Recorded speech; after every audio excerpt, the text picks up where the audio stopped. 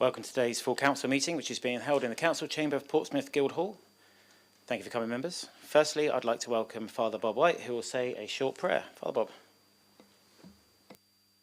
Still, and step back from the noise, the clamour and the busyness of the world. Let us place aside those things which distract us, and in the stillness reflect on our city and all that makes it what it is, and hold these things before God. This council, its officers and its staff, the business community and all who trade here, the Navy and all who serve in our armed forces, the university, its staff and students, our schools, health services and other public bodies and all who work in them, the volunteering community groups and all who support them, all who contribute to our common life through the arts. Let us give thanks for all of them and so many more who together build up the life of this city, and especially today giving thanks for Alderman Jonas and all he has given.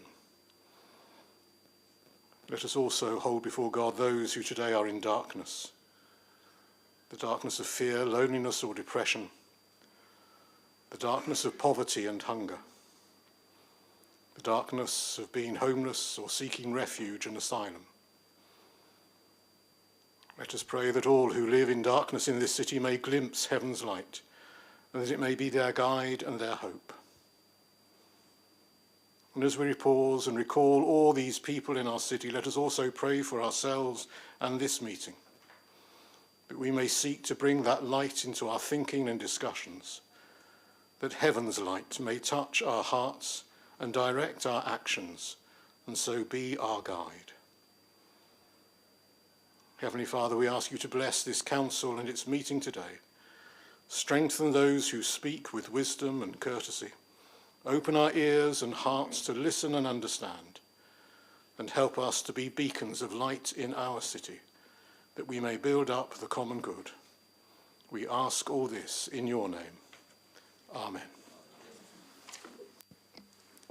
Thank you, Father Bob. You're most welcome to stay for the rest of the meeting, but we understand if you have to leave. Members, please be seated.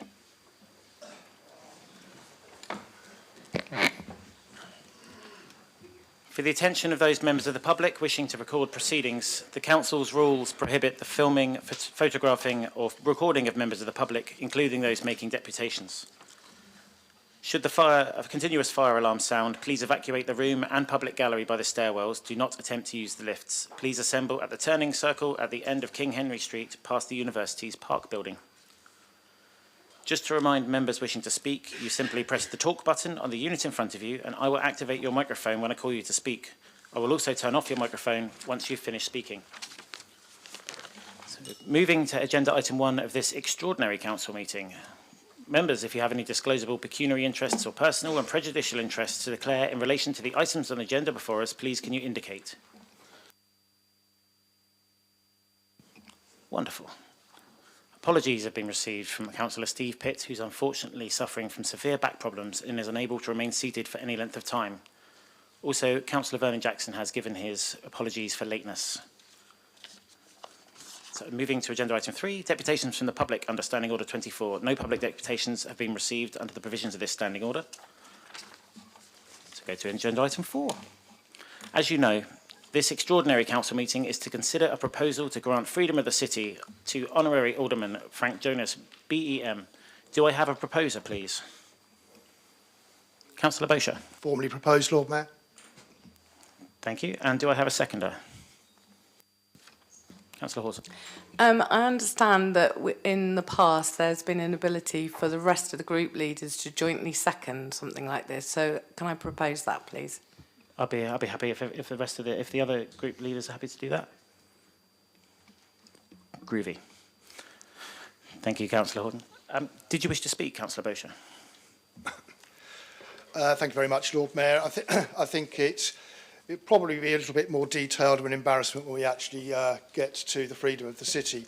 But I thought it might be prudent just to give people who perhaps don't know Frank as much as some of the rest of us a little bit of an insight into him. I mean, Frank was first elected in 2006 until 2022, so He did his 16 years penance in this particular chamber. He was also awarded the British Empire Medal for services to his local community. And interestingly, Frank is one of those members that, even though he is now an honorary alderman, he is ever present at civic events in any shape or form. He's always there, which I think is a credit to him and his continued interest in the local community. He's also been the Armed Forces champion for the City Council, something that he holds very, very dear to his to his heart. But I'll just touch on a couple of perhaps local issues that Frank is detailed in, and we can perhaps elaborate these a little bit more at a later date. Frank was very much known as Mr. Hilsey. He had the hardware shop in Hilsey Shops, for those of you who actually know it. If it wasn't made, Frank didn't have it. He just literally had everything in that emporium. It really was that sort of open all hours type shop in the better sense of the phrase. The urban myth still persists that he was the one that put B&Q and Hilsey out of business so that it became a Lidl in the local area, something that Frank is very keen to endorse, I hasten to add. When it came to ward surgeries, Frank held his surgeries in the local pubs in Hilsey. He was always known to be there, stool at the end of a bar with a pint in his hand, dealing with it. And it's very interesting that in the time that Frank was a local councillor, no pubs in Hilsey actually closed. It had the lowest closure rate in the entire city when it came to pubs. But that was Frank. That's how Frank worked his local community. Here on the City Council, he was very much a say into armed forces. He also did some culture and leisure stuff, thoroughly enjoyed doing that. And he was also very much the cabinet member and opposition spokesman for resources, which for those of you that remember was a lot to do with IT. Frank was an IT expert. If you wanted to know about cloud-based IT, he'd look out the window and he would be able to give you a very insightful answer. And it was always our group that got a little bit curious with Frank, the fact that he had a mobile phone made by JCB. I didn't know JCB even made mobile phones, but this thing was a brick. And it was very much a case of it went around with him everywhere, but it never ever seemed to be switched on. It was switched on one occasion when he wanted to know exactly what the little envelope was in the top of the screen and what that actually meant, which happened to have been a text I'd sent him about 6 months earlier, which he hadn't bothered to reply to. It was, again, a standing joke within our group, and I'm sure it was within other groups, that when it came down to communication, Pigeon Post was probably a more efficient way of getting hold of Frank rather than following the IT system. But I think it's fair to say, members, that we all hold different political views, but when it came to Frank, everybody liked Frank. Everybody listened to him when he stood up and spoke, because more often than not, he spoke sense. And I think he was universally well-liked and appreciated as a sort of Uncle Frank of the council chamber. And I think that this particular award is a very fitting one for somebody that I regard as a close personal friend, and I think we all recognise as being a gentleman when it comes to the civic services and civic events that we actually hold. Thank you, Lord Mayor.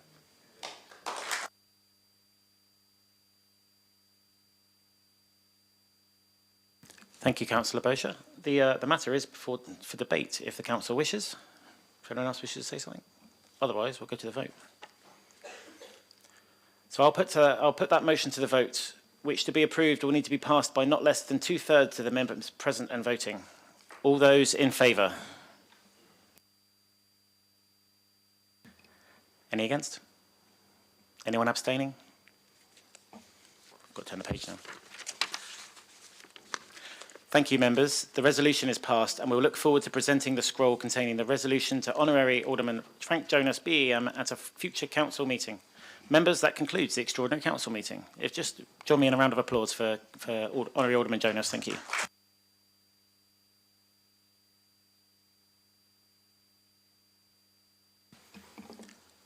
As it's past 14:10, I'm now able formally to open the ordinary meeting of the Council and begin with declarations of interest.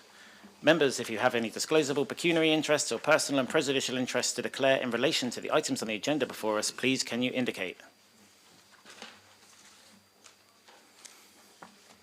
Cal. I've got a personal interest in the motion relating to the ICB as I work for an NHS trust. It's not explicitly mentioned within the motion, but comes under the auspices of the ICB. Thank you, Councillor Corkery. Anyone else? No. Agenda item 2, the minutes of the council meeting held on the 13th of February 2024. Is it proposed by Councillor Susie Horton and seconded by Councillor Simon Bosher that the minutes of the council meeting held on 13th of February 2024, previously circulated, be confirmed as a correct record? Councillor Horton. Proposed, Lord Mayor. Councillor Bosher. Seconded, Lord Mayor. Are the minutes agreed? Agenda item 3, apologies for absence. As advised previously for the extraordinary meeting, apologies for absence have been received from Councillor Steve Pitt. Councillor Vernon Jackson's here now. Gerald. Thank you, Lord Mayor. My plans have changed slightly in that QA won't let John out today. So I'm terribly sorry you have me for the entire period of the meeting. Commiserations, everyone. Councillor Kadir. Lord Mayor, I need to leave 5:45 this afternoon, so just wait. Thank you for letting us know. Councillor Shah. Yeah, my lord. I will leave 5:45 as well. Thank you. Thank you. Agenda item 4, communications. On to one of my more pleasurable duties, the presentation of scrolls to those admitted to the role of honorary alderman by resolution of the Council in December 2023. Firstly, the presentation of the scroll to Honorary Alderman Rob New. Honorary Alderman New is with us this afternoon, and it gives me great pleasure to present him with this framed certificate.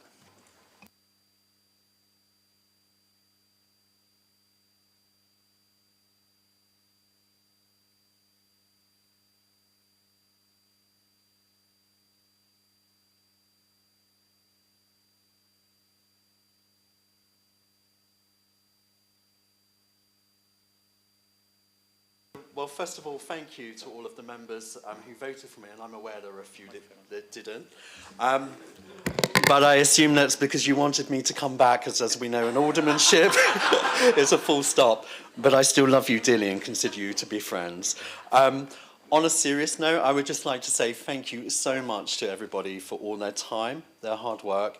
You're all amplifiers of hope, as Penny Mordaunt would say, because nobody stands and puts their head above the parapet to become elected without that drive to do good by other people. And even though we've often been on other sides of the political dividing lines, I would like to think that I've made really good friends across the benches here, and you've all helped me become a better man, a better person, and a better politician. And so while I'm pleased to be hanging up my Portsmouth political boots, there are other boots to be filled elsewhere, and other people's noses that need bopping as well, up in London. And so I hope that you all carry on doing the good work, fighting the good fight. You're all great people here, and actually it's been one of the biggest honours of my life to be a councillor and to call you all friends as well. So thank you so much. Cheers.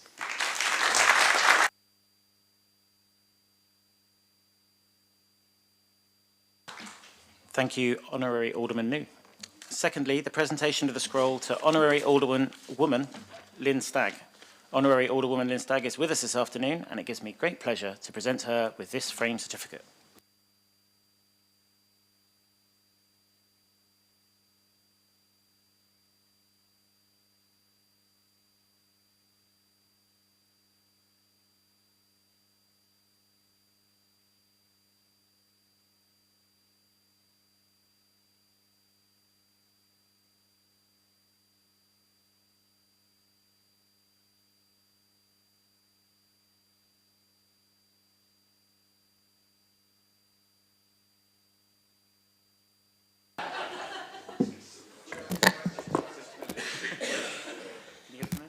Right. I've never been known not to speak, so I must live up to my reputation. First of all, it's an honour and a privilege to be elected as an alderman, so I thank everybody here. I did look up to find out what the duties of an alderman were, and I was very, very pleased to find out that it did not involve attending any council meetings at all. I've spent 16 years hating every council meeting, almost without exception. And I totted it all up based on an average of 5 hours. Now, I'm being very generous here per council meeting, and I think I missed 3 in my 16 years. It works out at 26 days.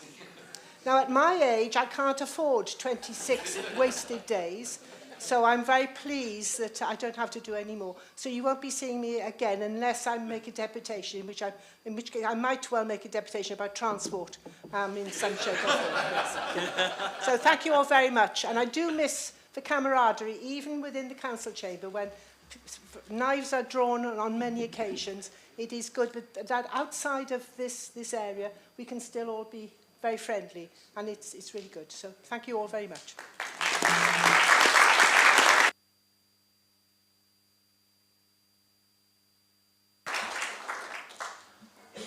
Thank you, Honorary Alderwoman Stagg. Thirdly, the presentation of the scroll to Honorary Alderman Luke Stubbs. Honorary Alderman Stubbs is with us this afternoon, and it gives me great pleasure to present him with this signed certificate, framed certificate.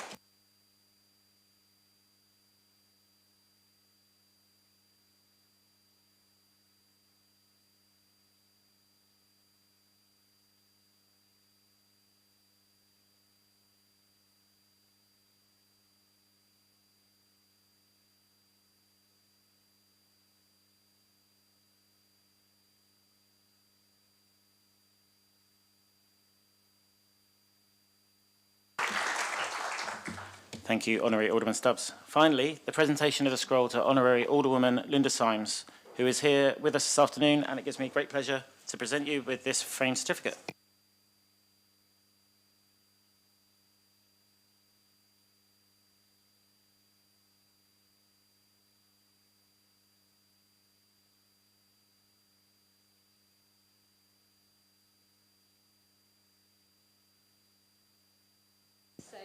Thank you to everyone.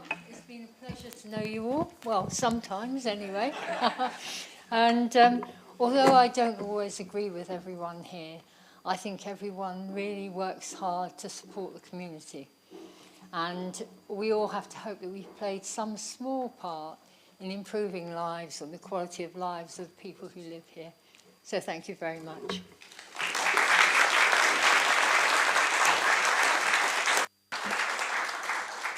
Thank you, Honorary Alderwoman Symes.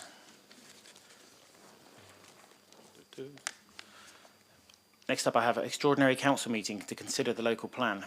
Further to the email sent to all members by the Chief Executive on the 26th of February, there is a need to hold an extraordinary Cabinet and Council meetings in May to consider the local plan.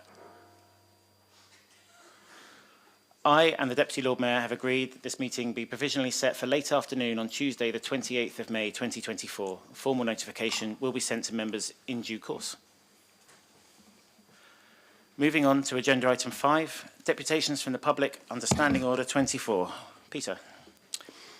My Lord Mayor, there are 5 deputations for this meeting, details of which have been circulated on the green sheets.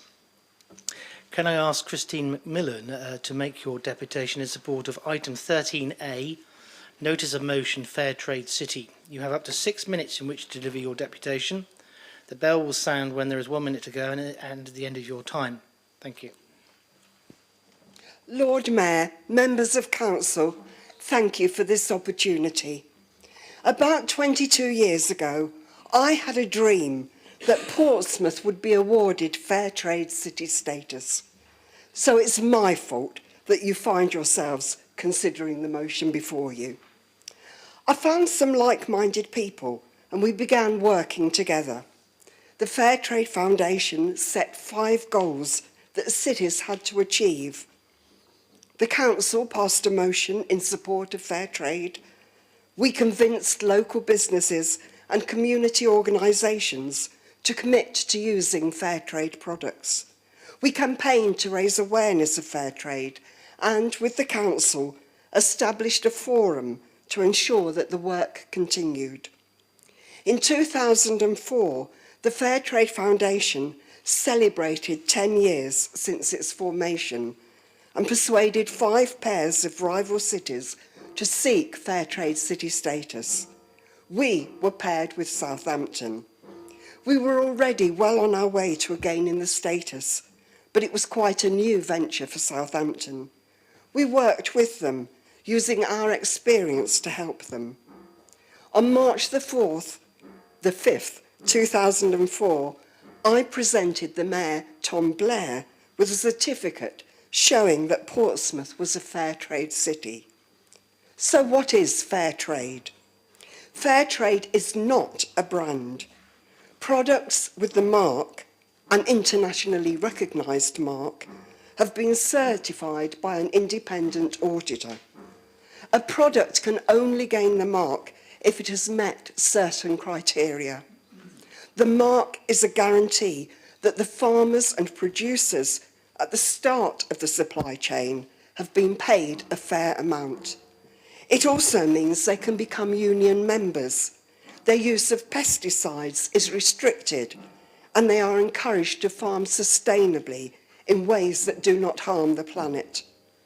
When we started, the mark could only be found on coffee, tea, and chocolate.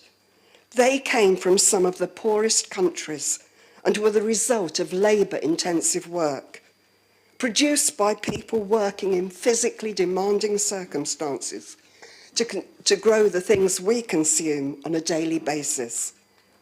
Big businesses needed the raw materials to refine and turn into tea bags, coffee granules, or chocolate bars. They paid a pittance to the farmers. When we bought the products, it wasn't the farmers who benefited, it was the middlemen who profited. The amount that businesses paid fluctuated. If there was a glut of coffee beans, they paid less. Fair trade ensures that the farmers are guaranteed a minimum price. It means they can budget and plan. Your last council meeting was about budgeting, so you will appreciate that anybody with a limited income has decisions to make. In addition to the guaranteed minimum price, farmers receive an extra premium. The workers choose on what to spend it. Some cooperatives have built schools or a health centre, or improved roads to enable them to get their products to market. In the pandemic, some used it to install hand sanitising equipment. In 2019, Council declared a climate emergency. Long before we became aware of the changing climate, fair trade farmers were telling us that they were struggling with changing seasons, unpredictable rainfall, increases in temperature, and extreme weather. Coffee plants are really vulnerable to these changes. It only grows between 2,000 and 3,000 feet above sea level, unless you're in Uganda, I believe, where the atmospheric conditions are ideal. With shifting weather patterns, plants are dying, but fair trade is helping farmers to deal with the challenges they're facing. What do you see in the mark? For me, it's the world and a person. The black circle is their head, and they've got one arm raised, cheering, as farmers saying, yes, fair trade is good for us. But it's also consumers saying, yes, fair trade is good for us.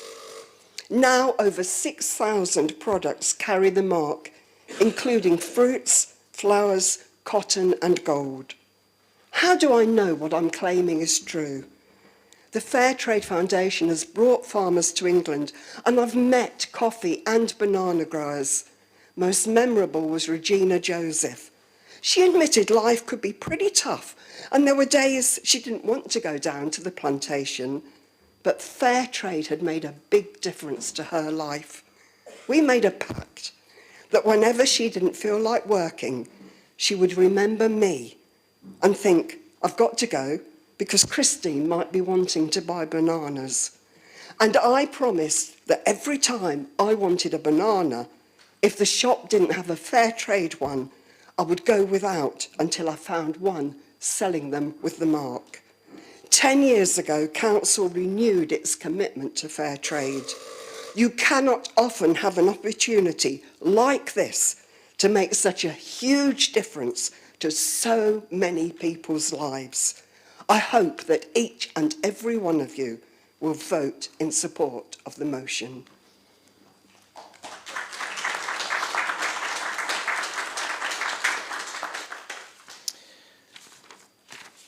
Thank you, Ms Macmillan. Can I ask Malcolm Little to make your deputation in support of item 13B, notice of motion, Council of Sanctuary? You're up to 6 minutes in which to deliver your deputation. The bell will sound when there is 1 minute to go and at the end of your time. Thank you. Good afternoon. Thank you very much. It is an absolute privilege as the Chair of Portsmouth City of Sanctuary to speak to this Assembly today. And I really also hope that you vote for the motion. Portsmouth City of Sanctuary is part of a national non-political, non-religious movement. There are about 140 or so towns and cities and boroughs following that set of principles nationally and in Ireland.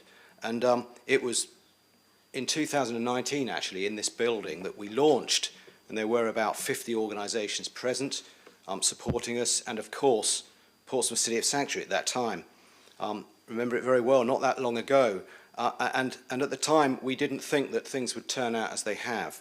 But COVID did hit, as we know, and Portsmouth City of Sanctuary sort of really had to step up and move into an area of considerable growing need. Royal Beach Hotel opened, I remember, and the number of dispersed asylum seekers and other vulnerable migrant numbers massively increased. And we felt that we had no choice, really, with the council's support and many other people's support, to launch out of St Luke's a new hub, a drop-in, if you like, and very soon, as a new charitable incorporated organisation, we were supporting with casework over 2,000 asylum seekers and vulnerable migrants in each calendar year, and that sort of trend is only going to increase. Now, here we are this year, 2024, and we've got well over 250 supporting organisations who share our humanitarian values. Again, I say non-political, non-religious, and that's helped us in every sort of area of integration activity, but in particular the casework that we do at a pretty low level. We just signpost. We don't do any immigration advice or anything too complex. We leave that to specialists. But welcoming, orientating and advocating for these people with help, all of it done in partnership, absolutely all of it, has meant that we now feel that it's the right time. In 2019, the city became a city of sanctuary. It's probably a very, very good time now to look together at some really tough issues.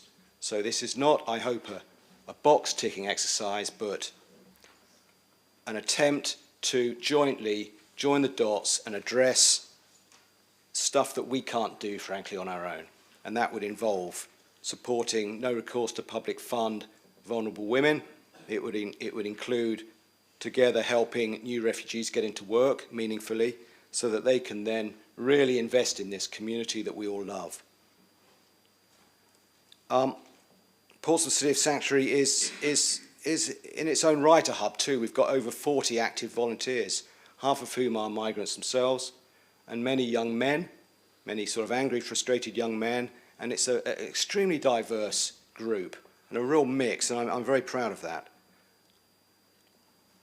I think that's really what I wanted to say. I didn't want to take up any more time than necessary. I'd like to hand over in a moment to my close friend and colleague, Shamila Dana. I was born in Portsmouth. Shamila wasn't, but she brings a bag of lived experience and common sense to the party, and I'm really thankful for the last 12 years that I've got to know her. And also thank you to all the councillors here. There are so many. Chris Atwell's always helping us out, and Councillor Susie Horton too, and so many others. Gerald Vernon Jackson in the early days, and just thank you. Well, that's all I'd like to say, other than God bless to you all.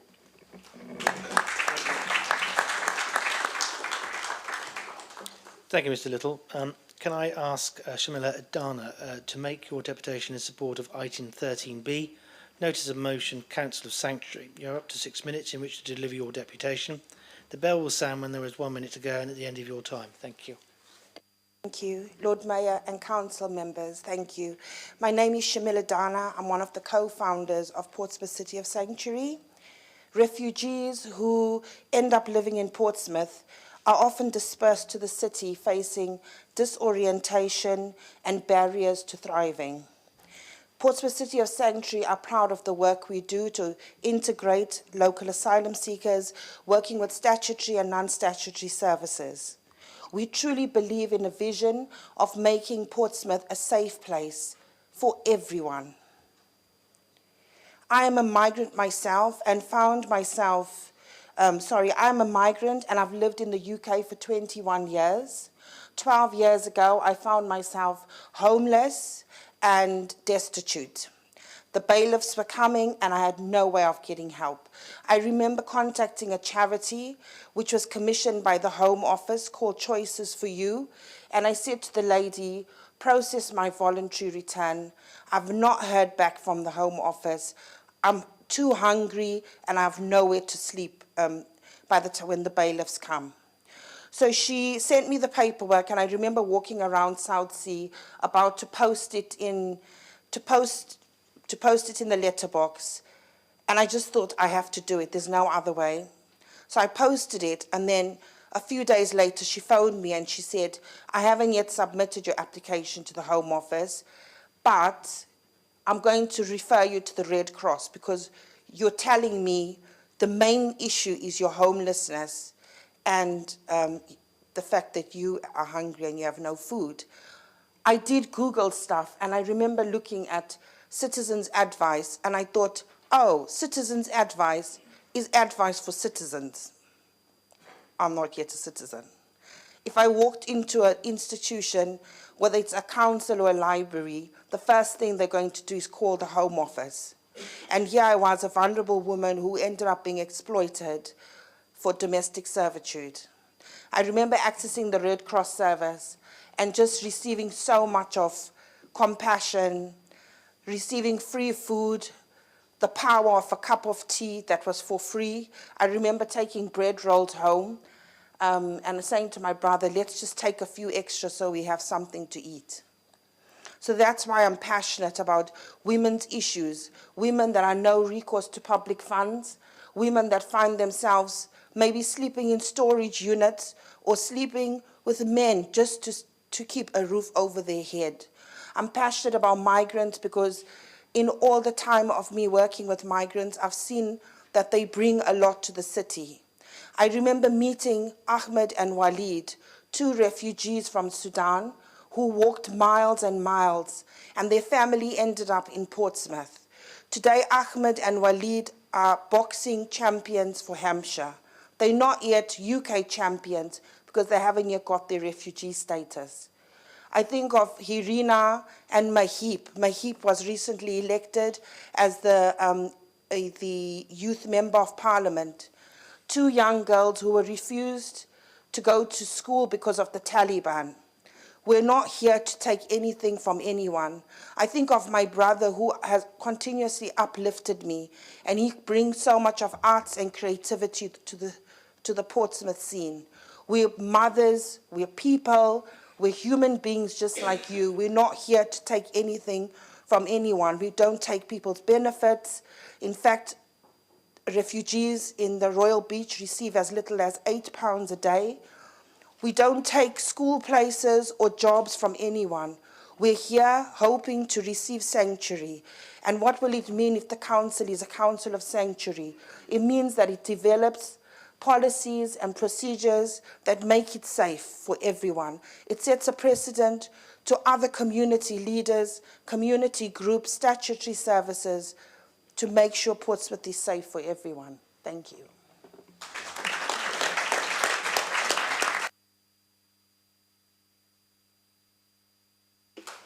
Thank you, Ms Dana.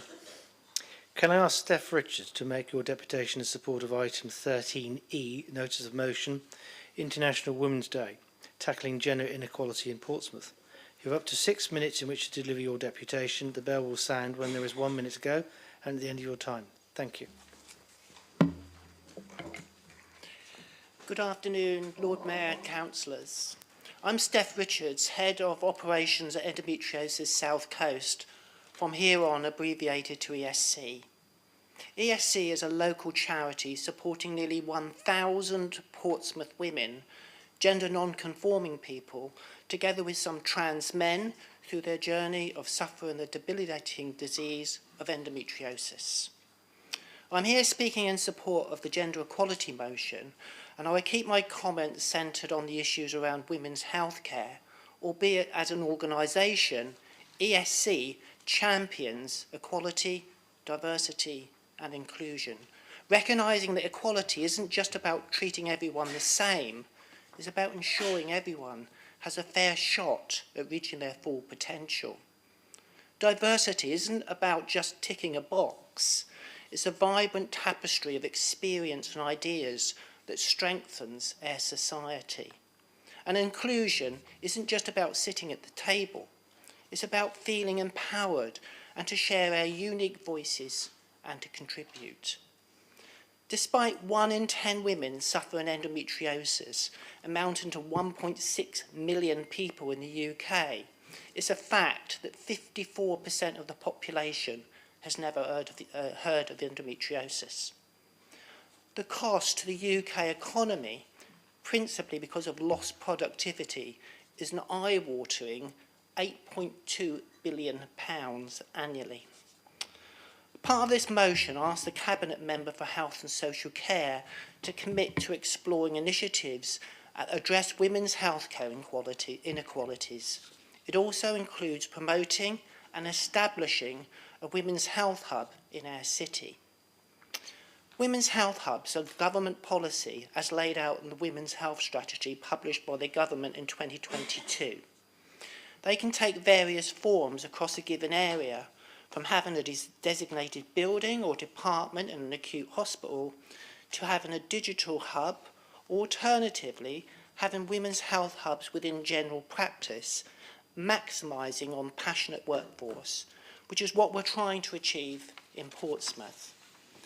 The advantage of the primary care option is that women's health issues are recognised by specialists at an initial stage, leading to a speedier diagnosis and treatment by consultants at hospitals, resulting in less pain for the sufferer and a faster return to work. Currently in Portsmouth, we estimate there are 13,000 women with endo, the vast majority undiagnosed. We regularly hear stories that GPs gaslight women and fail to respond effectively to their needs. And the fact is, the average time for women suffering endo from their first appointment to diagnosis is an incredible 9 years. Current waits to see gynecologists currently exceed 1 year, and our local lead endo consultant doesn't even have a clinic room. It's estimated 70% of all women's health issues are hormone related. So we're not just talking about endo, we can include conditions like fibroids, polycystic ovary syndrome, menopause, and sadly, pregnancy loss, all deserving of prompt specialist care. So at ESC, we actually prefer the name the Hormone Health Hub, which encompasses other health conditions, including gender-affirming healthcare. Trans people wait for their first appointment at a gender identity clinic for over 20 years. Another area of importance is preconception health, and this particularly applies to our city, where we have one of the very worst obesity problems in the country. I would refer the Council to the 2014-2024 Healthy Weight Strategy for Portsmouth, which sadly has failed. Within the city, we also have an issue that far too many pregnant women continue to smoke. and we need to take action to protect them and the unborn child. A preconception policy also helps to reduce the risk of birth defects, improves maternal health, increases the chance of baby having a healthy weight, and improves fetal development. Within Portsmouth, we need to promote conversation about women's and girls' health issues, tackling stigma, supporting both prevention and early interventions. For decades, we have failed to talk openly about menopause, which affects many women badly, resulting in 1 in 10 having to leave employment. To conclude, we need to enable easy access to accurate, helpful healthcare information and services so to facilitate better outcomes for women, girls and gender diverse people in our city, with professionals working with them and within the circles of care. We need to optimise our resources across the system to strengthen pathways, reduce delays to care and improve outcomes. At ESC, we have been informed that our local integrated care board has access to funds and is considering setting up women's health hubs in their management area. As a city, we need to urgently explore this opportunity, and at Endometriosis South Coast, we encourage all stakeholders to do so. Please support this motion. Thank you.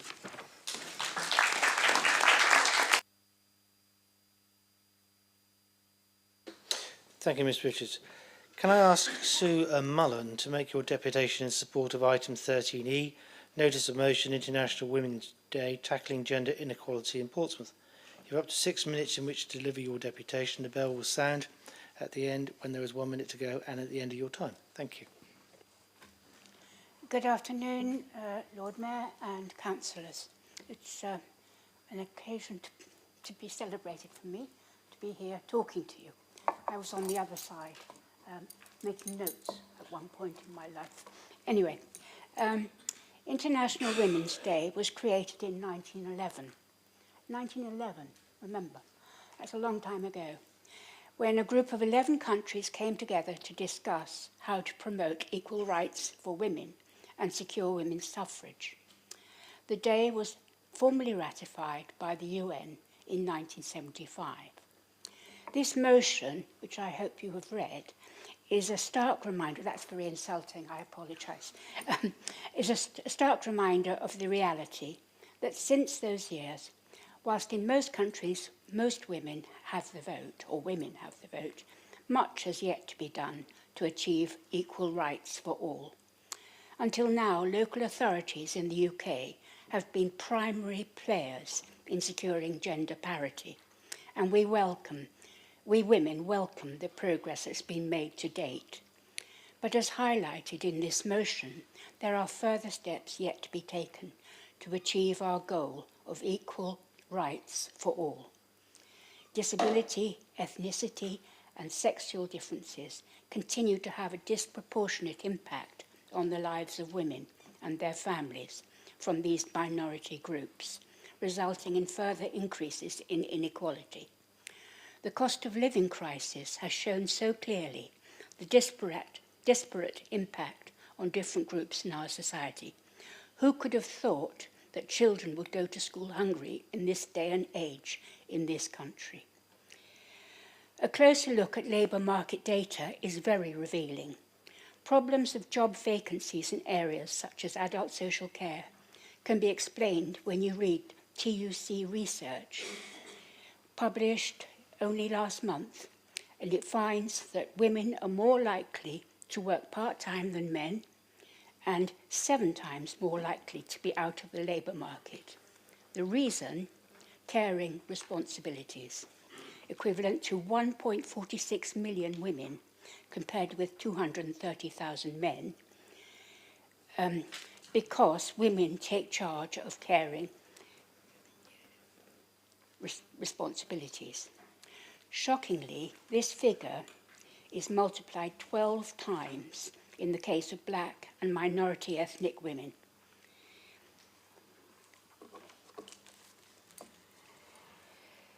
The King's Fund, the respected health research centre, it there has research using hospital data. It shows the link between deprivation and poor access to healthcare. People from deprived families are more likely to live shorter lives. Research from Liverpool and Loughborough universities show that families from low socioeconomic backgrounds are less likely to participate in our digital society, as are children from minority ethnic backgrounds and those with disabilities. This is a resource that we should be drawing on and addressing. In fact, to the Fawcett Society, in a report issued in 2023, currently fewer than 5% of local councils have achieved gender parity. And at the current rate of change, it is estimated that gender parity will not be secured until 2051. Just imagine how much longer we will have to wait before these broader issues are addressed and we achieve a truly representative and equal society. I don't know whether I should say this, but I would like to put forward this proposal as a mere resident of the city. May I make a suggestion as to how Portsmouth could become a beacon of progress in addressing inequalities highlighted in this motion? If I were leader of the council, I would set up a working group to monitor the council, its activities and their impact on women, its female employees and local residents, taking full account of ethnic minorities, people with disabilities and of differing sexualities, identifying how such inequalities can be addressed, implementing the group's findings before 2051, please. Okay, thank you very much.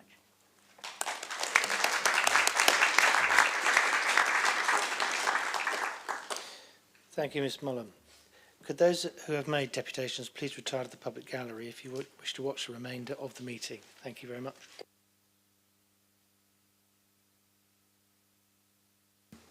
Thank you, Peter. That brings us to the end of deputations for this meeting. We'll go on to agenda item 6, questions from the public under Standing Order 25. 2 questions from the public have been received under this standing order. The first question is from Mr Battery. Would you like to ask your question, please? Back in November 2021, Councillor Gerald Vernon-Jackson said he had no confidence in Southern Water to tackle untreated sewage discharges in Langston Harbour. He said, "We cannot trust the government. We have to make sure that sort this out ourselves," and said at a full council meeting that we would buy it out. Since then, the residents have seen a continuation of sewage discharges polluting our bathing waters and ruining the health of local people and affecting the local economy. The residents of Eastney and Craigswater would like to know these weren't just hollow words, and therefore what actions has the administration taken to purchase Southern Water since this statement? Thank you very much. Councillor Vernon-Jackson. Thank you, my Lord Mayor, and thank you, Ed, for the question. I think now the situation with Southern Water is worse than when we talked about this a couple of years ago. The continuing discharge of sewage into our harbour and into the sea is as bad.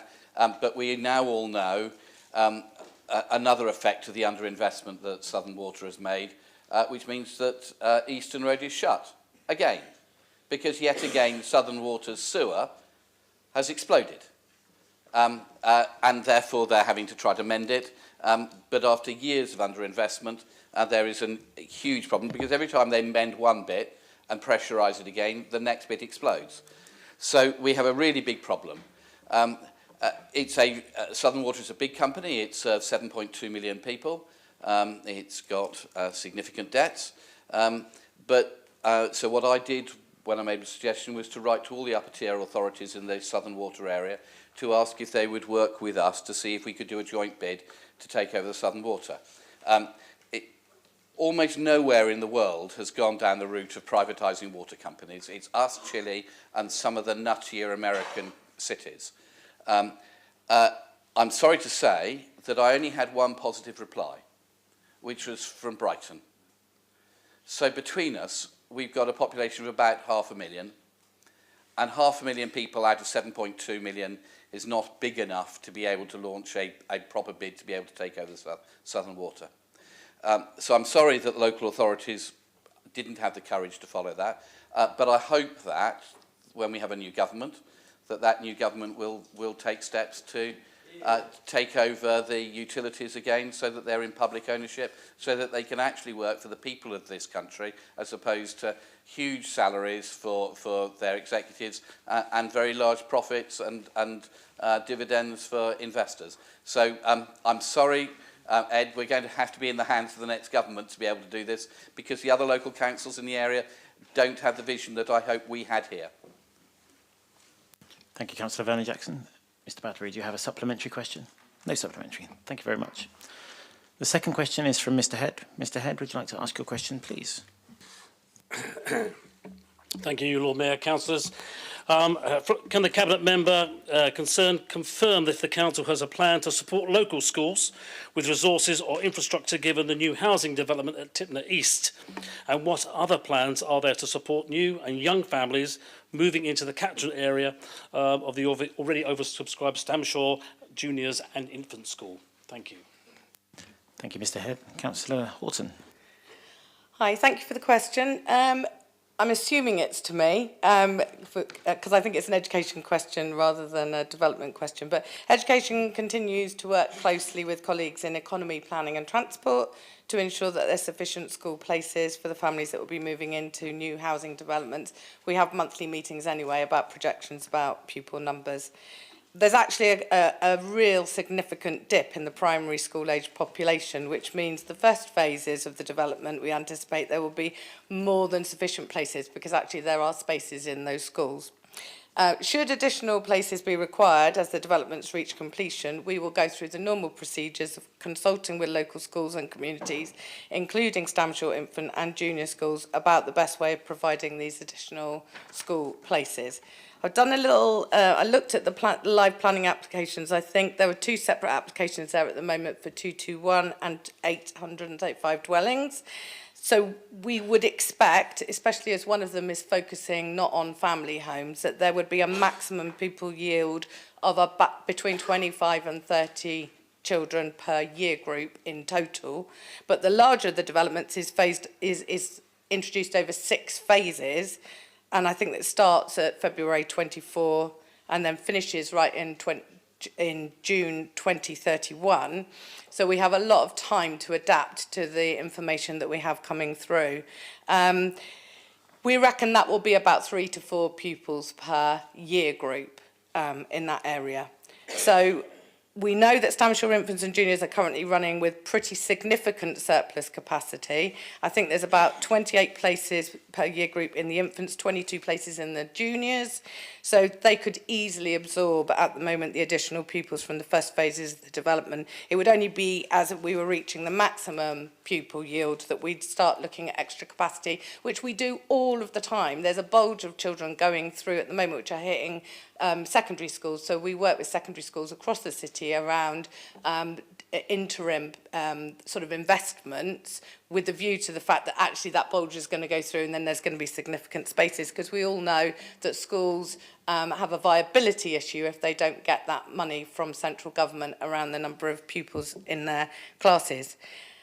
I wasn't entirely clear on the second part of the question, but about what other plans are there to support new and young families moving into the catchment area, because they wouldn't be seen as an identifiable group. They would just be families coming into the area. So in terms of the school and the educational support, I would imagine that would just be business as usual from the schools. But if there was a more specific question, I'm quite happy to answer that. Thank you, Councillor Horton. Mr. Head, do you have a supplementary question? Yes.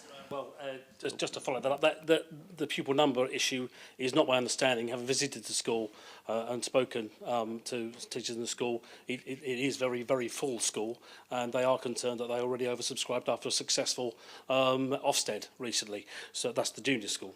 So, that's that point. So obviously, there may be some further requirements that you might need to consider going forward in that regard. In terms of the wider new and young families, I'm really looking at other provisions such as potentials for clubs for youngsters, or the developer to develop local parks and so forth, so that young families can seek to enjoy and not just exist in the new housing development. Thank you. I was focusing on schools because I thought that's what the question was, but I will come back to that.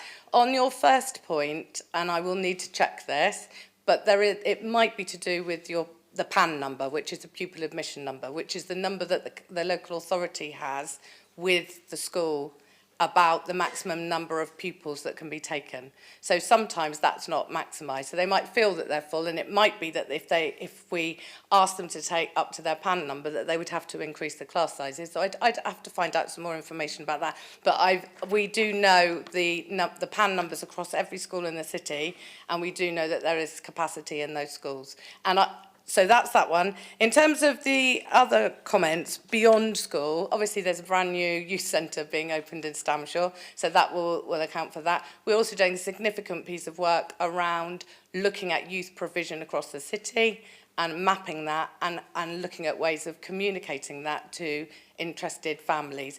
We've got the family hubs that started up, £3.8 million invested in that. So and that's spread across the city, based in the physical family hubs, but also in outreach across the city. There's extensive communication that is led by Home Start Portsmouth. So we actually have got a lot going on for families.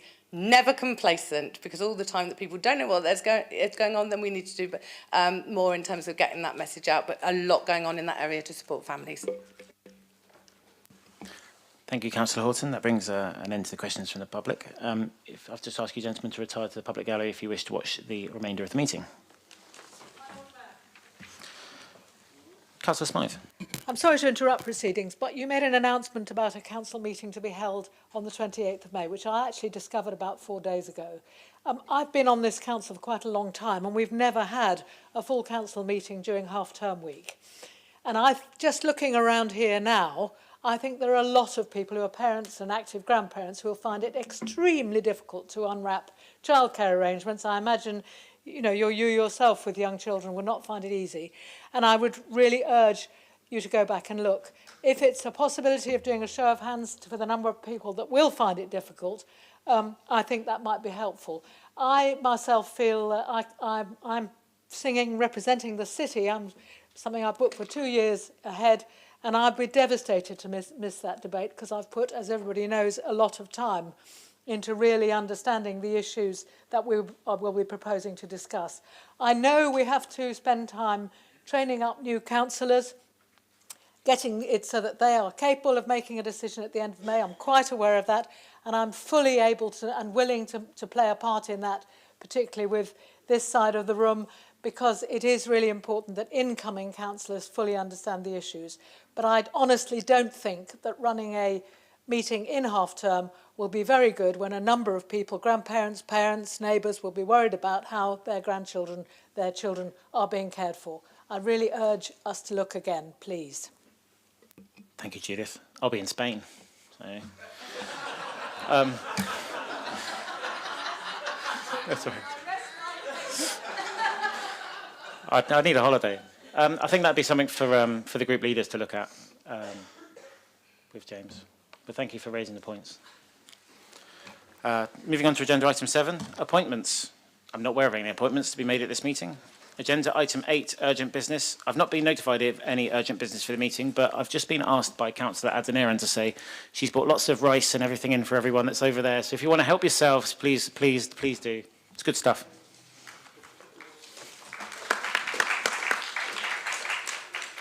So moving on to agenda item 9, Tipner East and Horsey Island East Regeneration, to receive the recommendation of the Cabinet held on the 5th of March 2024 as previously circulated within the agenda.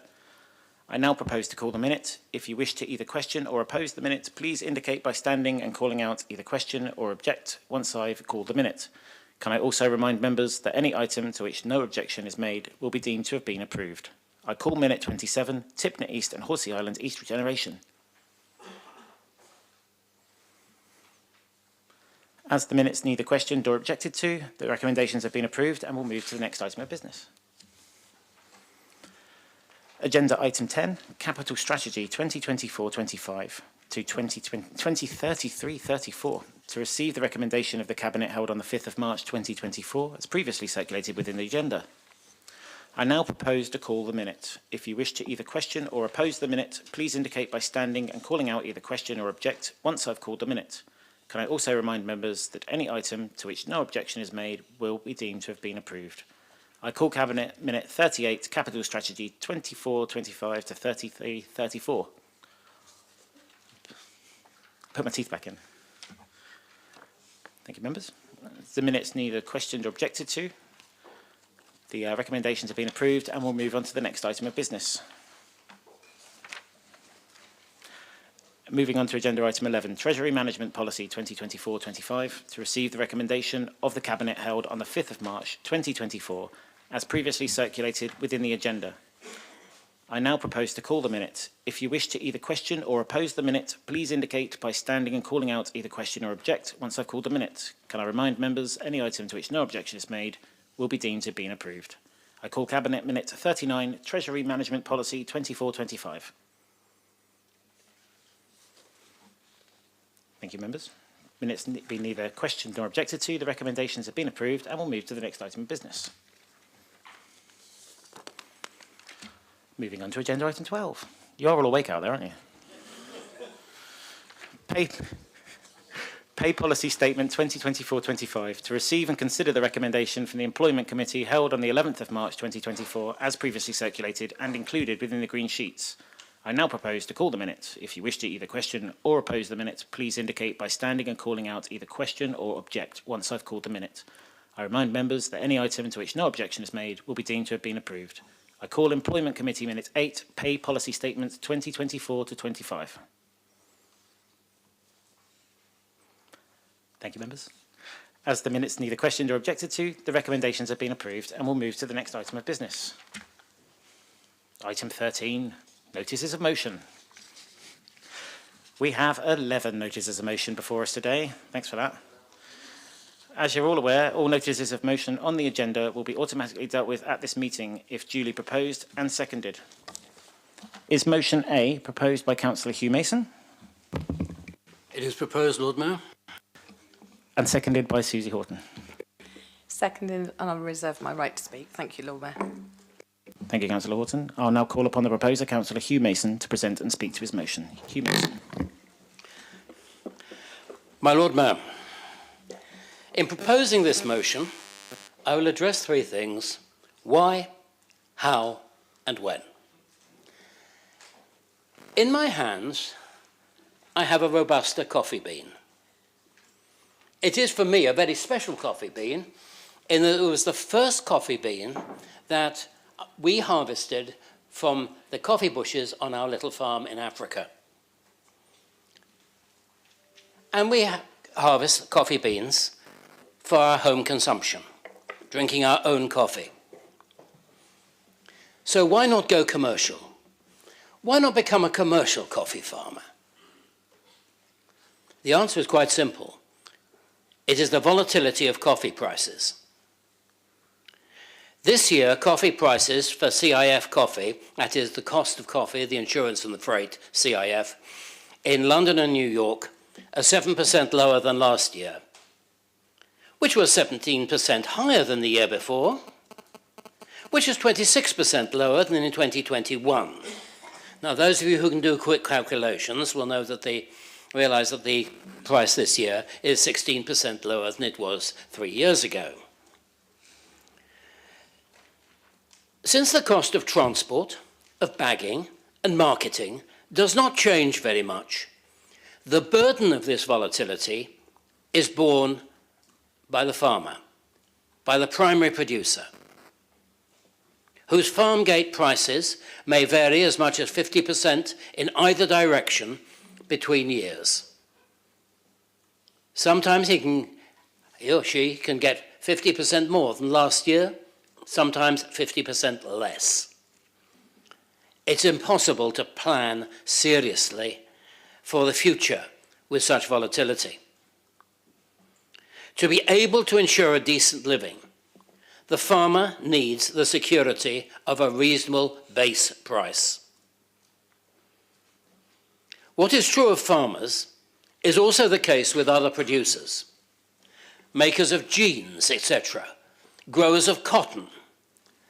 Most of these people are in poorer countries where they have less support when things go wrong, and in many cases, no support at all when things go wrong. This is where the Fair Trade Foundation and the Fair Trade idea has tried to benefit people, tried to address the problem. The Fair Trade Foundation, which is now 30 years old, provides for 2 million farmers and workers and the producers of over 6,000 different products a reasonably secure livelihood, and I stress reasonably secure livelihood, by requiring a safe base level price which will provide an adequate income for a family, and by using a small premium which accrues through prices being somewhat higher than the base price for education and social development purposes. The Fair Trade Foundation thus tries to provide a base below which people will not fall, and a little extra to help them in their development process. The need for such actions has not diminished over the last 30 years. Volatility is still a major problem for primary producers and also for some secondary producers, people who are processing locally grown products. I would argue, however, that the very existence of the fair trade movement has played a significant part in getting a greater stability than before in the prices paid to the primary producers. But as yet, it is still not enough. A little over 20 years ago, this Council made a commitment to using fair trade products as widely as possible in our buildings and in our civic life. As a consequence of this, on the 2nd of March 2004, we were accorded the status of a fair trade city, an achievement which was noted by Councillor Fazakerley as the incoming Lord Mayor at the first Council meeting which I ever attended in this room. After 20 years, the time has come when we need to reaffirm and reiterate our commitment to using fair trade products as extensively as possible at events and in our buildings, and thereby promoting the understanding, a wider understanding of fair trade, but also doing our bit, small though it may be, to improve the lives of people in the poorer parts of the world. I move. Thank you, Councillor Mason. Are there any amendments to this motion? Cool. The matter is now before Council for debate. Don't have anyone indicating. Councillor Horton. I didn't know. I don't think it's contentious notice of motion, so I didn't know whether anyone else was going to say. It's literally just a few words from me. First of all, I'd just like to record my thanks for the deputation from Christine and for the commitment from the Portsmouth Fair Trade Forum for the last 20 years. A few of us here were attending the recent 20th birthday celebrations, and I was intrigued to look through the scrapbook of usually banana-related campaigns to draw attention to the importance of Fair Trade Fortnight over the last couple of decades. There were a lot of people dressed up as bananas, and of course many references to the amount of fair trade bananas that come through our council-owned port. Importantly, as outlined in the deputation very ably, those campaigns have done an enormous amount to improve the lives of thousands of people and to reduce poverty, whilst reminding us all of the interconnection of our actions on our global neighbours, especially our choices when we purchase goods, whether as individuals or as the council. What also struck me is the huge dedication to making this city a fair trade city, spearheaded by a small number of people who've stayed the course.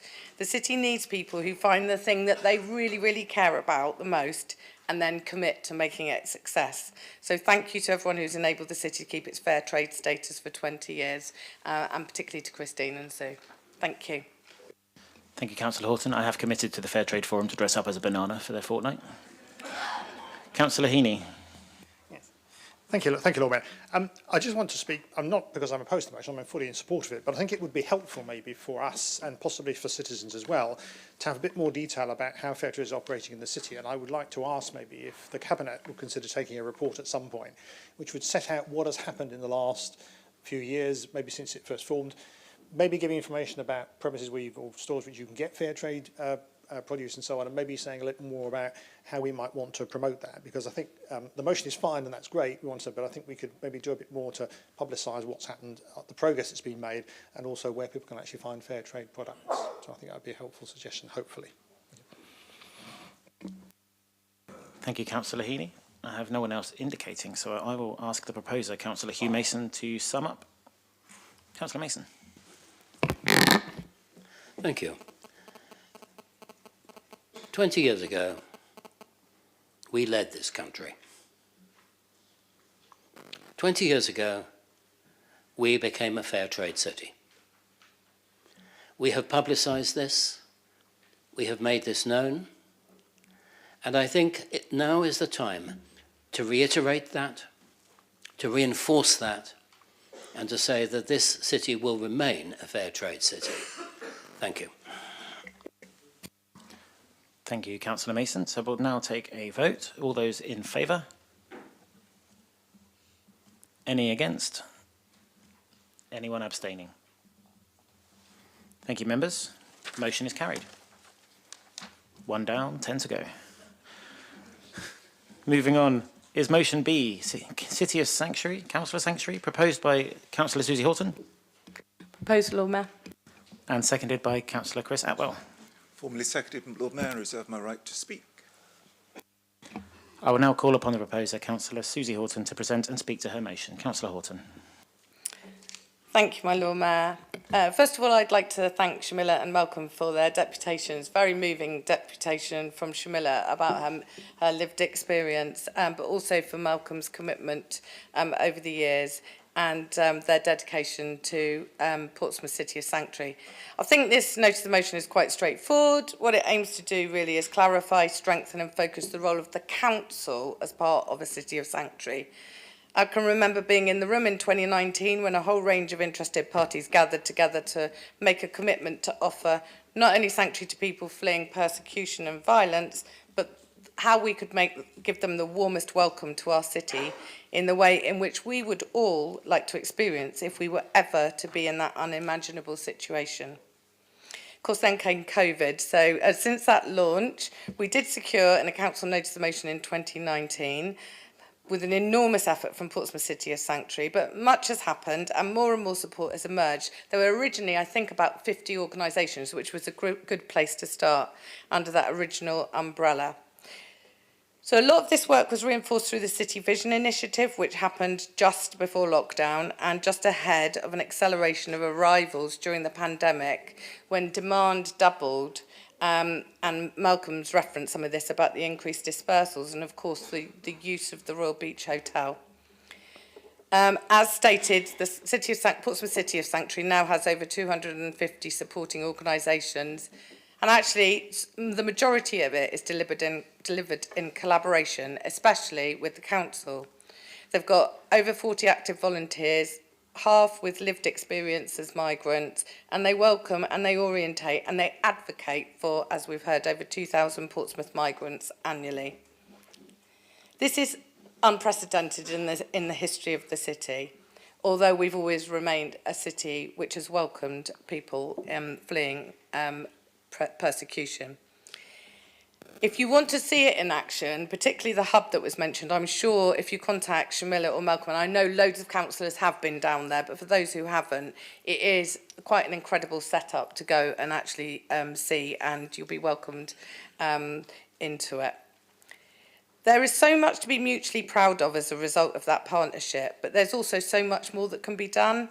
This is why initially I was interested in attending a meeting of the Council of Sanctuaries Network to find out what benefits we could get if we were awarded a Council of Sanctuary. And in many ways, much of the investment has already been done and we're well on our way to getting the award.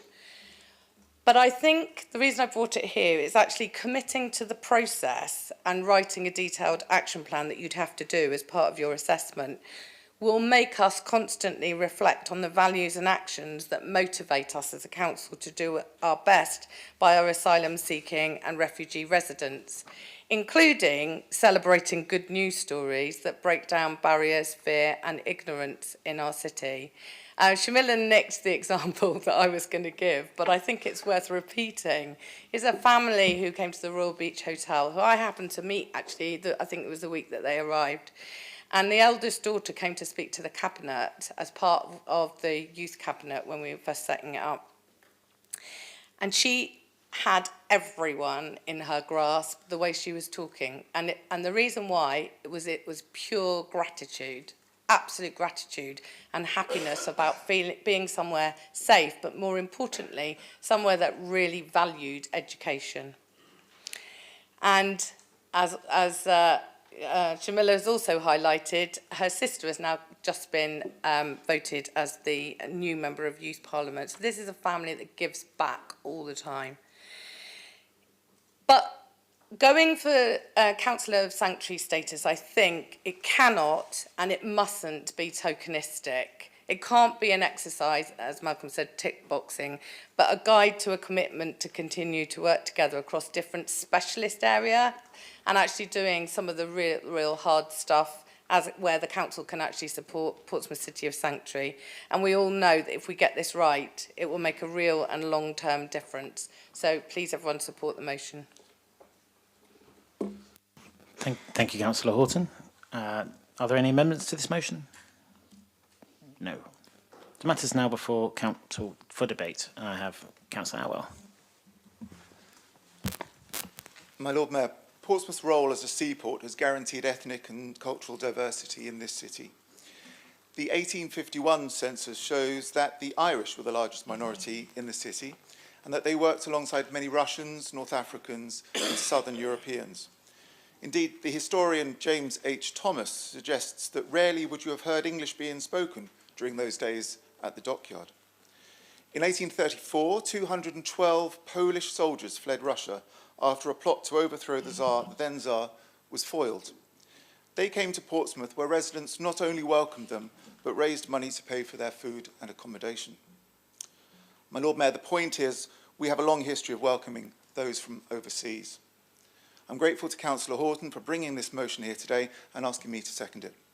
It has been my great fortune to have spent a fair amount of time with the Portsmouth City of Sanctuary team over the last few years.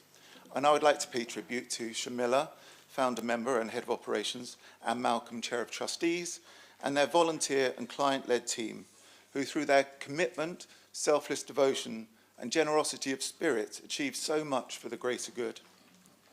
It is inspiring to reflect on the outstanding work Portsmouth City of Sanctuary is doing to ensure refugees, asylum seekers and vulnerable migrants in Portsmouth have agency, dignity and access to creativity and community.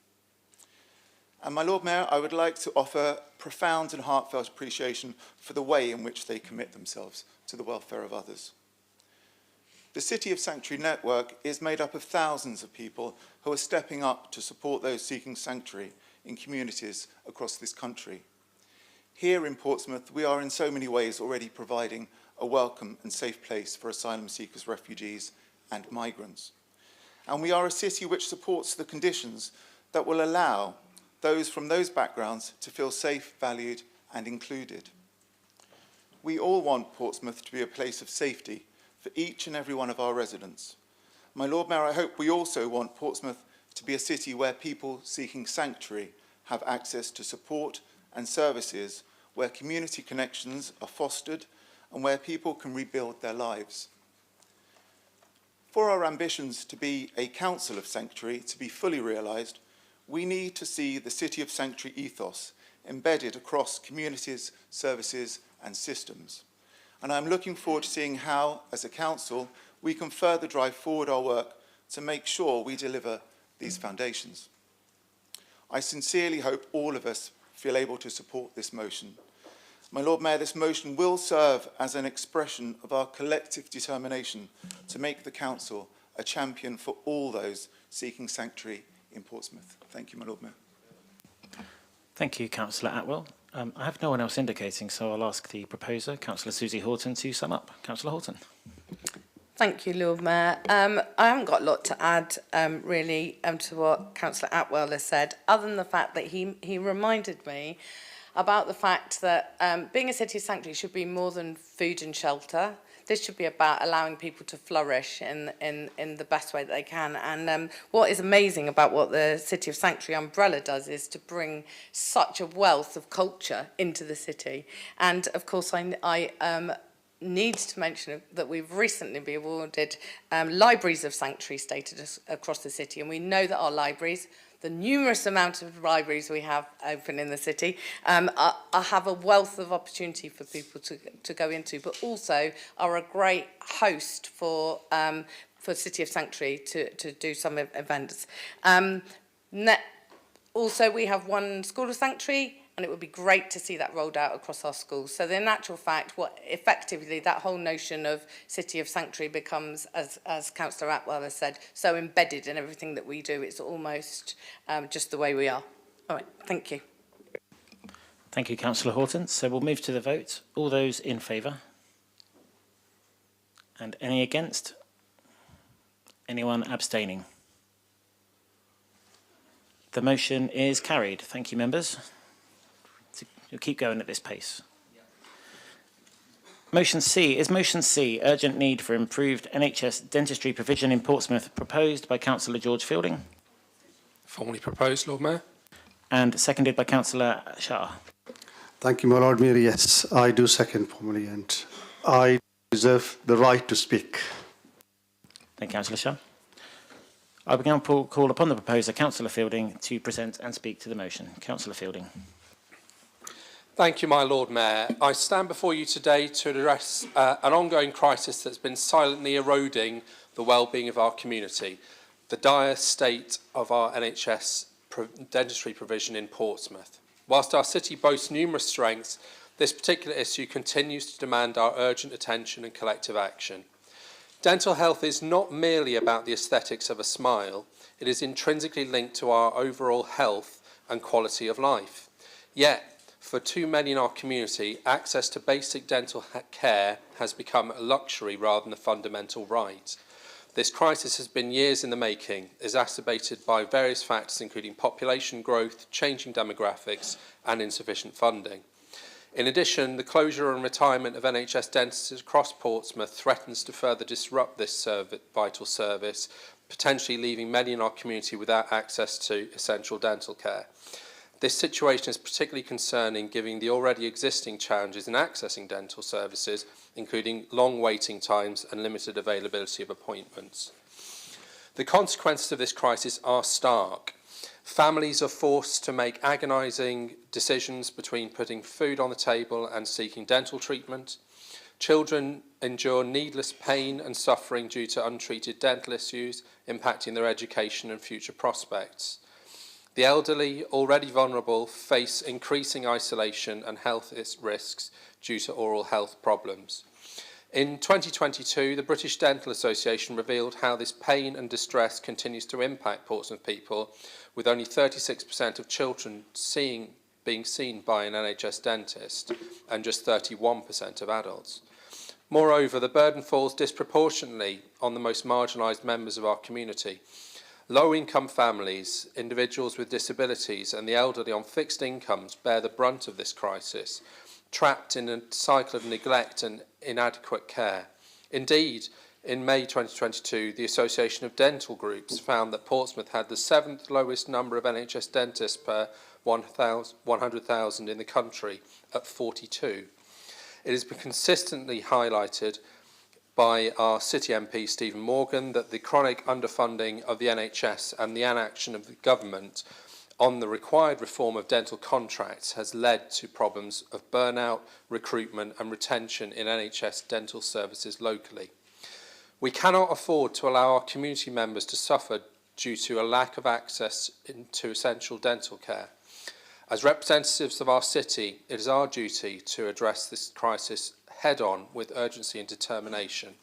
Instead of just collecting signatures of well-meaning residents on petitions that achieve next to nothing, we must work together to find sustainable solutions that ensure equitable access to dental care for all residents of Portsmouth. This requires a multifaceted approach. Increased funding. We must advocate for increased investment in NHS dental services at both local and national levels. Adequate funding is essential to ensure that NHS dental services remain accessible and of high quality for all members of our community. Collaboration with stakeholders. We cannot solve this crisis in isolation. We must collaborate with local health organisations, dental professionals, educational institutions across our city, as well as government departments and agencies to develop comprehensive strategies and leverage existing resources effectively. Innovative solutions. We must explore innovative approaches to expand access to dental care, such as the already announced mobile clinics for Portsmouth and the surrounding area, teledentistry, and partnerships with community health centres. Advocacy. We must advocate at the regional and national levels for policies that prioritise NHS dental health as an integral component of overall healthcare. This includes legislative measures to address workforce shortages and capacity issues within NHS dentistry locally. Portsmouth's NHS dental crisis is nothing new. Back in June 2019, over 9,000 patients in the city received a letter telling them that 3 local practices faced imminent closure. They were told that if they required ongoing care, they were to visit nhs.uk to find a new local practice. The problem was, of course, that the city no longer had a single practice that could accept new NHS patients. As noted in the motion, the crisis of NHS dentistry provision in Portsmouth demands our immediate attention and concerted action. We cannot afford to ignore the suffering of our fellow residents or the long-term consequences of neglecting oral health. Let us stand together as representatives of this great city and commit ourselves to ensuring that every individual has access to dental care that they need and deserve. Thank you. Thank you, Councillor Fielding. Are there any amendments to this motion? Councillor Winnington. Amendment in my name, Lord Mayor. Do you have a seconder? Is that seconded? Happy to second. Councillor Winnington, did you want to wait for that to be circulated, or did you want to speak while it's being circulated?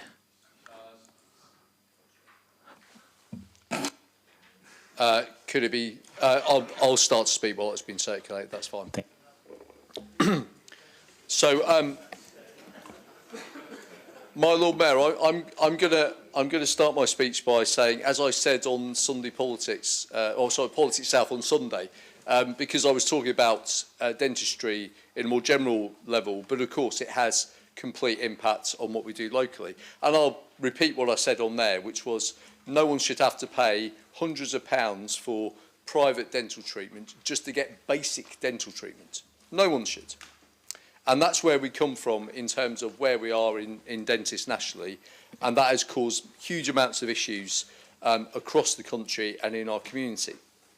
The reason I put this amendment in is because while the outline of this motion I think is very good, and actually a lot of the things do express our real concerns in Portsmouth for what is going on and the issues that we have, I think it is it only takes one party's side of it and only names one party within it, which I think is a little bit disingenuous, bearing in mind the work that's been done across parties in this city on this work, but also that that it actually doesn't acknowledge all of the work that is going on and the engagement that is working forwards.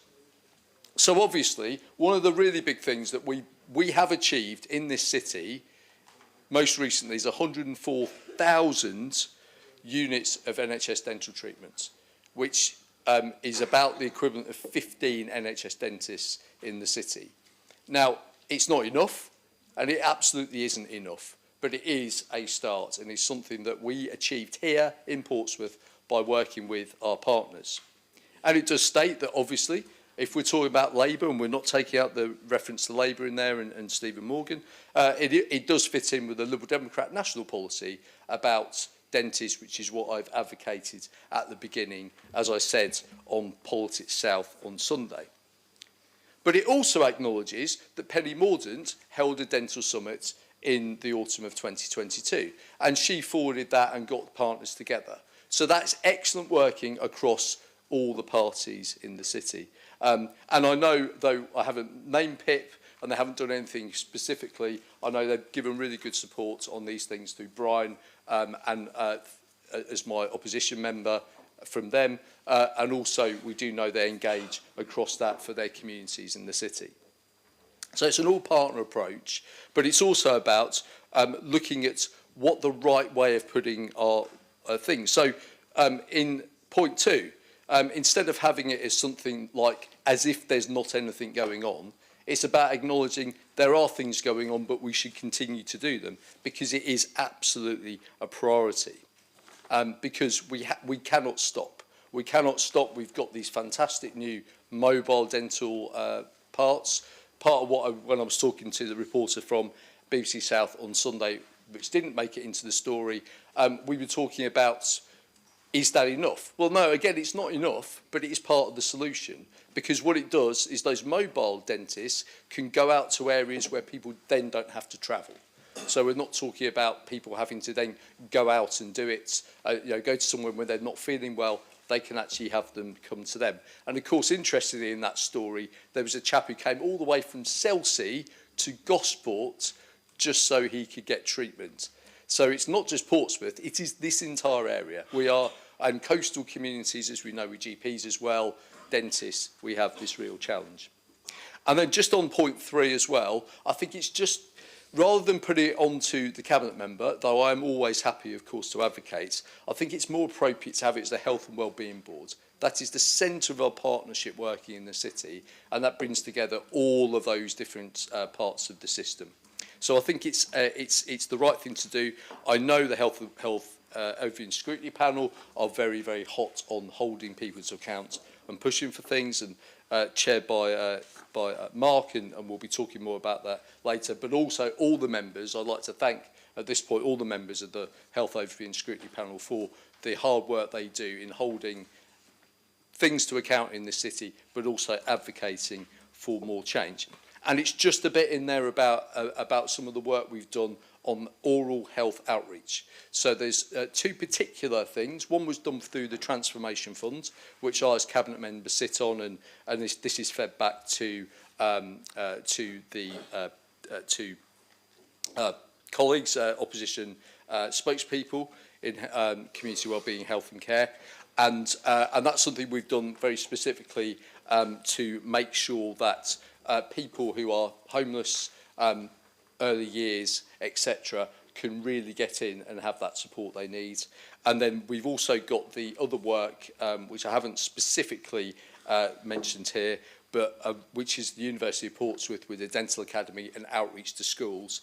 And as of December, there are 16 schools compared to 12 last year, and they were looking to have 18 by now, and the next meeting on this is next week. So there are lots of really good outreach going on, but the underlying issue that the motion has brought, which I completely support, is the fact that Portsmouth's getting a raw deal, but also nationally, and I hope the next government really does take this by the horns. Nationally, there needs to be something that really gets sustainable, good dentistry for NHS patients in the country. Thank you very much, my Lord Mayor.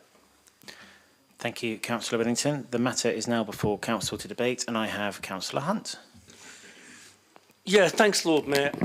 I stand up to speak to just let the council know how serious, you know how serious it is. We all know how serious it is. We do our regular stalls in the street every week, and I speak to people who come from all over the world and Britain as well. Morocco, and I mention all over the world because there are people here from Morocco, from North Africa, from all over the place. And they tell me that for £1 in Morocco, you can go and see a decent dentist. £1. And that's what this girl told me. She'd been going around and around for months with a split tooth, in terrible pain, unable to see a dentist.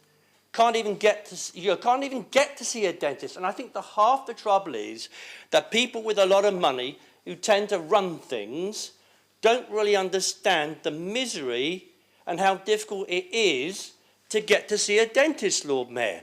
It's not reaching crisis point, I'm afraid. It's gone way past that. It is terrible. And Councillor Winnington, he mentions hundreds of pounds to see a dentist. It isn't hundreds of pounds. To get a root canal filling is £1,000.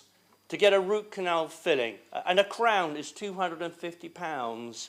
Now, how the bloody hell can ordinary people... Language. Well, it's an infuriating situation that people in our country have to be in pain and actually have to die and still nothing gets done. And I say die because I was having my hair cut the other day. Not an insignificant amount of money nowadays either.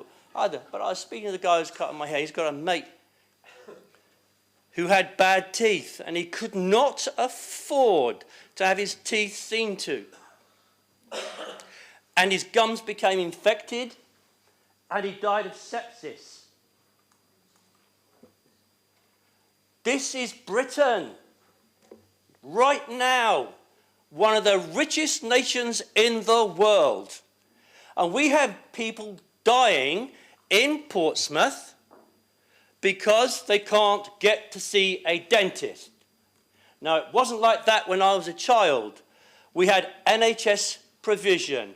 We had dentists going into schools.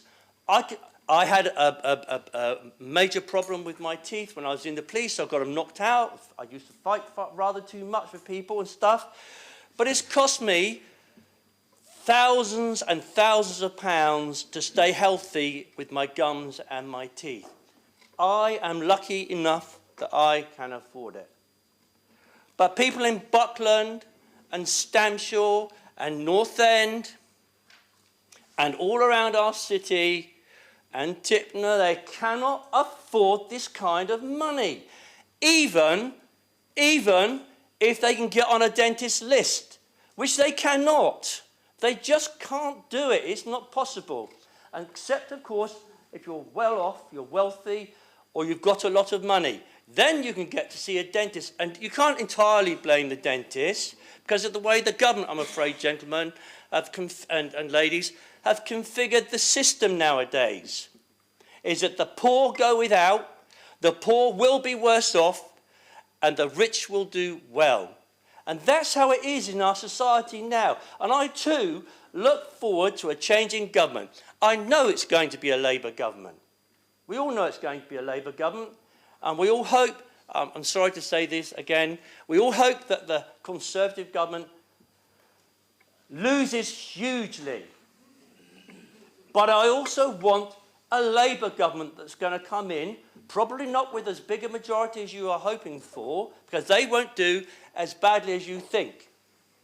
But I hope that a Labour government comes in and helps fix GPs and helps fix dentists so that people in our city don't have to be sick, can get to see a dentist, and so they don't have to go around in pain and wonder what on earth has happened to the Britain that we used to know. Thank you, Lord Mayor. Thank you, Councillor Hunt. I have no one else indicating, so I'm going to ask the proposer, Councillor Fielding, to sum up and ask... I can see you now. Wasn't coming up. Councillor Brian Madgwick.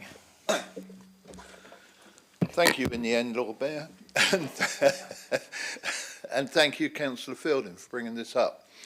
I was most excited when we had the dentist come in a year or so ago in Southampton Road, right by Port Solent. I could go around the corner and go to an NHS dentist. That's what I thought. I applied on the first day.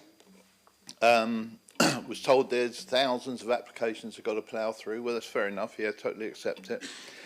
After about 5-6 months, I went in there and I said, what's happened to my application? Because I want to have the dentist look at my teeth. And they said, oh, there's applications from all over the south of England. You just have to take your time and take your turn. Well, I was in there on the first day, so I don't know where I can't be sort of amongst the first 200, 300, 1,000, because I was in there on the first day. There is no emergency. When you call 101, there is no emergency dentist in Portsmouth. What the hell's that all about? What's that all about? I said that I couldn't stand the pain anymore, and they give me a choice of Guildford, etc., etc., but luckily Fareham. I got into Fareham the next day. They fixed the appointment in the middle of the night. Got into Fareham the next day, and he took the tooth out straight away, no problems. £25.80 I paid, which I thought was very, very cheap, and I was very, very happy with that. But why, when we put a dentist almost next door to me, and I'm there on the first day, and I'm still not under an NHS dentist? I'd just like an answer to that, and nobody anywhere can give me one. Thank you, Lord Mayor. Thank you, Councillor Fielding. Thank you, Councillor Madrick. Now I have no one else indicating. So I'm going to ask Councillor Fielding to sum up and to indicate whether he'd like to assume the amendment at all. Councillor Fielding. Thank you, Lord Mayor, and thank you for everyone contributing to the debate today. Everyone has a lived experience when it comes to accessing dental services. It's nothing new. It's not reaching crisis point. That quote is from quite some time ago. We are in crisis. There's no way to describe it otherwise. In terms of the amendment, happy to subsume that within the motion. I think it strengthens it.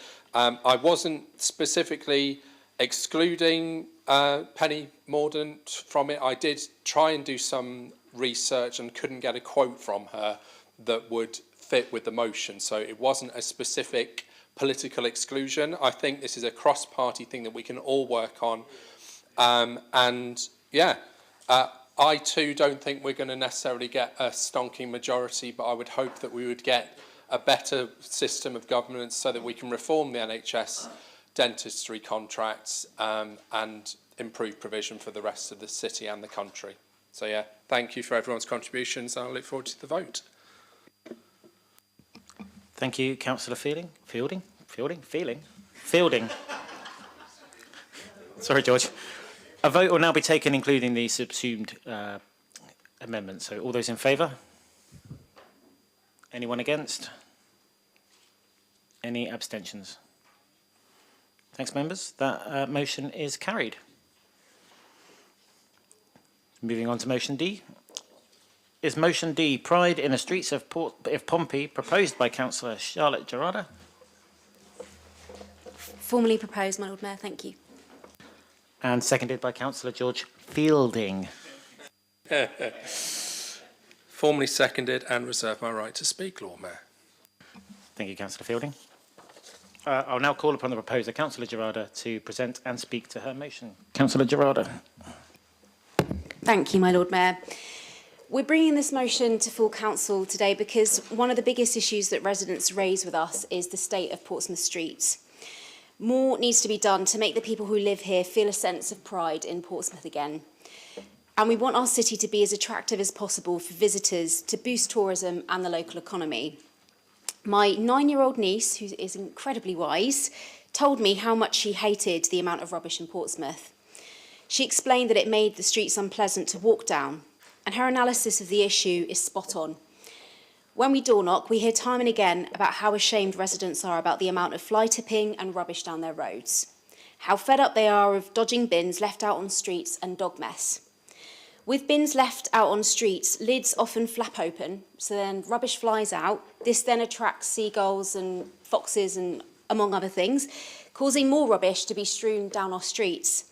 This then becomes a hotspot for vermin and then further fly tipping. It's a never-ending cycle of rubbish, if you get my drift. The other thing that happens is often the recycling bins become contaminated because passers-by then put rubbish in those bins, and this isn't obviously helping with our city's recycling rates, some of which are obviously the worst in the country. Portsmouth is 315th out of 333 local authorities, with only 27.1% of household waste being recycled. I speak to countless residents who say they want to move because they hate the roads they live down now. I spoke to one older gentleman who'd lived down his road for 50 years and could trace his whole family back in the square mile that he lived in. He told me how beautiful the roads looked back then and how proud he was to live down his street. Now he said that he's ashamed. He's so embarrassed by the state of his street that he walks the long way round to take his granddaughter to school in the morning. He goes down a cleaner road with less bins blocking the pavement. I think this is appalling. I've also spoken to disabled residents. One resident who relies on a mobility scooter literally couldn't get down the pavements of her street because of bins blocking the road. She was often forced to be restricted to leave the house when her husband could assist her to get her safely down the street. Again, I think this is totally unacceptable. All residents, no matter their age or ability, should be able to safely access their homes and get from A to B. In Fratton Ward, we received reports of fly tipping from residents where old mattresses, sofas and bags of rubbish are stacked high, creating literal walls of fly tipping on pavements and roads. And I actually have some pictures here that we've blown up that I want to circulate and share around, because it's actually unbelievable, the piles of fly tipping that you see. It's like, yeah, literal walls around the street. So I just want to pass those around for councillors to take a look at those photos. This issue is present in most of our wards, and I'm sure we can all think of fly tipping hotspots in our own patches where it's causing non-stop misery for residents who live there. And a lot of areas have simply lost their charm, their cleanliness, and their sense of community. After recently having a baby, I've noticed the amounts of rubbish, fly tipping, broken glass and dog fouling even more, because now I'm obviously not just navigating the streets with a dog, Gino, also the pram as well, so you notice these things even more. And while some issues are responded to very quickly, because I often report things as I go on pretty much every single walk I take, like for fly tipping, I find things like glass and dog mess issues take longer to resolve.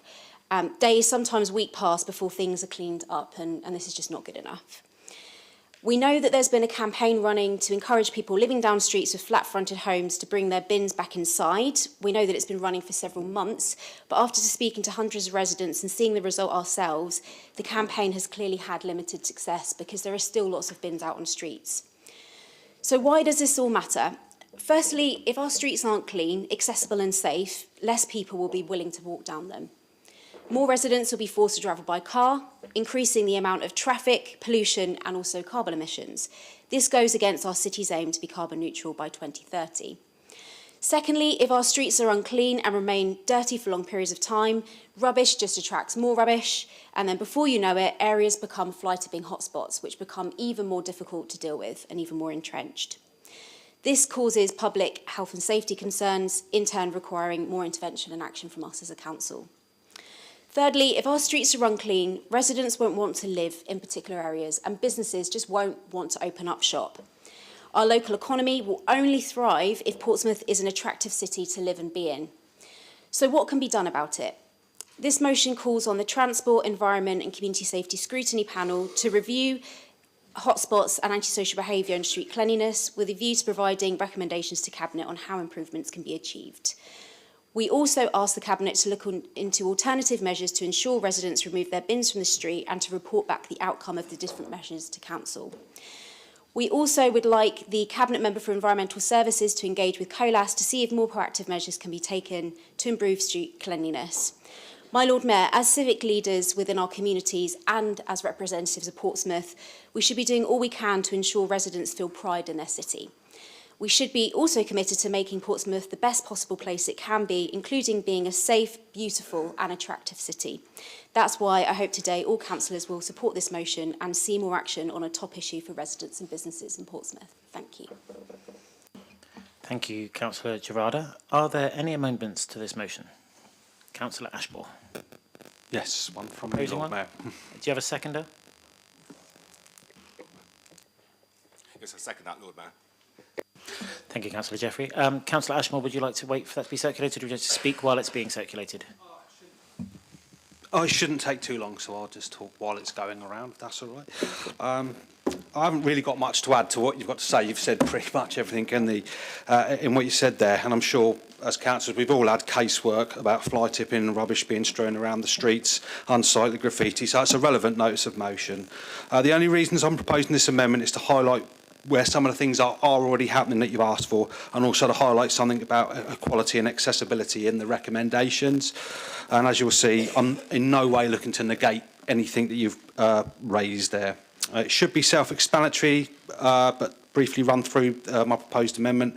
The original notice of motion says we have a campaign to encourage residents in flat-fronted homes who can to take their bins in, but the policy isn't to encourage, it's actually firstly to engage and remind residents they have to take the bins in off the pavements as soon as they can after collection. Then they get their doors knocked if they still haven't, and a reminder sticker that's put on their bin. Then a letter. If the bin's still out on the pavement after all that, after they've had that engagement, the bins get taken away. It's an enforcement on the policy rather than just a kind of please if you can. And there are alternative things they can have, like if they can't take their recycling bins in, we have the stackable boxes, for example. Yeah, and I was going to say, if they feel like they can't take their black bins in either, you can go back to using bin bags if you're in a flat-fronted place. Because we've brought in the food waste now, there should be no reason to get animals like seagulls and foxes attacking the bin bags in them in the early morning or late at night. So it's, you know, it's engagement followed by enforcement. And I agree it seems to be taking a long time, but there's a lot of places around the city to get to, so they have fair notice before bins are just taken away and they don't notice it. And that leads into another tweak I've put in one of the recommendations, where I put continue to in the second recommendation, as that's an ongoing piece of work. And it also highlights that not all people who have black and green bins can take them in due to mobility issues or other disabilities. And I think that needs to be recognised to prevent possible prejudice against those who have a disability and cannot take it in.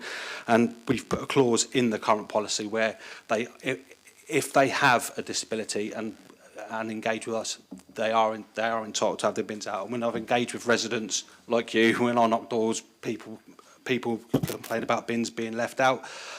They're obviously sympathetic to people who can't. This is about people who won't. So that's why that's highlighted in there. Similar with point 3, continue to, as we do have meetings with COLAS about improving street cleanliness. In fact, the Deputy Leader and I had one just last week about COLAS, about, you know, getting them to allocate more resources to the areas to get more reports of uncleanliness or littering to help the street look better. Point 4 is welcome. In fact, we did start up an anti-graffiti team to tackle such problems, and in the last 12 months, that's seen 236 reports, 67 of which were dealt by community wardens, 55 to the graffiti removal team, 17 passed to COLAS, and 16 where we've had no response from the landowner. So at the moment, we can't act until we secure permission. And I think we should all be looking at continuous improvements when it comes to environmental services, such as getting more items that we can recycle from the curbside. So that work's underway with Project Integra, which is the group that's made up of the surrounding councils, looking at the future of waste and recycling collection, and the tripartite work we're doing with Hampshire County Council and Southampton City Council to secure the facilities to make sure we can collect more recycling from the curbside. In fact, we had a decision meeting about that last week. We've had other improvements, environmental improvements, such as putting the HVO fuel in the bin lorries. So that's kind of environmentally positive thinking that we should be going forward, that improves the environment as well as improves our recycling rate. So I'll leave it there. I'm hopeful this amendment should pass. I think it's more of a strengthening of the original's narrative, but with an eye to the future of environmental services too. Thank you. Thank you, Councillor Ashmore. The matter is now before Council to debate, and first indicating I have Councillor Fielding. George. Thank you, my Lord Mayor. What we are discussing today is a matter of paramount importance to the well-being and reputation of our great city, the cleanliness of Portsmouth streets. As local representatives of our communities, it is our collective responsibility to ensure our streets are not only functional but also aesthetically pleasing and hygienic for all who reside, work and visit here. Firstly, let us acknowledge that the cleanliness of our streets reflects directly on the image and reputation of Portsmouth as a whole. Visitors form their first impressions based on what they see, and dirty, unkempt streets do not speak well for our city. We owe it to ourselves and to future generations to maintain an environment that is welcoming and attractive. Beyond mere appearances, there are crucial health and environmental reasons for prioritising cleanliness. Litter and waste accumulation not only attracts pests and vermin, but also pose health hazards to residents, particularly in densely populated areas. Additionally, debris and pollutants can find their way into our waterways, harming marine life and compromising the balance of our coastal ecosystem, which is integral to our identity as a maritime city.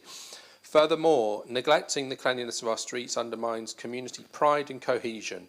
When residents see their neighbourhoods strewn with litter or marred by graffiti, it sends a message that their surroundings are not valued, leading to a decline in morale and a sense of disconnection from their community.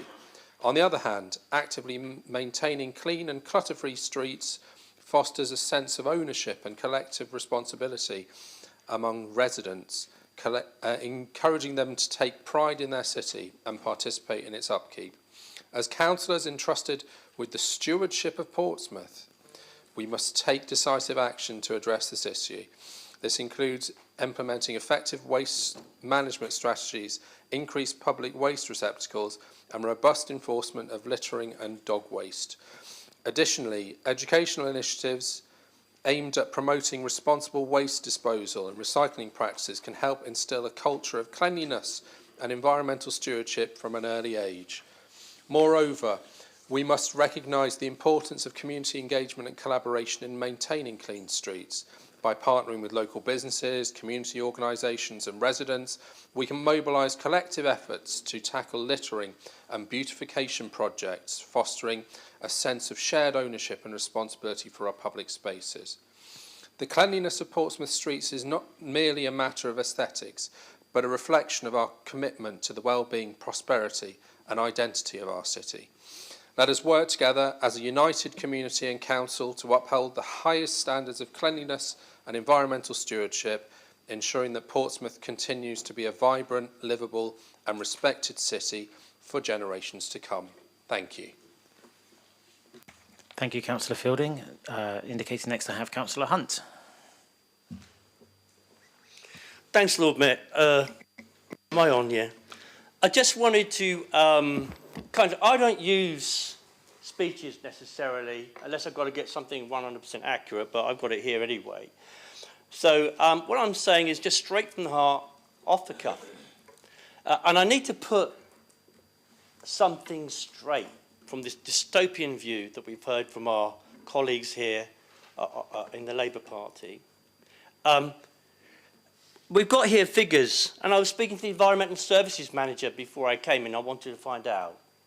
So you go on about fly tipping. Completely agree with you. Fly tipping is wrong. Fly tipping is bad, and people don't like it. But in Nelson Ward, we have bought a mobile CCTV camera, which is being used to catch fly tippers. So you made it sound like nothing was actually being done. I think you probably know it, but of course there's an election coming, and you want to get the worst view of the council you possibly can. But let me tell you this, if we were over in Southampton right now, the Labour Party would be standing up, having to explain how it's going to cut CCTV, how it's only going to do the services that are required by government to be done, because they have run the council so badly, and with the greatest respect, sorry, the Conservatives, yes, it is to do with that. It's about money. Because Lord Mayor, you may not like it, but because, Lord Mayor, under successive governments of all colours, including when the Liberal Democrats were in coalition, so I'm not trying to get us off the hook, local government has had its cash cut. Nobody can deny it. £100 million in the last 10 years.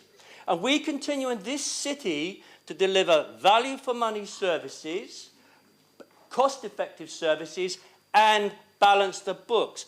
We don't go to the government for cap in hand for £121 million. That will see a lot of the services that you keep talking about privatised through the back door. Because that is what will happen. Yes, Councillor Gerrard, assets of Southampton City Council will have to be sold off in order to pay back the government. I don't interrupt you, so don't interrupt me. Thank you, Lord Mayor. And also, I will mention, because I'm going to agree with the notice of motion, of course I am, just to set the record straight, In 2018, when our Conservative colleagues were last in power, 304.92 tonnes of fly tipping was picked up around the city. Now, from what you've said, our poor environmental... Through me, Councillor Hunt. Sorry, Lord Mayor, from what they've said, our poor environmental services people who work so hard to go pick up that fly tipping, usually the next day, not weeks later, but usually the next day. Yes, sometimes the wardens put an orange sticker on it so that they then notify environmental services to go pick it up. But through that system, Lord Mayor, fly tipping that's been picked up has reduced by more than a half, down from 304, nearly 305 tonnes to 129 tonnes. Over halved. That does not mean that there is more fly tipping. It is not the dystopian picture that was just being painted, although none of us like it. It's human behaviour. We can't be there. We can't be there when somebody drops a mattress or builds a wall of mattresses. We can't all be there all the time. But it's been halved. It would have been better to say, it's not how we'd like it, but can't we thank the environmental services, our workers, Lord Mayor, for going out and actually doing such a good job that they're catching and deterring people from fly tipping. That would be a much better notice of motion instead of this one just before the elections where you want to whack people. I think I'll leave it like that, Lord Mayor, but I think I will say it, the environmental services team do a darn good job, the community wants to do a very good job going out. And I remember one Christmas Eve when there was a whole load of dead pygmy along Ashling Lane. I contacted the community wardens. They came out with some of the regulatory services team, and they cleared up all this pygmy that had been strewn along Ashling Lane. It was horrible. They were there within hours. So let's thank them and not just say they're doing a terrible job, which is what the notice of motion implies. Thank you, Lord Mayor. Thank you, Councillor Hunt. Next indicating I have Councillor Bosher. Councillor Bosher. Thank you very much, Lord Mayor. Should have bought myself a lottery ticket last Friday. We sat in our group meeting on Thursday evening and we were looking at this notice of motion and we went, oh, right, the Labour Party are going to be writing their literature, doing the city down. I also said, I reckon the first councillor up on his feet is going to be Councillor Lee Hunt in defence of this one. Absolutely nailed it, but unfortunately I didn't buy myself that £110 million winning lottery ticket on Friday.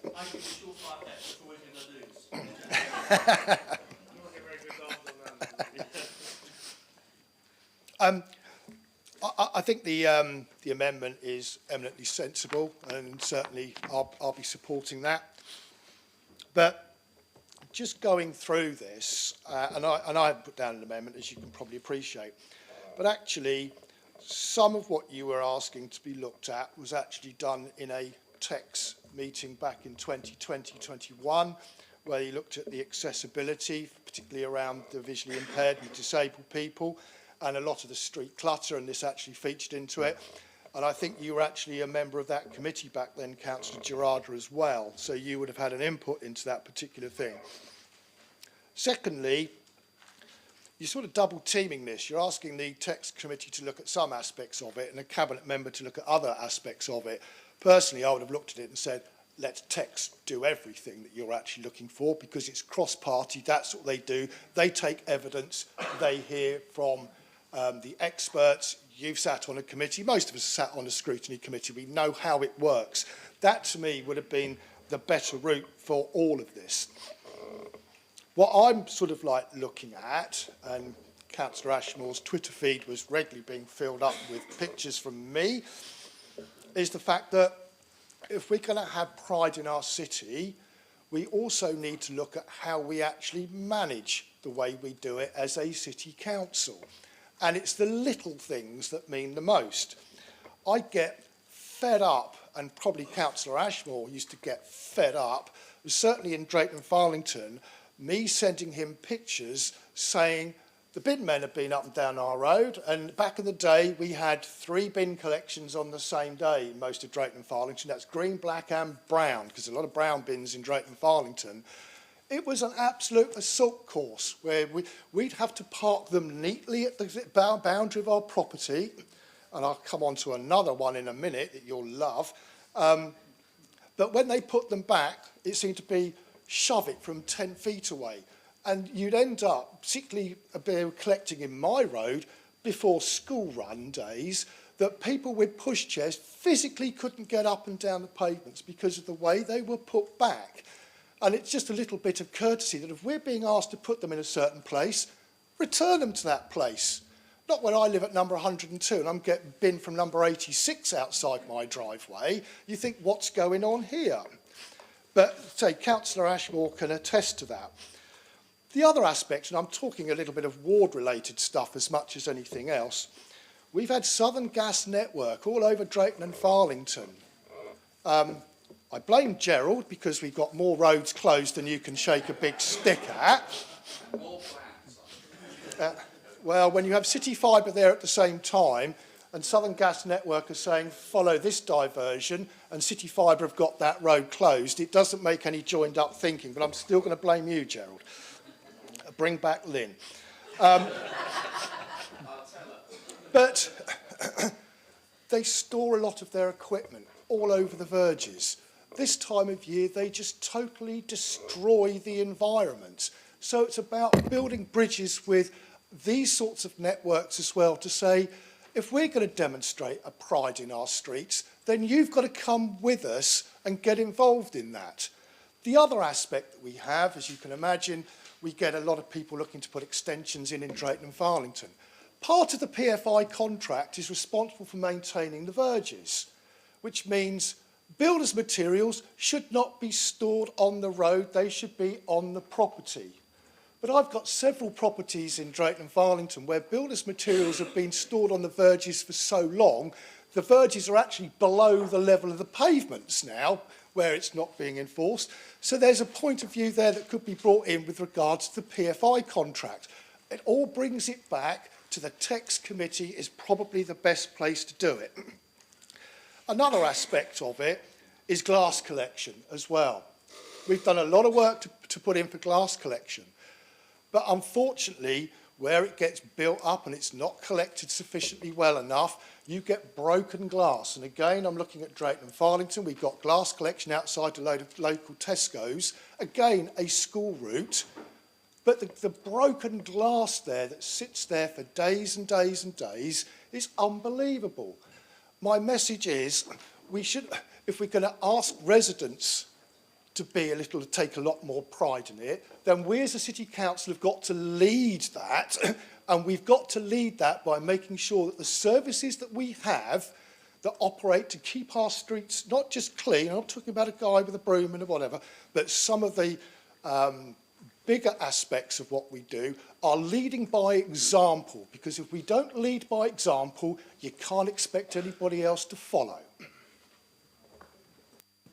Thank you, Councillor Bosher. Good timing. Councillor Smythe. Thank you, Lord Mayor. I began to wonder during some of that debate whether people had actually read what this motion says. It isn't a motion that attacks the council. It isn't a motion that attacks Dave Ashmore, Councillor Dave Ashmore, in the very difficult role he has. It's a motion that's ambitious for the city. It's everything that's said in this motion is about positively taking a different and a next step to improve things. The motion does note that we're in a particular difficult and bad time at the moment, in that I think things have got worse. They've certainly got worse. Once a week, my husband and I walk to Fratton Station from our house, and I think the streets, some of the streets we sometimes go along have got worse. And it's particularly those where flat-fronted houses rely on people putting bins out in the front. And curiously, I was stimulated to get up by the fact that more than half my surgery in the library last Saturday was of people talking about graffiti, but most especially talking about rubbish on the streets. And there was, in fact, a group of people, I'm sure some of you have been contacted by some of these, they weren't all in my ward, but very close, who find it impossible to negotiate the pavements. They were all, as it happens, a group of elderly women, two of whom had booked up to come and see me, who felt they the present standards of bin collection, bin positioning, exactly what Councillor Bosher said about the bin people not putting the bins back in the most easy place. That happens on my street as well. Thank you for that, Councillor Bosher. And that we are going through a particularly bad phase.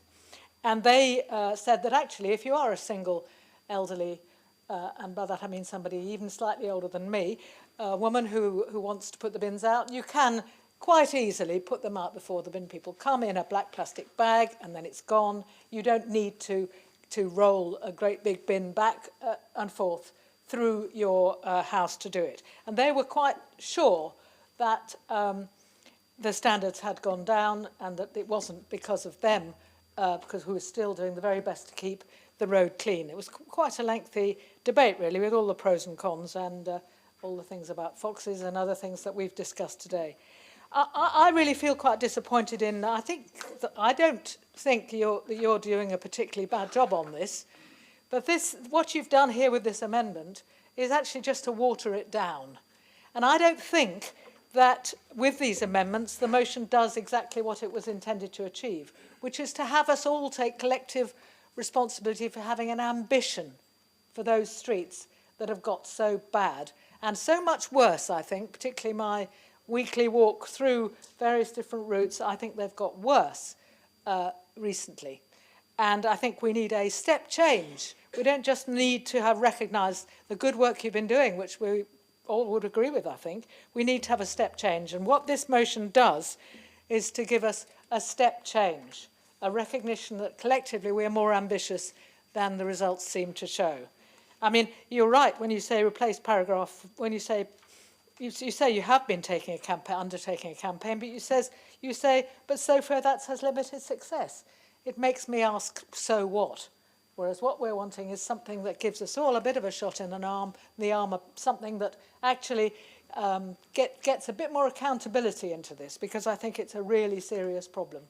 And, again, walking with grandchildren through our streets, I sometimes, I want to wash their shoes when we get indoors. That's how bad we've got in some areas. So I would say that I think this motion actually is quite well written. It doesn't criticise anybody. What it says is we want to be more ambitious, which I'm sure we all would. And then it goes on to say we need to take a few additional measures, for example, asking TEX to conduct a review into hotspots. But that's the review you texted before wasn't exactly that thing. And so I would say we should support the motion. And I'm rather inclined to say that the amendment actually waters it down a bit too much. Thank you. Thank you, Councillor Smythe. Next, indicating I have Councillor Atkins. Councillor Atkins. Thank you, Lord Mayor. I'll try and keep this relatively brief. I think Councillor Bosher said a lot of what I wanted to say, and in fact I do to a significant extent even agree with quite a bit of what Councillor Hunt was saying, which is that I think this is somewhat electioneering. Indeed, I was a little disappointed that in Councillor Gerardo's photo she's not doing the usual councillor point and with a disapproving frown at the mess that she had found ready for publication on leaflets. I think that when I have contacted particularly the fly tipping team, they have been prompt in response. I think they're generally quite good. I did note that earlier in this year, without further discussion in council, but discussion at the cabinet members' portfolio meeting, my proposals to consider going back to having drop-in sessions at the tip were quietly binned, and I do think that could potentially make a further difference to at least having some drop-in sessions at the tip. But I wanted to make one or two specific points about our waste collection that I think can still be improved upon. I do think there is room for improvement. I don't think the motion is totally out of proportion in that, and I think this is partly as a consequence of our city continuing to be a busier city, a consequence of weather changes, a consequence even of greening in the city. In the north of the city, I am getting increasing complaints in the autumn around how rapidly gully cleanses are dealing with leaf drop, for example, and the more trees we plant around the city, the more that will be an issue. They become slippery on pavements, they block up drains, causing flooding, they generally look a mess. And that's obviously in Colas's domain. But I wonder if there's any way we could talk to them about doing more in the autumn and perhaps less at times of year when it is not quite so urgent. I think perhaps there is a rebalancing that could be done to ensure that, for example, some issues that are maybe seasonal or maybe are likely to occur to a greater extent on some occasions are planned for in advance better. There was a similar issue earlier in the year with bins, where the timing of holidays meant that bins went uncollected in parts of Portsmouth North for over a week, and this was causing a lot of distress to residents. I find that one of the other common complaints I get is around bottle banks and glass. That I think, again, these are sometimes experience periods of high demand, shall we say. So if we have a bank holiday weekend or there is a sporting event or a party weekend, I think often then subsequent to that I find, well, why hasn't the bottle bank been emptied? Well, it's on its regular schedule, but the demand exceeded its schedule.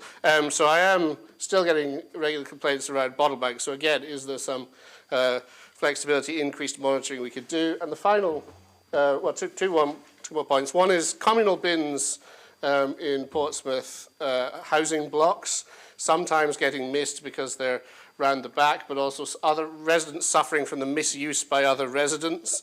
Is this something our housing officers can monitor and look at and perhaps report back to the council even before residents get on to councillors with it, so that it's addressed even quicker? I'm sure many of them do, but is there a regular policy on that? And finally, Colas do seem to, from time to time, miss alleyways and footpaths that are not alongside roadways. So in Cosham, a couple of passageways, the Droke and another alleyway, which are often I receive complaints about because in the cleaning schedule they don't always get picked up. So perhaps again monitoring and reminding Colas, making sure that we're on top of their obligations to passageways, walkways that are not necessarily always by existing roadways. So I do think there is perhaps some efficiencies, some changes, some improvements we can make on specific points. Those are the regular complaints I tend to get.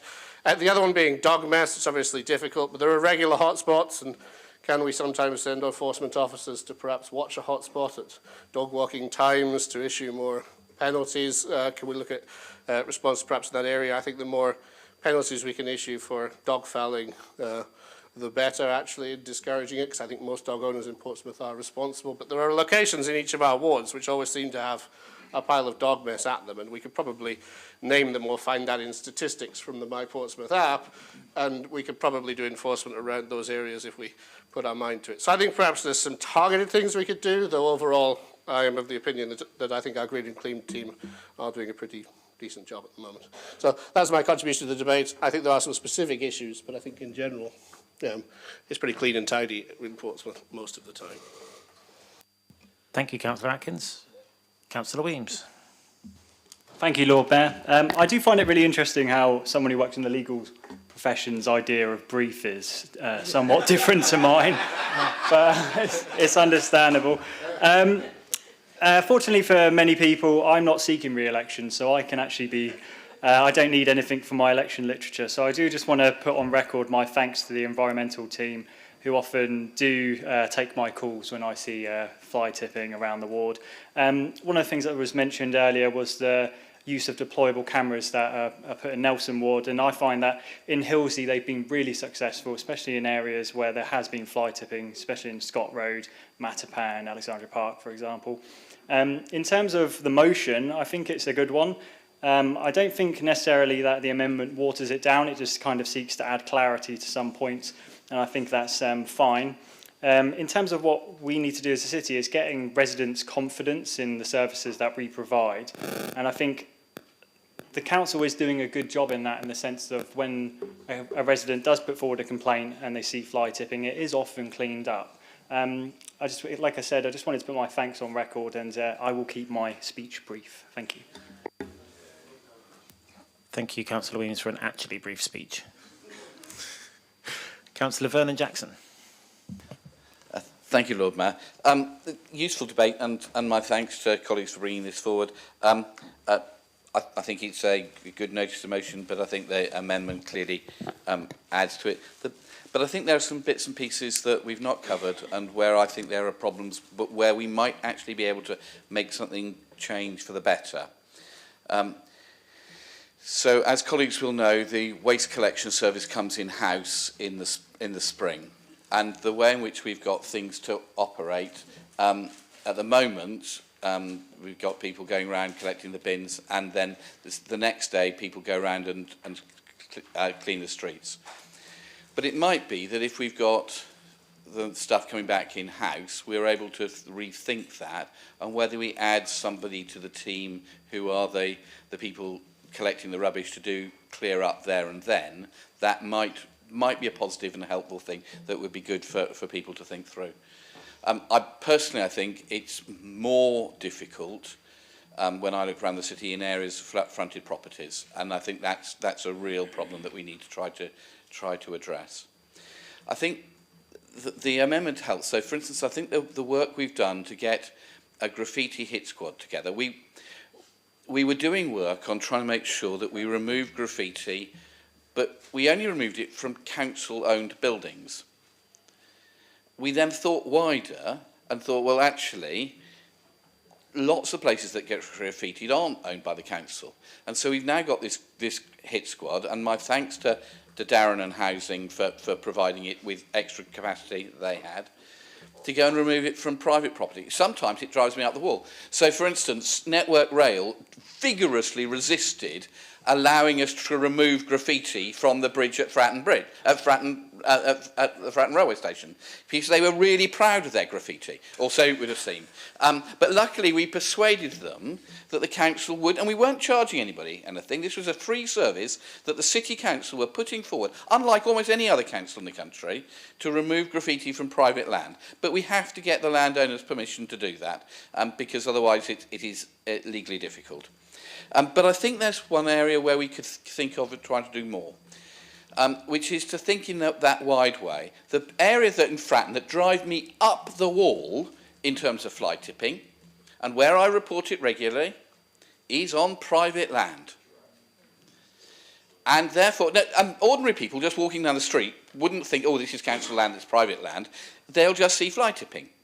And I think we need to think wider about whether we can have, in the same way as we've done on the graffiti hit squad, something to do about fly tipping on private land.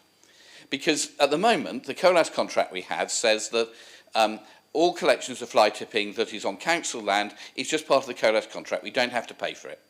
But if we're going to think about doing stuff on private land, we'll have to identify additional money.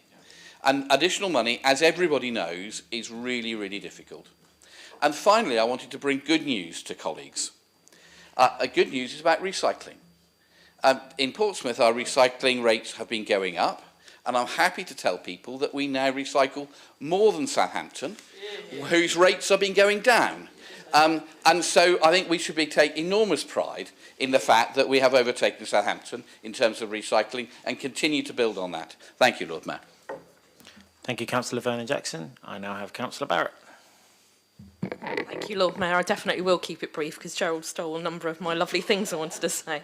It's just more, it's a couple of, a couple of positive points I wanted to mention, and something Councillor Atkins did talk about are the bottle banks. You know, it's great that they're being used. They are filled frequently, and I'm sure when I look around the chamber, a number of people do get those complaints.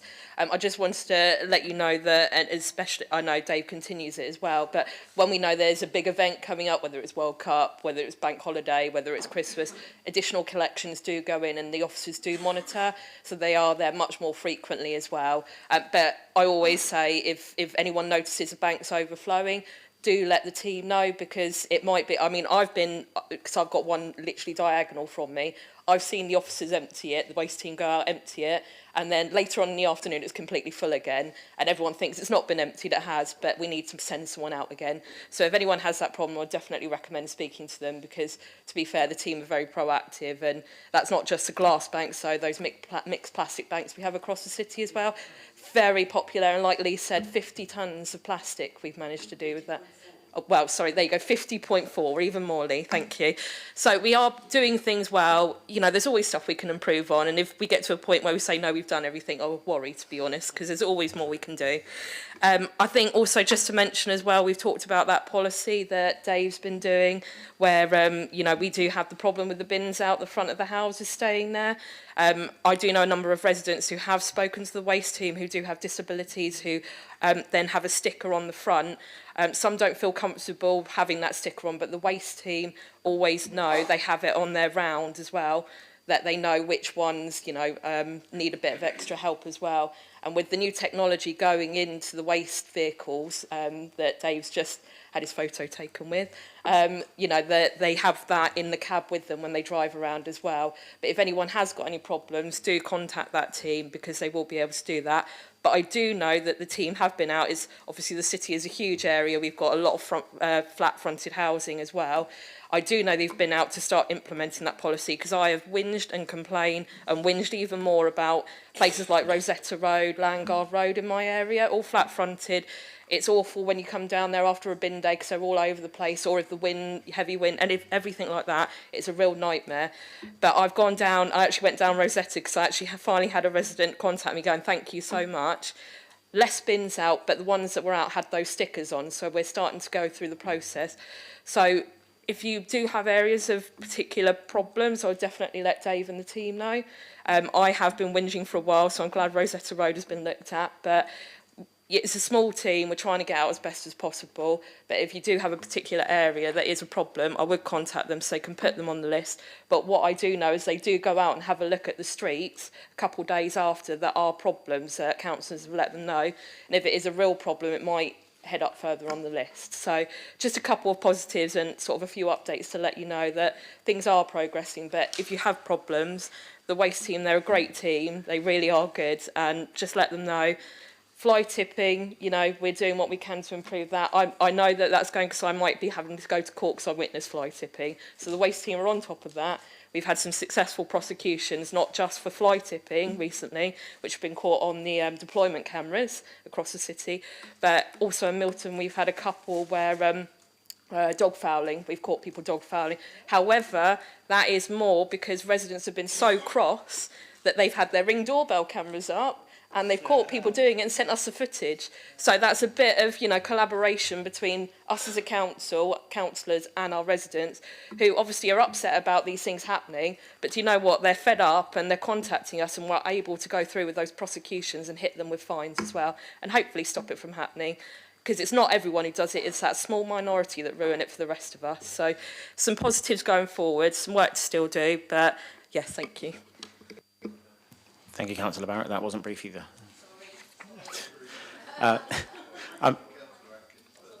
I'll now call upon the proposer, Councillor Gerarda, to sum up and ask whether she wishes to subsume the amendment or not. Councillor Gerarda. Thank you, my Lord Mayor. Yes, I am happy to subsume the amendment. Thank you for bringing that forward. I think the very fact that so many people spoke there with case studies from their own wards or things they've seen themselves just proves that this is a really important issue in Portsmouth and something that we all want to tackle. So, yeah, firstly, thank everyone for contributing to the debate.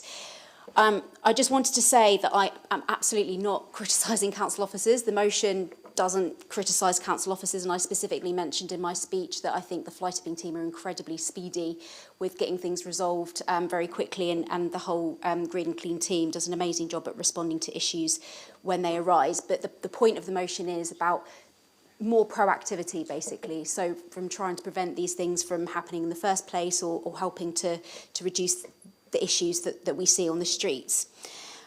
So I do want to put on record my thanks to council officers that do work really hard to keep our streets clean. Secondly, in terms of comments from Councillor Hunt, I'm obviously not going to respond to all of them because we'll be here till tomorrow, and I don't think any of us want that.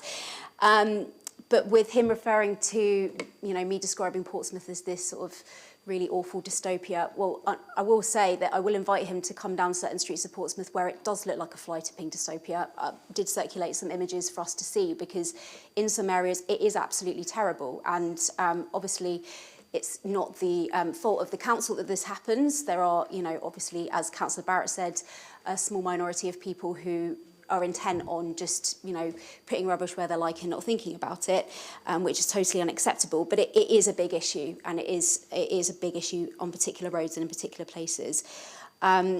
Equally, on the flip side, I've obviously heard from Councillor Hunt that we live in a sort of utopian world with a yellow brick road. So if he does find streets like that in Portsmouth, I'd be keen to be taken down them because they sound really wonderful indeed. But really, the reason why I brought this motion, obviously, colleagues are making a point that this is about electioneering. Well, if being represented to raise concerns from residents from the ground up to tackle issues is considered electioneering, well, I'll take that then, because I think that's absolutely our jobs as councillors to listen to residents, to their concerns, and to make Portsmouth the best possible city it can be.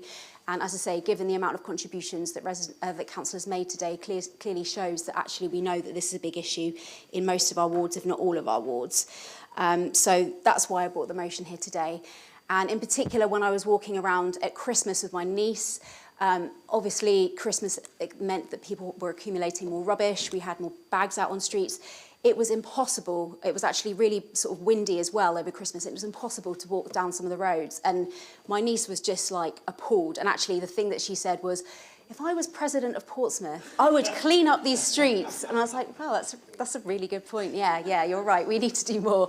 If my 9-year-old niece is saying it and raising that point, then yeah, I feel like, you know, we've got to listen.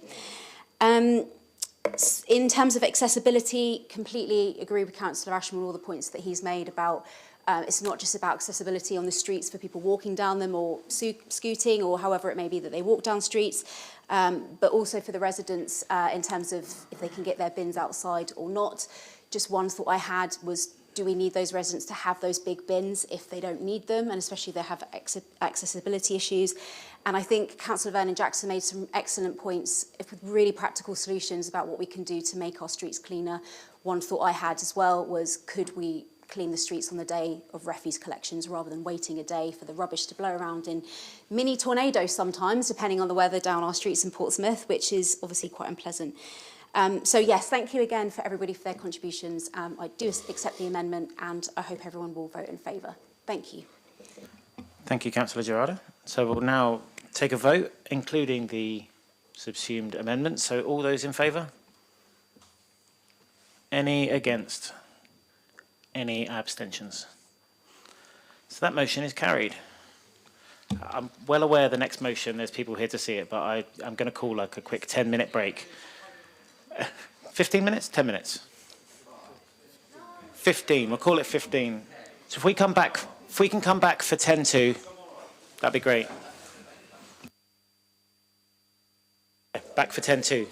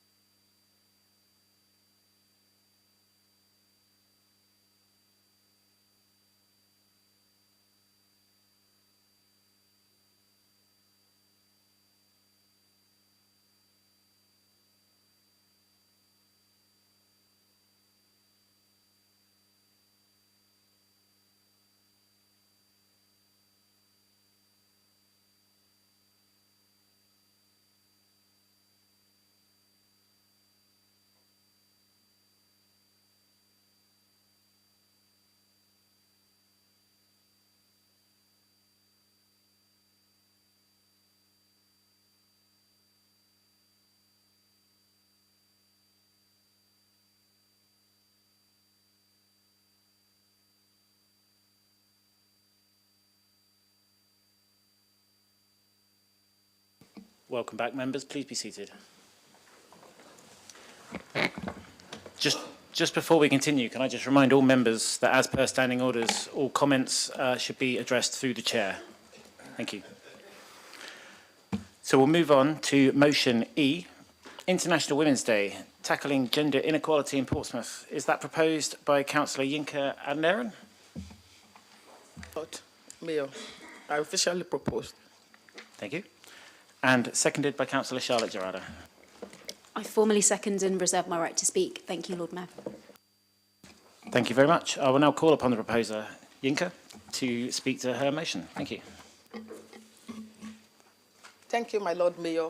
Good afternoon, everyone. I stand before you today to address an issue. No, sorry, let me just give you the subheading. International Women's Day, tackling gender inequality in Portsmouth. Firstly, I want to thank Steph and Sue for that, your wonderful speech on the deputation. Well done. Yes, I stand before you today to address an issue that is not just timely, but deeply embedded in the fabric of our society, tackling gender inequality in Portsmouth. As we commemorate International Women's Day on March 8th, it is imperative that we reflect on the challenges faced by women in our community and take concrete steps towards achieving true gender equality.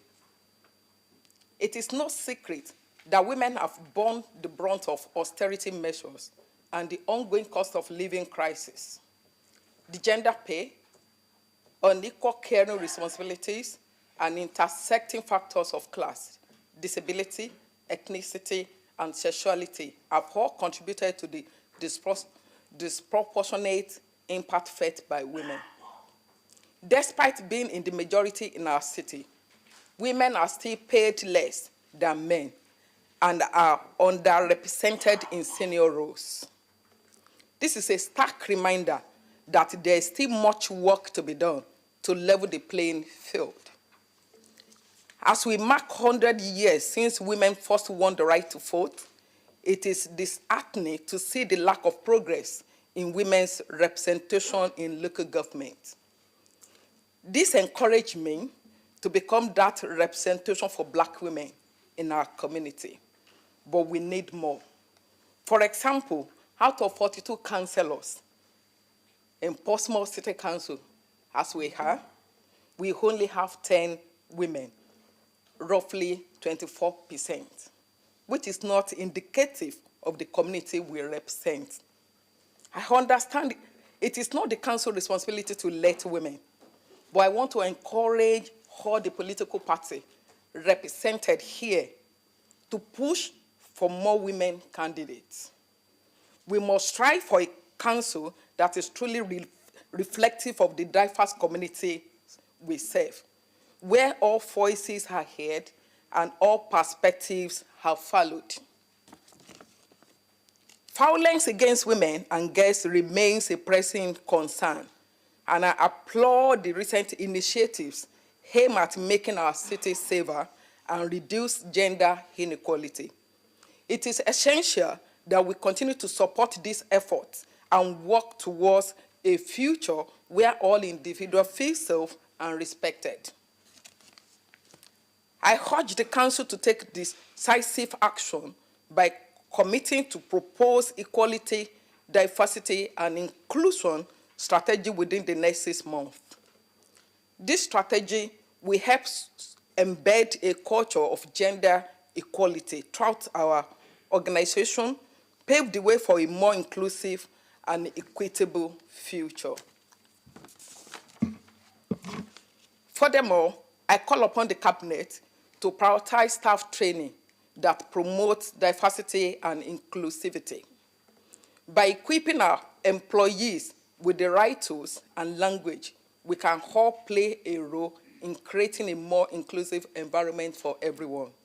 Please support this motion. Thank you. Thank you, Councillor Adneren. Are there any amendments to this motion? Councillor Miller?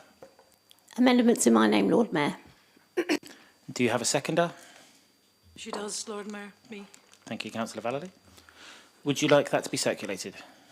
Please. Did you want to speak while it's being circulated? I'm happy to speak yet while it's being circulated. Thank you, Councillor Miller. Go on. Before I start, I'd just like to point out, Lord Mayor, that there are currently members in this chamber that could learn some lessons about gender equality. But first of all, I want to thank the Labour group for bringing motion 13E to full council and for accepting my amendments. This motion has my full support. To truly achieve gender equality, we must confront one of the most pressing issues affecting women globally, domestic abuse. The unfortunate reality is that services aimed at supporting women who are either in or fleeing from domestically abusive relationships are struggling. In order to fulfil our commitment to gender equality, we must ensure that Portsmouth City Council does everything within its power to sustain funding for these essential services. Domestic abuse has a profound and long-lasting effect on a woman's health. The psychological trauma and emotional scars left by domestic abuse can persist long after the physical wounds have healed. It's imperative that we recognise the interconnectedness of domestic abuse and women's health and take proactive measures to address these issues. According to Women's Aid, services supporting women in domestically abusive situations are facing significant challenges due to funding shortages. This not only jeopardises the safety and well-being of countless women, but also undermines our collective efforts towards achieving gender equality. Furthermore, research from the House of Lords Library highlights alarming disparities in maternal mortality rates within the black community. Sorry, I feel really shaky today and I don't know why. I'm just going to take a moment. This underscores the intersectionality of gender and race, illustrating how marginalised groups face disproportionate challenges when it comes to accessing healthcare and support services. As councillors, it's only right that we ensure that all women, regardless of their background or circumstances, have access to support and resources they need to thrive. By prioritising funding for services addressing domestic abuse and advocating for policies that promote gender equality in healthcare, education and employment, we can work towards a future where all women are empowered to live free from violence and discrimination. As this will be my last full council meeting before I stand down in May, I'd also like to take the opportunity to say a few words about what brought me into politics and what I've learned since. It's no secret that I'm a survivor of domestic abuse, and it was my lived experience of the failings of the justice and welfare system surrounding domestic abuse that led me into politics. During my campaign, I vowed to make sure that domestic abuse was on everyone's agenda, and I'm proud of the fact that I've done everything within my power to try and achieve this. While some progress is being made to tackle domestic abuse, there is still much more that needs to be done. Although I'm stepping down as a councillor, I will continue to play my small part in the fight for social justice and for the elimination of violence against women and girls. So in conclusion, please support my proposed amendments to motion 13E, which seek to prioritise funding for services supporting women affected by domestic abuse and ensure that women's voices in our city are not just heard, but are central to the creation of women's health hubs. Thank you.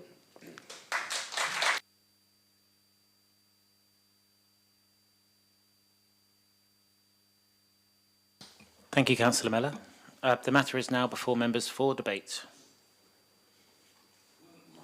Councillor Oliver. This is great. That was lovely. Well done. Thank you for bringing this motion to Council today. I do not want to say too much, but I am pleased that this is being discussed. I agree with Sue's deputation that things have progressed, but that more can be done going forward. I did, however, want to highlight a few things. Although it says in the motion that there has been virtually no progress on women's representation in local government, I want to disagree slightly. I thought it really important to point out some positivity that we have in this chamber and across the council in regards to representation of local women. In front of me, I've got Susie, Deputy Council Leader and also a woman leading the way in this city as a Cabinet Member for Children and Education. To my right, I have Charlotte, a woman leading the local Labour Party forward. To my right and behind me, I've got Judith, Yinka and Mary and Kirsty, who also do a fantastic job in their area of standing up for the voice of people. Here we go, over this side. First of all, to my left, I have Kimberly, the first woman to lead on climate change for the city, and the first person to lead on this for Portsmouth as a whole. To my left, we have Emily and Hannah, who also work extremely hard for their areas of the city, whilst also being family people and business runners. There may only be 10 of us, so not quite a quarter, as you pointed out, but I'm sure everyone in this room can agree with me that we are a force to be reckoned with. Not only that, we have Donna Jones, the first woman leader of this council, who is now the Police and Crime Commissioner. We also have Penny up the road, in Portsmouth North MP. I think it is also very important to point out that we have the fantastic Chief Executive in Natalie, who is making a real difference to this council. And we also have very strong women in the leadership roles at the council. I know that as political parties, we all want to encourage women to come forward to stand for us, but I think we can all acknowledge that it is not through lack of trying, but that there are a number of factors that were mentioned in the deputations earlier, such as caring, family, cost of living, income, all of that stuff. So I'm really pleased that we now have Women Councillors Group for the 10 of us. We've come together where the party politics goes out the window and where we have started to discuss these issues that face us and just generally the trials and tribulations of what we face as female councillors. So I hope you all do support this motion, and thank you very much.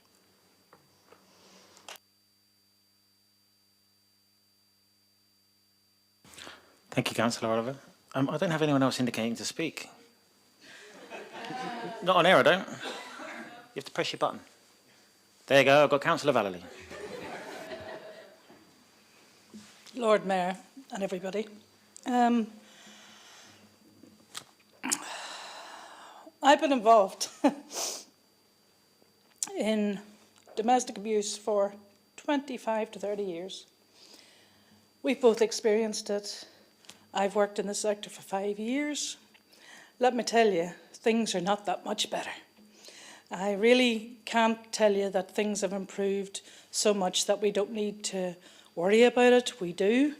We need to commission it. We need to have money in this council for women recovering from domestic abuse, surviving it. I'm passionate about this because I see families all the time going through it and children being affected by it on a daily basis.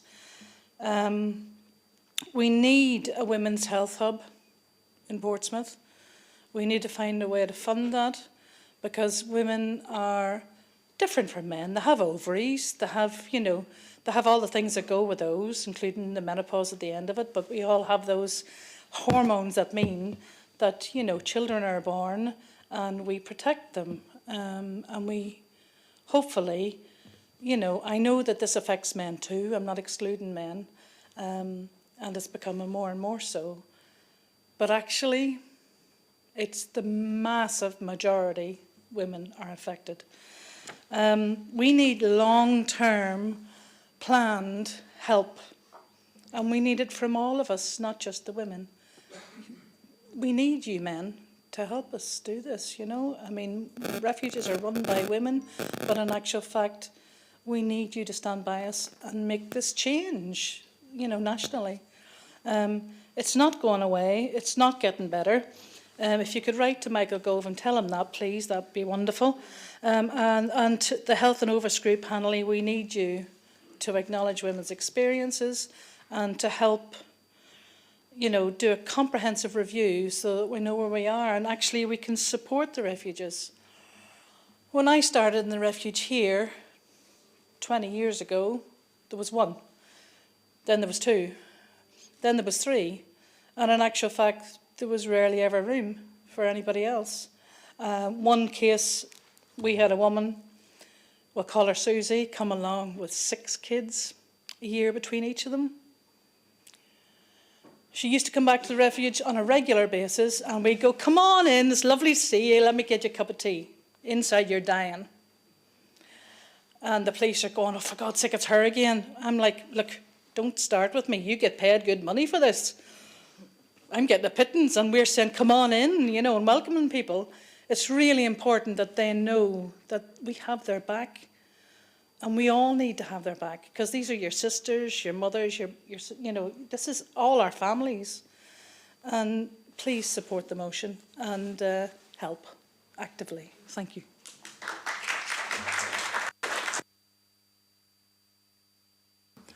Thank you, Councillor Vallely. Councillor Gerarda. Thank you, my Lord Mayor. There's just one part of the motion that I kind of wanted to talk about and reflect on in my speech, and that's the resolution around encouraging the Cabinet to continue to prioritise funding to deliver services that support families, children and caregivers, including the establishment of a women's health hub in Portsmouth. Just to echo Councillor Vallely, I think a women's health hub in Portsmouth would be absolutely transformational for lots of the reasons that were described in the deputations, and I also thank Steph and Sue for coming along and giving those. I really support the creation of a women's health hub in Portsmouth, and I think that it would achieve great things for women in our city. As many of you know, I experienced 2 miscarriages before having a successful pregnancy and recently having my beautiful baby girl, Ariana, who's now 4 months old. At the time that happened, I was so unprepared for it happening, and I just felt really sad and lonely and confused, and yeah, found it hard to process my emotions. But because I had family and friends in my own networks that had experienced it too, they were very open with me and supported me and offered guidance and advice. And they helped me heal, basically, physically and mentally from that experience. But I know that not all women are in that position. There are women that maybe aren't around other women that have experienced it, or maybe those women don't want to talk about it because there is a big stigma attached to it. And obviously it's really painful for those people when they go through that experience as well. So then essentially what that leaves you with is experiencing the miscarriage, and literally what you're given is a leaflet and you are sent home, you know, and it has links on guidance support that you can get that's online, and that's basically it. And that's a really difficult thing to contend with because, as I say, the experience is a very scary and saddening and lonely one. So the idea of having, you know, a women's health hub that could be essentially a one-stop shop for all health issues relating to women, as Steph explained in her speech, essentially most of this is about hormones, but it's also about the life cycle that women experience with their health, that obviously men don't necessarily experience in the same way. But having a one-stop shop that you can go to for advice, support, signposting, you know, for particular screenings and tests means that we'll have a much more proactive way of supporting women who are facing often really, really challenging, you know, circumstances throughout different stages in their life with regard to their health. So just to explain, some of the things that women could be supported for is with periods, endometriosis, pregnancy, baby loss, and also menopause as well. And I think the sort of plus of having a women's health hub like this means that, you know, we'll have healthier, better supported women, which will mean less time in pain, basically, less time alone, less time without proper treatment and support, and less time out of work or doing the things they enjoy, which is obviously really important. There are lots of places in the UK where the Women's Health Hub model is working well. In particular, in Liverpool City, Council has worked with the local NHS to set up a network of health hubs and GP surgeries. This has created a seamless service by setting up a network of women's health hubs across the city's 10 primary care networks. The health hubs offer a range of services from long-acting reversible contraceptives through to cervical screening, psychosexual services and treatment for menopause and heavy periods. So a real variety of services. This has helped to increase services and support within that local area, and I think it could do the same in Portsmouth as well, which is why I think it's really exciting as a prospect. So I really hope that everyone will support this motion and help to make that a reality. And I just wanted to put on record, my thanks to Councillor Mellor in particular, who has been a tireless campaigner, particularly in the area of domestic violence, has been working both locally and nationally, going all the way to government as well recently, to try and get improved outcomes for women, particularly, in the area of domestic violence. So I just wanted to note my particular thanks to her, and also to Councillor Adeniran for bringing this motion forward. And a last plug to my fellow women councillors. I've really enjoyed having this cross-party women's group where, as said, literally politics is left at the door and we just talk about how we can make our council and city even better for women. So thank you to them as well.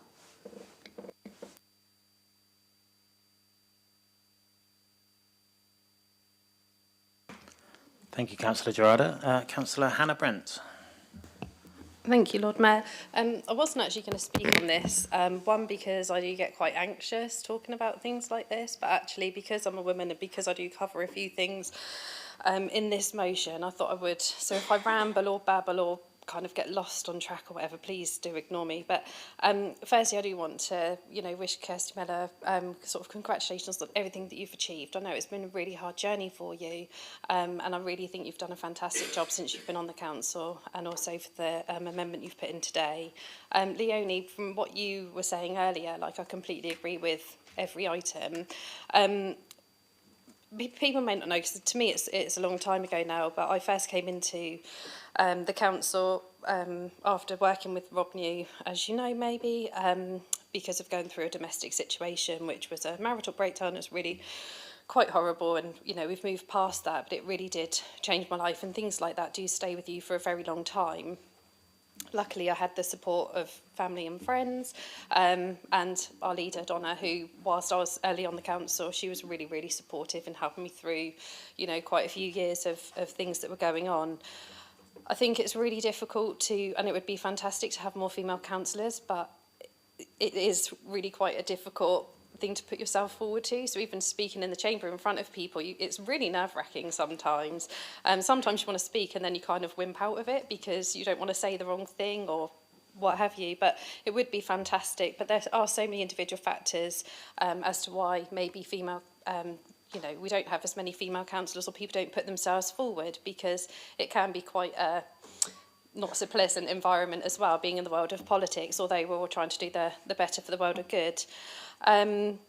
I'm also kind of hormonally challenged, so I didn't attend last month's full council because I've got stage 4 endometriosis, which I've had since 2014, and had 2 laparoscopies. And I can only echo from the deputation earlier that actually the support I've had from the endometriosis team at QA has been really great. I know it's been quite delayed, and unfortunately since having little wee Brent, I think it's kind of made things a bit more eruptive now in that area. So I would really, really love this health hub. I think it would be fantastic. I think I'm probably at the stage of early menopause as well, which is why I kind of, go through a few things on this particular item.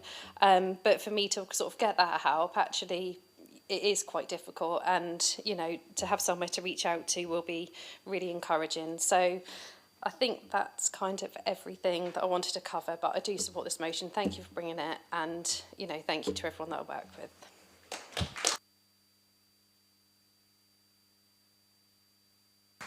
Thank you, Councillor Brent. Next indicating I have Councillor Vernon Jackson. Thank you, my Lord Mayor. If I didn't speak on this, I think my family would kill me.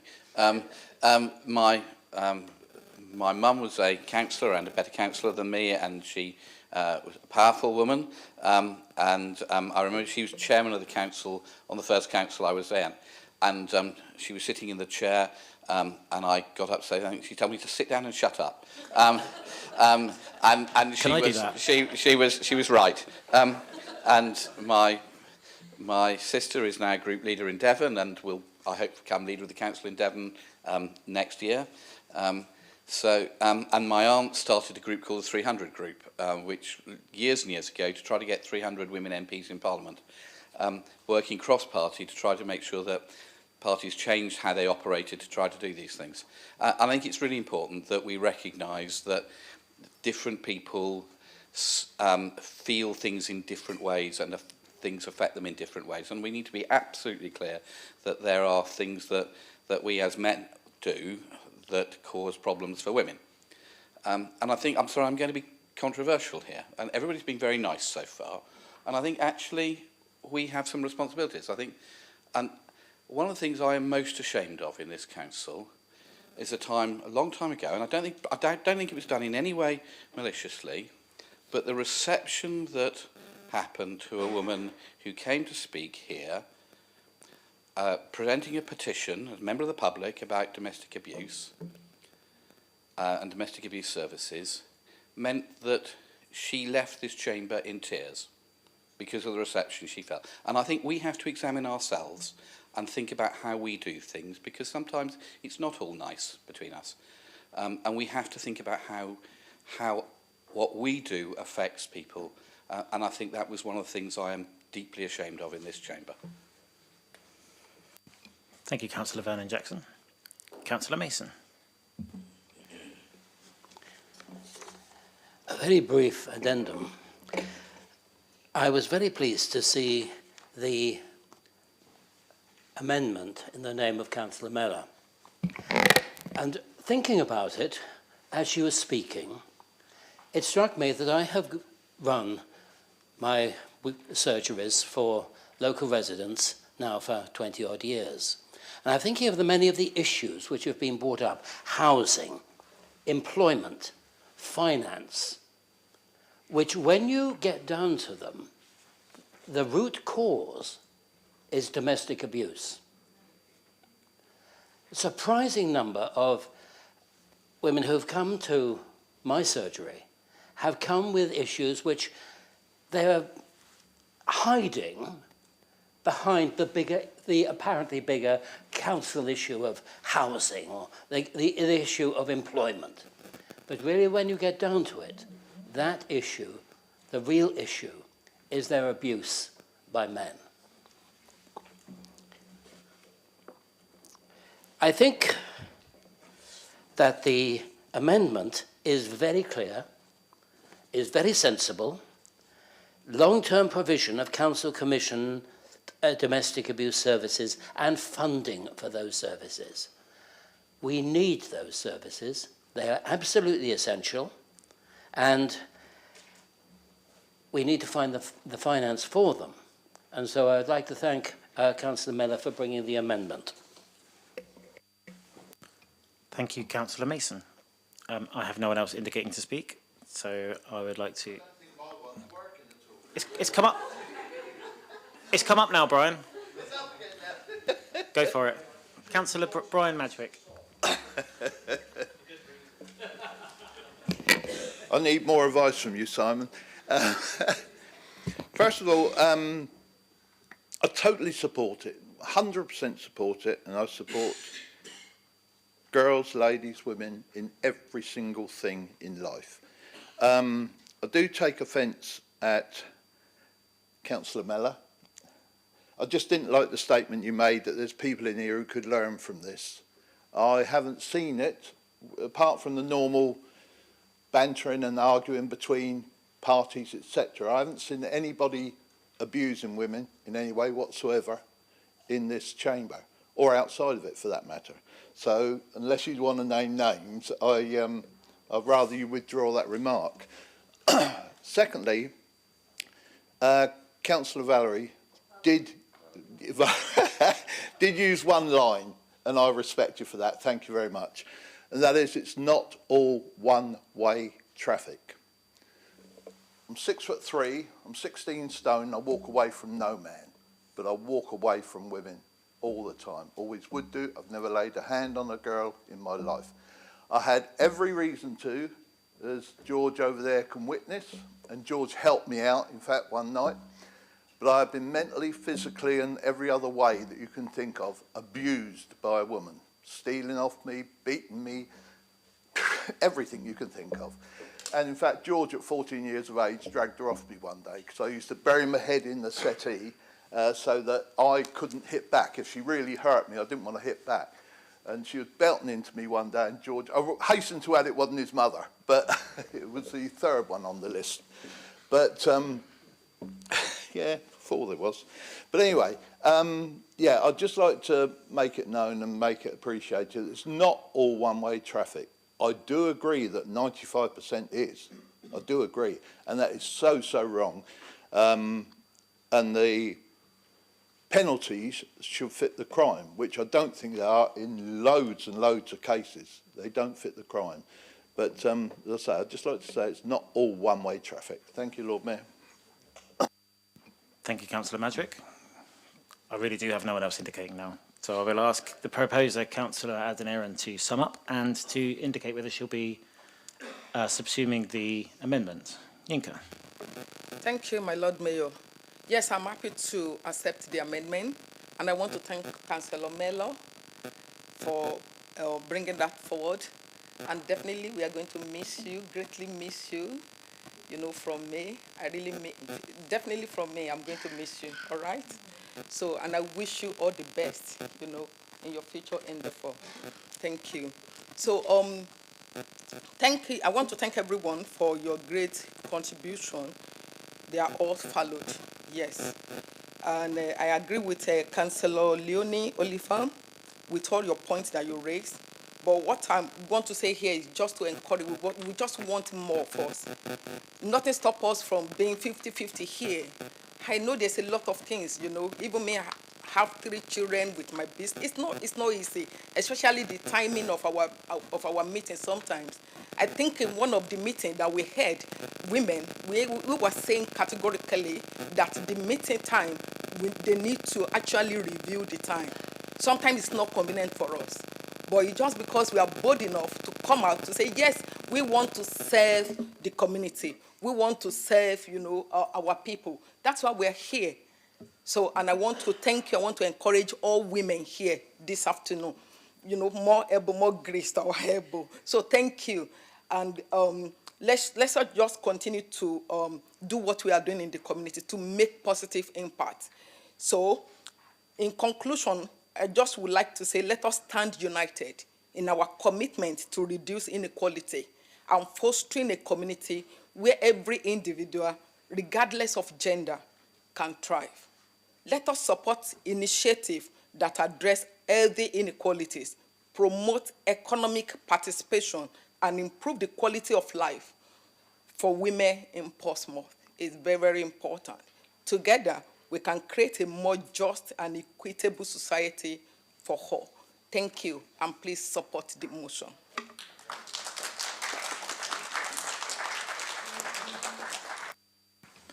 Thank you, Councillor Adeniran. So we'll take a vote, including the subsumed amendment. So all those in favour? Anyone against? Any abstentions? That motion is carried. Thank you, members.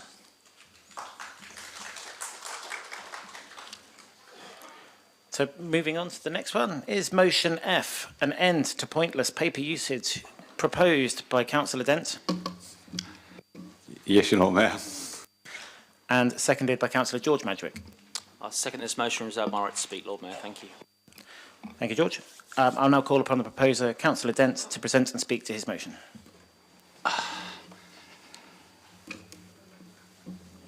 You'll have to excuse me a little bit. I'm a bit of a technophobe, and that's the reason why this is happening.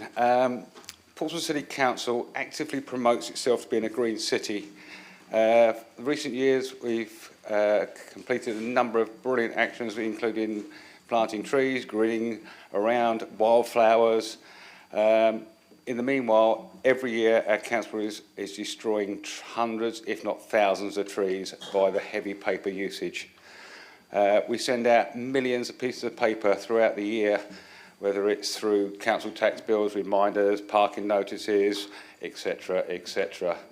This isn't even considering the hundreds of thousands of flyers, including us, that all parties this time of year will be delivering around the Portsmouth area. Excuse me.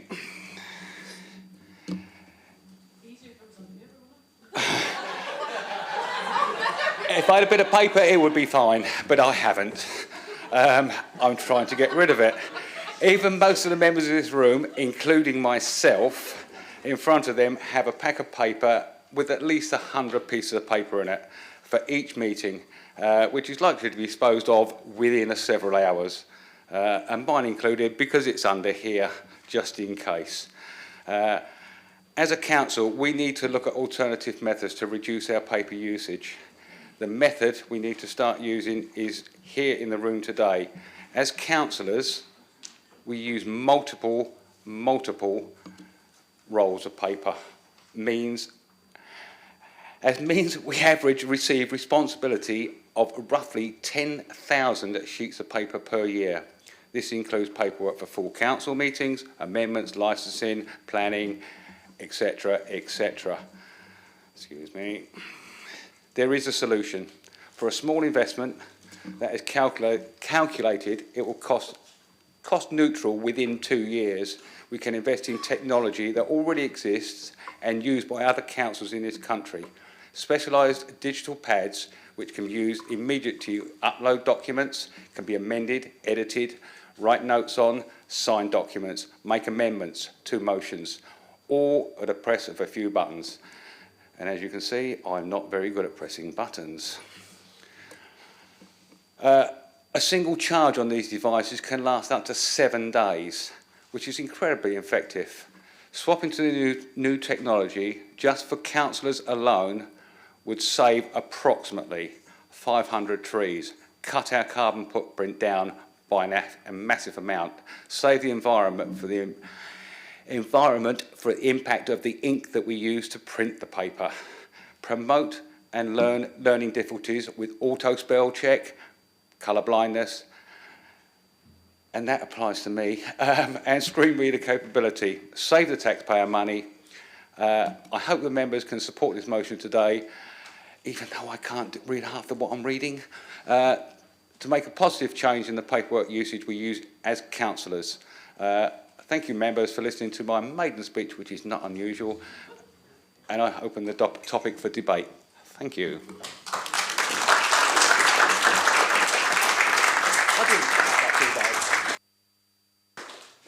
Thank you, Councillor Dent, and congratulations on your maiden speech. Are there any amendments? Councillor Weems. Amendment in my name, Lord Mayor. Do you have a seconder? Councillor Bosch. He does indeed, Lord Mayor. Are you happy for that to be circulated? Or would you like to speak while it's being circulated? Happy to speak while it's being circulated. Let's use some more paper. Exactly. When I saw this on the order paper, I thought it was a really good motion, and I just wanted to strengthen it rather than curtail it. As many councillors know, that when you come back from a council meeting, you often just chuck your massive pile or reel of paper in the bin, and there's many times where I come home and I see various packs of paper that's been posted to me, and it's often a sore sight where you can just see the wastage that is there. One of the things I wanted to do before I left the council was put forward a motion that was about paper use, but the PIP, ironically, pipped me to the post. And I just wanted to strengthen the motion, but basically, instead of doing it from a councillor perspective, I wanted to broaden it over to the authority in general. So, I mean, up to the 29th of February this year, we've spent £366,955 on printing alone, and that is due to rise to over 400,000 in the coming months. In terms of the digital transition that is happening across different local authorities up and down the country, I thought it was something that Portsmouth could take a lead in. And one of the things that was mentioned is these, I assume they're kind of like tablets, something similar to a Kindle, where you can kind of take the paper aspect out and run meetings with these paper tablets. And I thought, why not do this across the authority rather than just council meetings? They're quite cheap. I don't know if anyone has a Kindle here, but Kindles last for, 30, 40 days on a single charge, and they're quite easy to utilise. You can implement them for various issues such as colour blindness and other disabilities. One of the things that is pertinent is also as people get older, as people are joining the council, our IT literacy is quite high, so it's not going to be a massive challenge to bring people up to speed if we do utilise these pieces of equipment. So I just wanted to be brief and basically put forward my own amendment, which I think it's not necessarily going against the original idea of the motion, it's just strengthening it and putting it forward to the whole council in general. So I hope that you can accept it. Thank you. Thank you, Councillor Weems. The matter is now before members for debate, and first indicating I have Councillor Simpson. Councillor Simpson. Thank you, Lord Mayor. Lord Mayor. I really like this motion, without being biased, the fact that it's a fellow PIP member that's put it forward. But having, sat on the Green Energy, panel for a long time, I look at this and I think the cost of paper, the cost of cartridges, the carbon footprint of transporting these, also recycling them as well when we talk about printers and the use of it. I think also the cost, as Councillor Williams mentioned, sending it to councillors, that's also a massive expense, as well as the envelope that it has to go into as well. I mean, the benefit of pads for people with learning disabilities also really important. There is actually a pad called Remarkable 2. I see a lot of lecturers use it. They're absolutely brilliant. And they can change things and get things sent to it. It's very user friendly. It's just basically like having a normal pad, except obviously you're not using paper and you're not using a pen and paper. So I really think this is a route that we should go down. This is the future. Let's be the first. Thank you, Councillor Simpson. Councillor Vallely. It's more a bit of information, really. Not everybody can see computers. I'm really dyslexic. You're nodding your head, you know what I'm saying. I need paper, okay? But that's only a few of us. Yeah, Brian needs paper too, Luke. So, just to point of information, I'm not against this. It's really good to use as little paper as possible, but some of us need it. So don't ban it completely, please. Thank you, Mary. Councillor Lee Hunt. Well, obviously I look after resources, so I thought I should say something, because this will be right. So right now we've had £400,000 in the City Council budget to look at improved communications and connectivity across the City Council. So this is falling into that already. So it is being looked at. I do want to say that Councillor Vallely is completely correct. One thing I spoke to about the director responsible is choice. Because we should have choice about whether it's paper or whether it is on the phone. Quite frankly, we can do a lot of what is being proposed already simply on our iPhones. And the investment in the technology probably would be a lot of money. Having said that, though, of course, the proposer also talks about being able to sign documents, which is great, and I get along with that. I do quite a lot of e-signatures with the businesses that I do. But I would also say that sometimes you do actually need to sign paper documents for storage and record purposes in the council, and this is very important.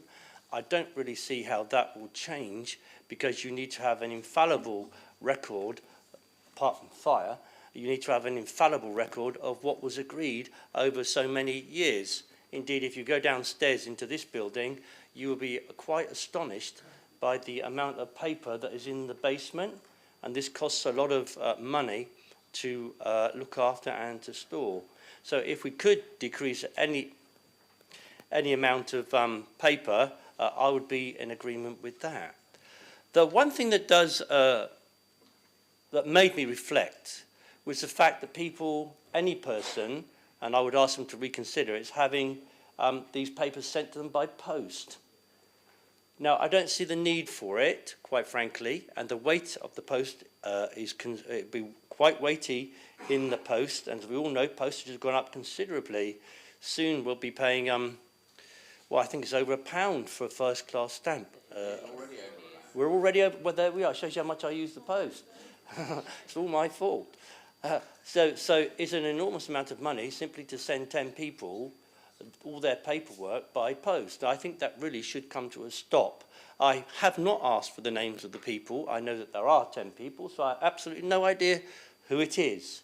But I would ask them to stop doing it and to come and take the papers out their pigeonhole, like those of us who do use paper to do it. The other thing that people are saying to me is, of course, the paper that we use is from sustainable sources. So we use trees that are grown for the purpose of being cut down, whether anybody likes it or not. They are grown to be cut down and used as paper. So that's where we are with that. I can't think of anything else that might be useful to add. Other people will, I'm sure. But I will vote for the the motion simply because I agree with the thrust of it. I don't agree with all of it, but I do agree with the thrust of what it wants to do. Thank you, Councillor Hunt. Next, indicating I have Councillor Bosher. Thank you very much, Lord Mayor. Generally, I agree with what's been put down here, and I think the amendment is eminently sensible. The irony being that the amendment to an end to pointless paper usage has been circulated to everybody on 2 bits of paper. Perhaps there's an element of irony there. I'm probably one of those 10 that you actually talk about, Councillor Hunt, and there's a balance to be had there. I have my stuff delivered to me by post, but I live literally right on the boundary in Farlington. Are you advocating then that I have to drive all the way into the city centre when there could or could not be necessarily be post to me to collect that, and then drive all the way home again? Because then we get into an air quality issue in that respect, if you want to do that. So there's a balance to be had there, and personally I won't stop. However, what I would say is the City Council can be very slow to change when it comes to these sorts of things, and choice is something that does need to be taken into consideration. Councillor Vernon Jackson has crowbarred in a cabinet meeting tomorrow before we go into pre-election period, as I'm told it is now called. That's the report that we've got to consider. No, I've actually included your supplementary agenda there. That's the big one on the back. But what I would say is, having had this come through the post, I actually, a couple of weeks ago, got the briefing. So I've had this twice. So has Councillor Madgwick, probably so has Councillor Heaney. So we've had the same brick through our letterboxes, or collected accordingly, twice on this. And it happens on a regular basis. Now, the City Council and IT systems have not exactly been the greatest of bedfellows over the years, and I'll quite freely acknowledge that. Councillor Mason, having been a long-standing cabinet member for resources, is sitting there chuckling because he knows exactly what I mean. But we all have laptops. Secondly, I have my own personal laptop. I also have a works laptop, and people might know I do a highly technical job for a global organisation. Whenever I'm going out and about, I'm literally in my rucksack. I've got a laptop for work, and it's a global organisation. I can talk to anybody all over the planet about anything I need to at any one moment in time. It works. This is a standalone thing. So I'm sat there with 3 laptops. I've got a works mobile. I've got my own mobile. And once upon a time, we even had a council mobile. I have to say, I felt a little bit like some sort. Yeah, you've said it. You know, I'm driving around with 3 phones in my pocket like this, and feel like I'm going to hand on my shoulder. The synergy between some of it doesn't work, and I can remember having a conversation with IT. I'm probably going back 3 or 4 years now to say, can I do away with this one and have everything come to my personal laptop to reduce the amount of IT I've got? They were putting, I know what you're saying, and they were putting a link on that. I'm not quite in the Sarah McCarthy Fry's husband's bracket when it comes to that sort of thing, but certainly we need to look at how we can make it user-friendly, because I'm sure when we're talking about technology, and we've gone things like paperless with residence parking permits, talking about introducing a vehicle that can easily scan those sorts of things. People are going around with PDRs. You look at the people in this chamber and what we've got, and we're 20 years behind what the council is doing in other departments. And I think we need to take a very close look at what we're actually doing and the paperwork we're actually sending out. Because irrespective of the fact that my dog would never sleep by the letterbox because of this lot coming through, and the fact that my postie actually rings my front door because he can't get some of this through it, do we really need to send out traffic and transportation reports twice? Personally, I would prefer one report on a computer, and actually Councillor Vernon Jackson does something about the gridlock in the north of the city, rather than send out these reports twice. Thank you. Thank you, Councillor Bosher. Councillor Sanders. Thank you, my Lord Mayor. I firstly want to thank Councillors Dent and Madrick for this motion, and in particular Councillor Bosher for such an excellent speech that resonates with so many of us, I have to say. All of you raise a serious point. Paper usage is too high. We get given too much. We need to cut down. That's why I and fellow Lib Dems support this motion, and I urge my Lib Dem colleagues to support the Conservative amendment as well. The following views, though, are my own. And we should firstly go into any review with our eyes open. Indeed, I've been doing some checking already to see if there are some obstacles to what both the motion and the amendment are trying to do. And sadly, there are. The good news, though, is that some of these obstacles paradoxically allow solutions that will deliver the substance of what Councillors Dent and Madrick are trying to do. Take the first obstacle, the law. Now, I'm told, by email, by the way, not by paper, that, quote, there is a legal requirement to issue the summons to meetings in writing unless written consent has been given for electronic notification. Bit of legalese, but you can see the opportunity. You don't have to have it sent in writing. And 6 of us have already given that written consent, not just for the summons to the meetings, but as much paper as it is physically possible to do.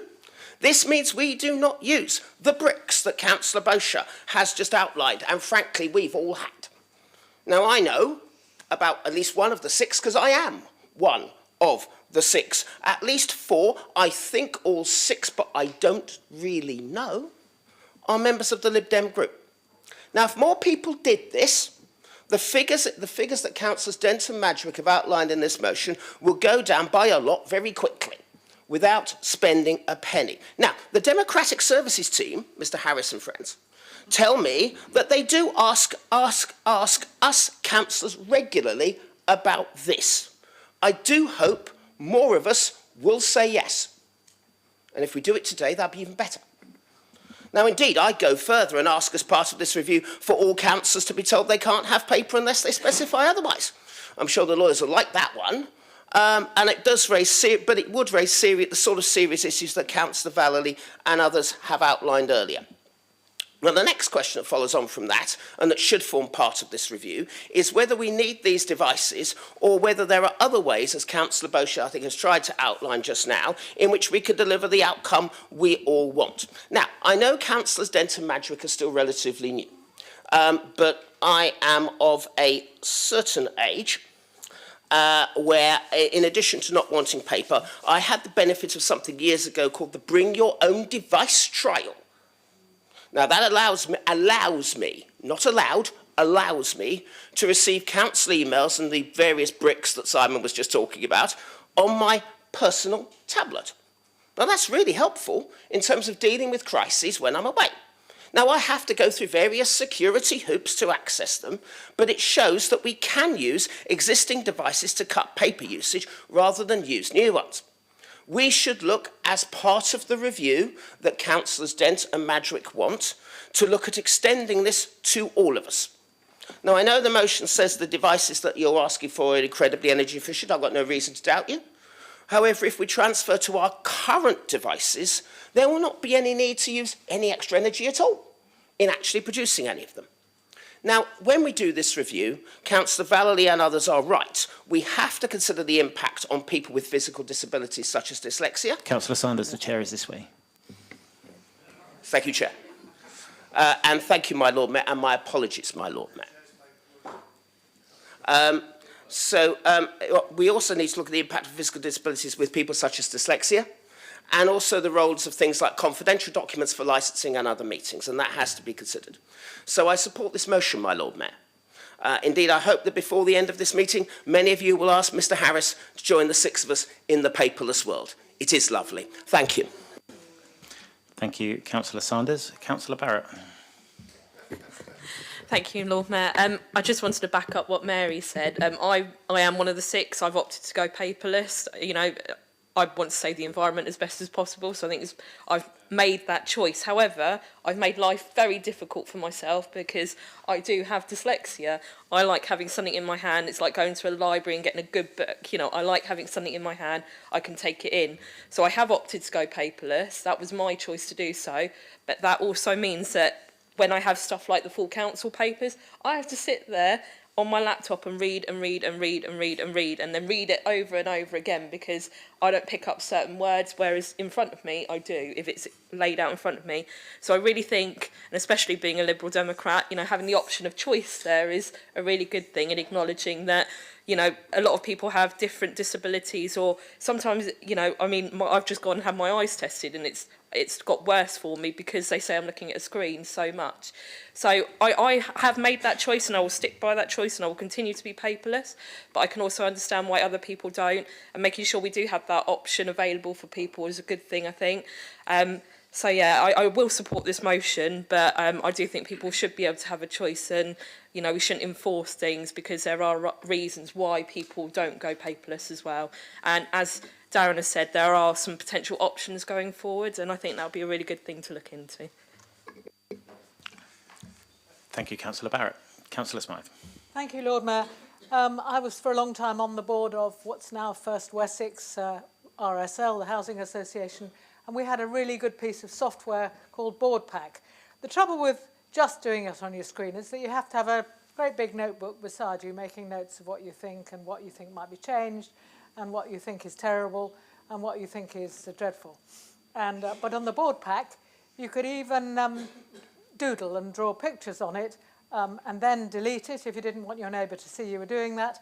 I do say that if we go down here, we need to have a very good piece of software, and they've been used by very important and big organisations for a very long time. And I found that really easy to use. I would say that our investigation should include that option, because otherwise you do have to have a big, you know, series of notebooks and then you're referring back and forward. It makes it all a bit too difficult, I think. So BoardPack was certainly very good 20 years ago, and I'm sure there's successors of that would make it all very easy. Thank you, Councillor Smythe. You okay over there? People just can't get a handle on technology. Are you all right, Councillor Smith? just throw it against a wall. I'm now going to call upon the proposer, Councillor Dent, to sum up and ask whether he wishes to subsume the amendment. Councillor Dent. Yeah, happy to assume the amendment. I think everything's been said. I'm not one for long speeches, so basically I'll leave it up to you lot to vote. Thank you, Councillor Dent. So we'll be... he's gone. So a vote will now be taken, including the subsumed amendments. So all those in favour? Anyone against? Anyone abstaining? That motion is carried. Thank you, members. We'll go on to motion G, Guildhall Trust Theatre operations outside Portsmouth. Is that proposed by Councillor Atkin? It is, Lord Mayor, thank you. And seconded by Councillor Bosher. Seconded, Lord Mayor. I will now call upon the proposer, Councillor Atkins, to present and speak to his motion. Matt. Thank you, Lord Mayor. And this may be a longish speech that takes all my time. I guess it's just that I'm so passionate and I have all the ideas. Or maybe it's because as a lawyer I'm used to being paid by the minute or possibly even the word. But anyway, the purpose of this motion is really quite straightforward. It's to seek assurances about the use of taxpayer money and assets by the administration and by the Portsmouth Guildhall Trust. I accept that I word my motions in strong terms. I view it as my responsibility as an opposition member to hold the administration to account, even if sometimes that means stating a case in the strongest possible terms and seeing what the response is. And in some ways, this is that kind of motion. Because in November, I found out via the news, via the media, that the Portsmouth Guildhall Trust has agreed to become the operator of White Rock Theatre in Hastings. Now, clearly, the Guildhall Theatre Trust is an independent organisation and its commercial decision-making are private to that organisation, but the council, I think, does have a significant role in that. According to the local council in Hastings, this agreement to become the operator of White Rock Theatre secured the future of that theatre, implying that there was otherwise potentially a financial threat to it and that it was not profitable. Indeed, previously in council papers from Hastings, it tells us that Hastings had subsidised that theatre to the tune of £600,000 a year. But over the last 5 years, that had fallen to £125,000 a year, and that is why the previous operator, a local theatre organisation, had not sought to renew their lease. To me, reading that in the press and reading Hastings Council papers, that sounds like the Portsmouth Guildhall Trust are taking on quite a significant risk and quite a significant undertaking in terms of work, time and finances. I think, therefore, it's not unreasonable to assume that this will divert their attention from Portsmouth. Now, what is the problem with that? Well, the problem with that, I don't have any problem with Hastings people receiving good theatre provision in their city, but we subsidise the Portsmouth Guildhall Trust to quite a substantial extent. First of all, they are the operator of a building which belongs to the people of Portsmouth, which we have leased them on a long-term lease. And as landlords, we continue to pay the maintenance obligations on that building to tune of about, as I understand it, £400,000 a year over the next 10 years. And in addition, we provide a cash subsidy of around £173,000 a year. Now, that will be dropping over the next few years as we have allowed them to take a £550,000 advance for the capital investment in their new basement project. But that means we are effectively guaranteeing to give them that subsidy for the next 10 years while they pay that money back. So we are subsidising this organisation, by my count, to the tune of around £600,000 a year, in addition to allowing them to lease one of the most important assets in our city. I think it's not unreasonable to assume that, therefore, there is a risk of Portsmouth Council taxpayers' money being diverted either directly, which I accept is less likely, I doubt they will take our subsidy and directly spend it in Hastings, but indirectly to that new theatre project. Can you really reassure me that no officer time from the Guildhall Trust, which is partly financed by our council taxpayers' money, no risk to their finances by undertaking an operator agreement, which carries within it inherent risk in relation to upkeep of that theatre and possibly even maintenance? I don't know the terms of that deal. Really, can you assure me that none of our money is being put at risk by this new operators agreement? And if so, I would like to know how. And I think the people of Portsmouth deserve to know how it is that our money is being protected by ensuring no officer time, no finances, no risks are directed towards Hastings, given how much we are subsidising the Portsmouth Theatre Guildhall Trust. Also, it is the case that in the last financial year, the Portsmouth Guildhall Trust recorded a surplus of £800,000. Now, I think that that's a good thing. I think there are good things that the Portsmouth Guildhall Trust is doing. However, is it right that they are investing time, energy, money in providing theatre in Hastings while continuing to take Portsmouth Council, City Council money? And I think that raises a question which Portsmouth residents deserve the answer to, and I think the main way of achieving that is through a motion at Council, and I would like to see a written report where the administration take responsibility for having scrutinised this deal and confirmed to the people of Portsmouth that, that our taxpayers' money is not at risk. And I think that's a reasonable position to take.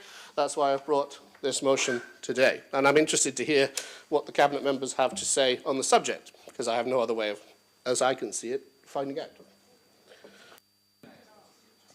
Thank you, Councillor Atkins. Members, through me. Are there any amendments? No? Then the matter is now before Council for debate. Councillor Fielding. Thank you, Lord Mayor. I find it quite ironic that our Conservative colleagues would want to stymie commercial or strategic investment on behalf of the Guildhall Trust. Was it not this Conservative group who invested heavily in commercial property assets outside of Portsmouth for commercial gain, yet when a local charitable organisation looks to diversify its growth and development, it looks to stop this? Whilst it's understandable to exercise caution and prudence in financial matters, we should not allow short-term apprehensions to overshadow the long-term benefits of strategic investment by the Guildhall Trust. I will not be voting for this motion, which clearly shows a lack of ambition and short-term thinking by a group that seems as out of touch with local residents as it is nationally with the rest of the country. Thank you. Thank you, Councillor Fielding. Councillor Horton. Thank you, my Lord Mayor. As the notice of motion was specifically directed to the leader who's not here, and him being the relevant cabinet member, I did speak with him for a while to get down some notes. So this is, obviously he knows his portfolio much better than I know his portfolio, and you won't be surprised to know that he has a lot of detail on this. So hopefully this will go some way of allaying your fears, Councillor Atkins. So members may be aware that from the 1st of February this year, the Guildhall Trust took over the operation of the White Rock Theatre in Hastings, owned by Hastings Borough Council. It's a medium-sized entertainment venue, home to some of the best live entertainment in East Sussex, that can host a wide, varied programme of classical and rock performances, comedy acts and community events. There are obvious synergies with the Portsmouth Guildhall. The trustees are mindful of their responsibilities, and such expansion is carefully risk assessed. The Guildhall Trust has decided to enter into this exciting venture to increase their presence in the regional entertainment sector, and which will allow both venues to benefit from obtaining better market deals with promoters, agents and key suppliers such as breweries. Through new relationships, it will provide new programming opportunities and seek to offer a wider programme in Portsmouth in both the main Guildhall venue but also in the smaller studio. The operation of the two venues will be kept separate. There will be no subsidy in the Hastings operation from Portsmouth residents. Hastings Borough Council will be supporting the venue through revenue contributions and capital funding through the term of the lease. I can confirm that Portsmouth and Hastings business operations will be accounted for separately.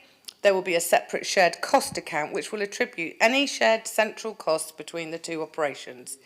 This, of course, will be of financial benefit to Portsmouth and see a reduction in these costs within the Guildhall's accounts, and I can confirm that officers will continue to monitor these finances on a regular basis. I can also advise that the funding from Portsmouth City Council for the Guildhall Trust has reduced, as was mentioned, considerably in recent years and will reduce again next financial year. In mitigating many of the current financial pressures on the operation of the Guildhall, the Trust has been really proactive in maximising its revenue and developing new community events such as Dance Live for local school children and actually children further afield, because I really don't like the idea that these things are limited to the boundaries of Portsmouth, and also the very successful Comic Con. You will be aware that the base project is currently well underway, although maybe has stopped for this afternoon because of the noise. And once complete in the spring, will provide wonderful opportunities for developing the interest of the young people in Portsmouth in arts and cultural activities. Thank you, Councillor Horton. Councillor Brian Madrick. I'd actually just simply like to back up what Councillor Horton has been saying.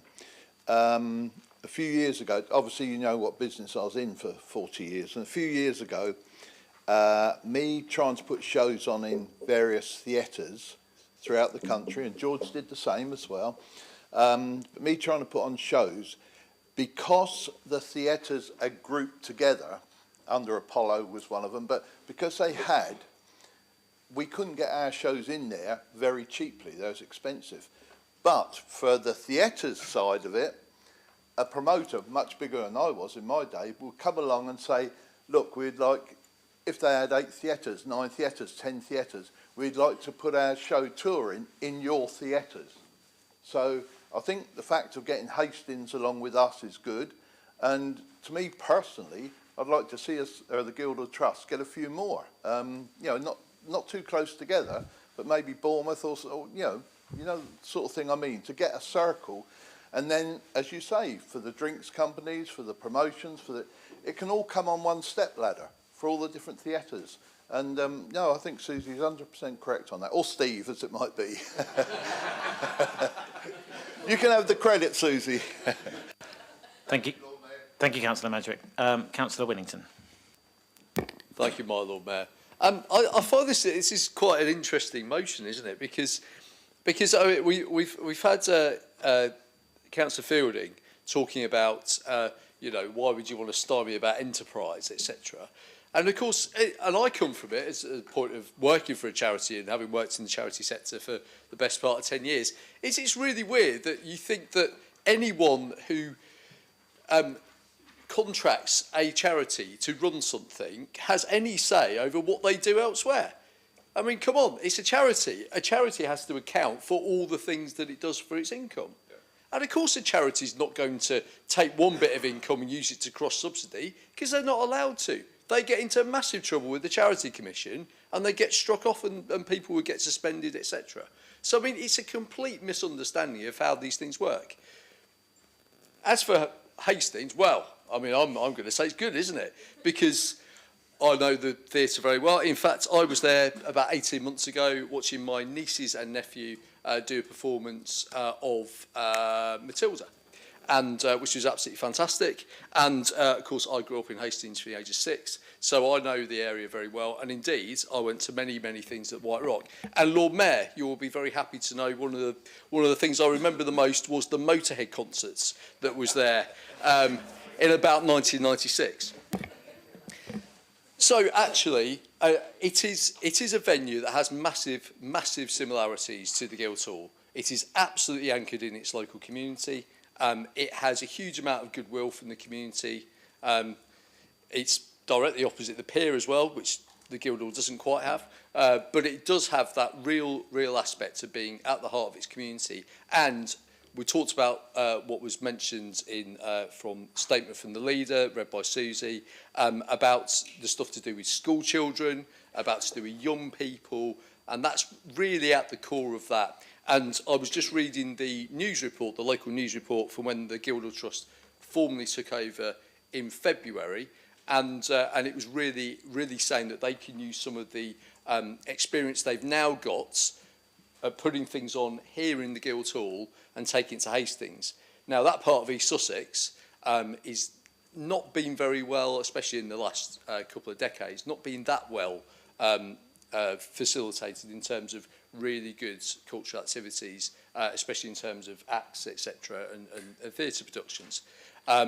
They've done the community stuff really well, but not really able to get things. So I think using the ability of the Guildhall Trust's experience here to take things to different parts of the country, and as Councillor Brian Madgwick said, I think it'd be fantastic if they can take that elsewhere as well.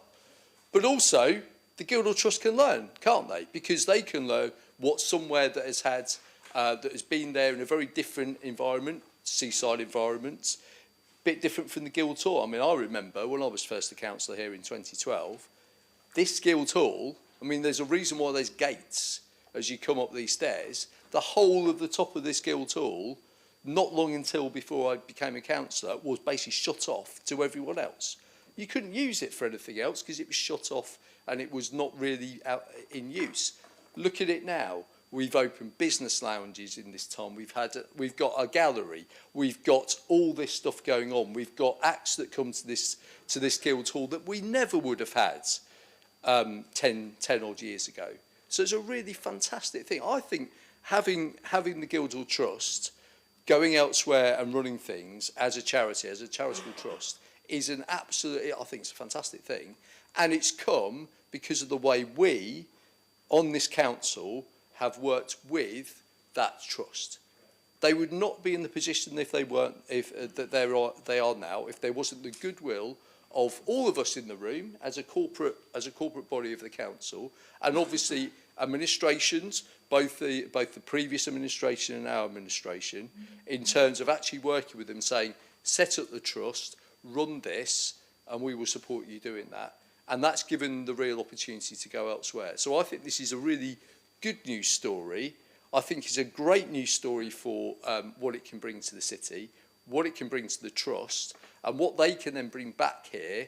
And in the end, the bigger they are, the more that they can use their influence, get more ideas, and that can only be for the benefit of this city and this building. Thank you very much, Marla Ware. Thank you, Councillor Whittington. Councillor Vernon Jackson. Thank you, my Lord Mayor. This has been a very interesting debate. We've learnt lots, haven't we? We've learnt that the subsidy that the City Council gives to the Guildhall Trust has fallen substantially, and that over £1 million of public taxpayers' money has been saved by working with the Trust. And that's wonderful. It's probably, Councillor Atkins is shaking his head, he's right. It's probably Through the chair, Councillor. Sorry, it's significantly more than £1 million. That has been saved for the public purse. And that is absolutely wonderful. And so we've also, and I do remember when previous administration did buy a Waitrose in Crewcombe. That never came anywhere near to any councillors here for a decision. It just happened to happen. But I think it's really good that we learn. If we look at BH Live run our leisure centres here, and they do it very well and very effectively, because they've learnt what to do in Bournemouth. And I think that bit about learning about doing things and doing it well is really good. And the Guildhall Trust has been an enormous success here. I do remember when the budget came up for discussion at Governance and Audit, Councillor Atkins had very strong views about not funding the arts in the city. I'm pleased that across this council we decided not to listen to him and decided that we would invest in the arts, because it's really important, not just for quality of life, but for the economic viability of this city. When employers look about where they're going to locate, the quality of life and the things that people are able to do is a really important part of their decisions.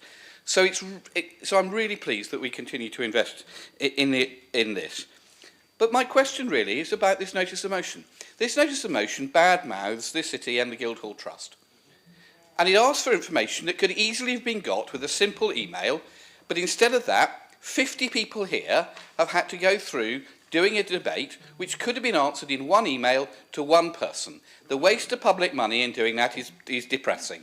So, my Lord Mayor, I hope that we resoundingly reject this notice of motion and say that we support the work of this Guildhall Trust to work with other people to take on the learning here and the progress here that has seen a really big reduction in public subsidy for looking after this building and the artistic ventures that happen here, and to hope that the people of Hastings are able to benefit from it as well, but for the benefit both of people here in Portsmouth and the surrounding areas, and of Hastings and their surrounding areas.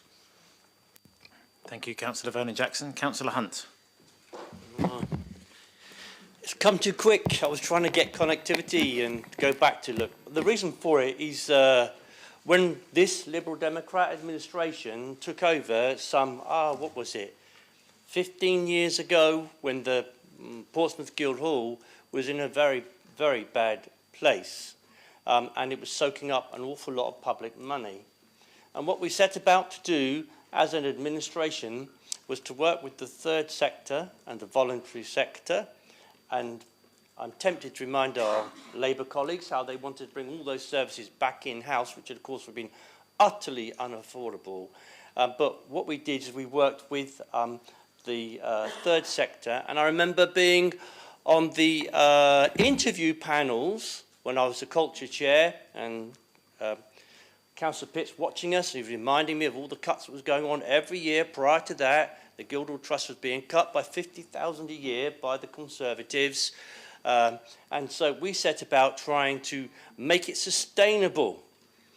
And what we envisaged at the time was that the Guildhall Trust might actually do a lot of the other venues, sports and leisure venues around the city. But as Councillor Vernon-Jackson has mentioned, we looked at other providers too, not least BH Live, and also and volunteer groups around the city to do those sorts of things, which would otherwise by now definitely have gone. And if they hadn't by now gone, due to all the funding cuts coming from central government over a number of years from successive governments, lots of those venues that we take for granted now, seriously take for granted in this city, would have gone. Our city is very different.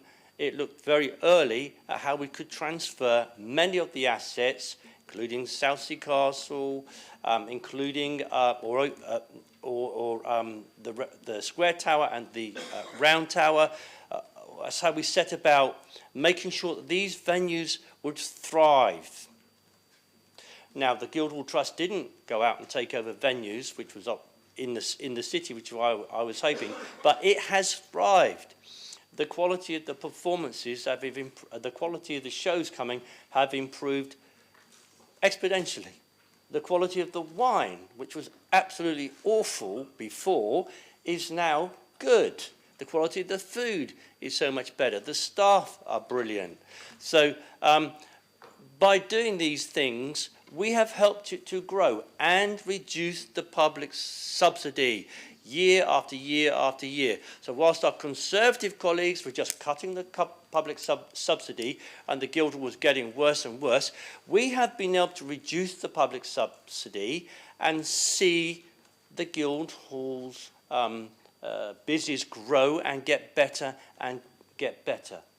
So now they are actually beginning to expand, and they are looking at these other venues, and they will bring income to themselves.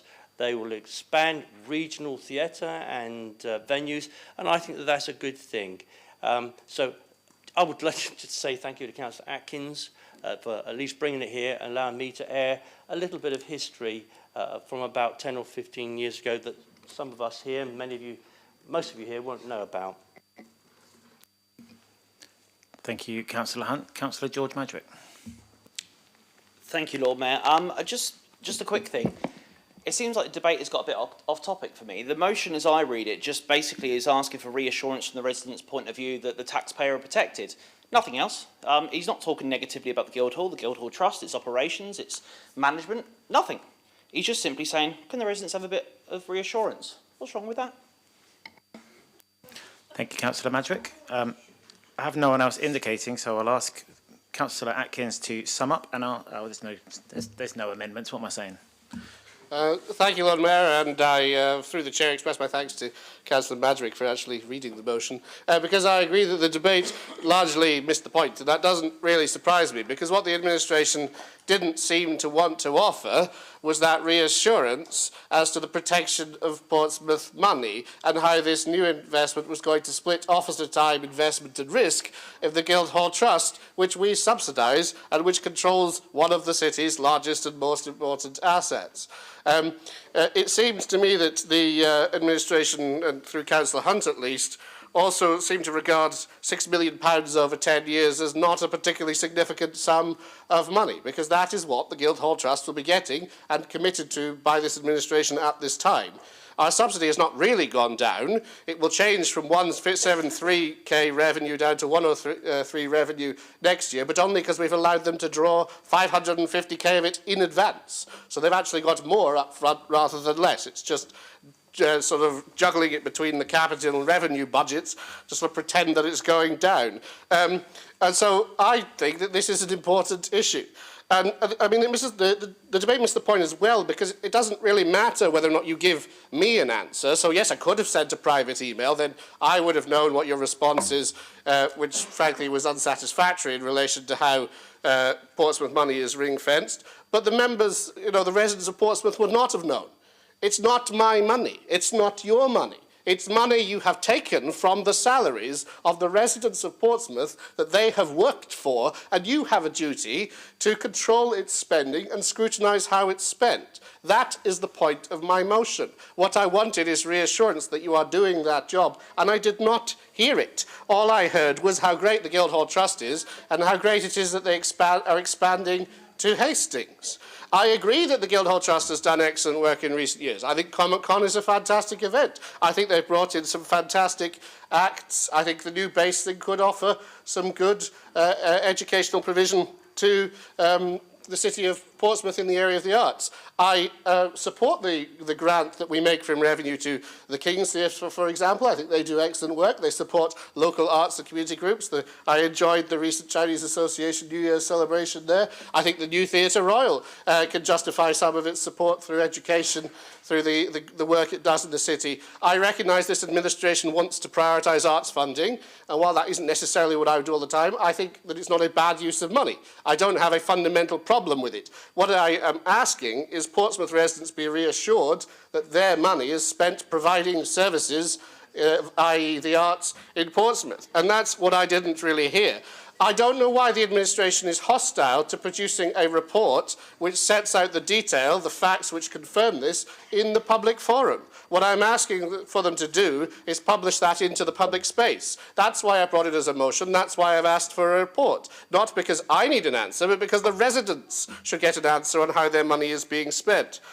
I would also make the point that there seemed to be some misunderstanding about the concept of an investment, because an investment is where you put money into something like a supermarket intending to get a profit from it. I presume the Portsmouth Guildhall Trust is not intending to run a theatre in Hastings at a profit it will return to Portsmouth. That would not be in line with its charitable obligations. So for Councillor Fielding, Lord Mayor, to compare private investments that the previous administration made, which made money for the council, thereby increasing our service provision, to a risk that is being taken on by an external organisation, which we heavily subsidise, which runs our most important civic building, is a complete financial nonsense, frankly. They are completely different things. What we are talking about here is whether or not we are being exposed to risk by an organisation which we do not control with Portsmouth taxpayers' money.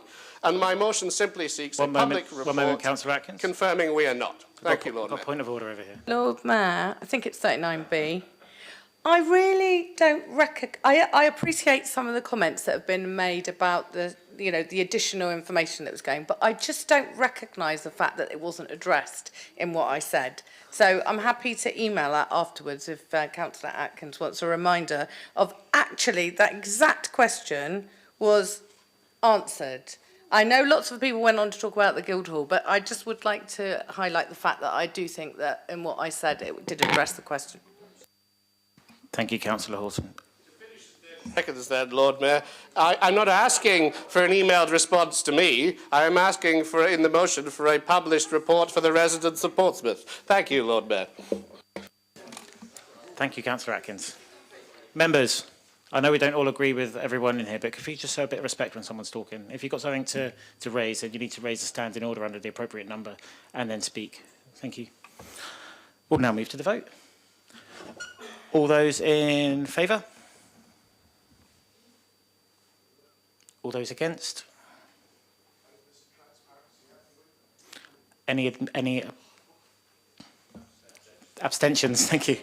I've literally got it written here. That motion is lost. Thank you, members. She's abstained over there. Thanks, Judith.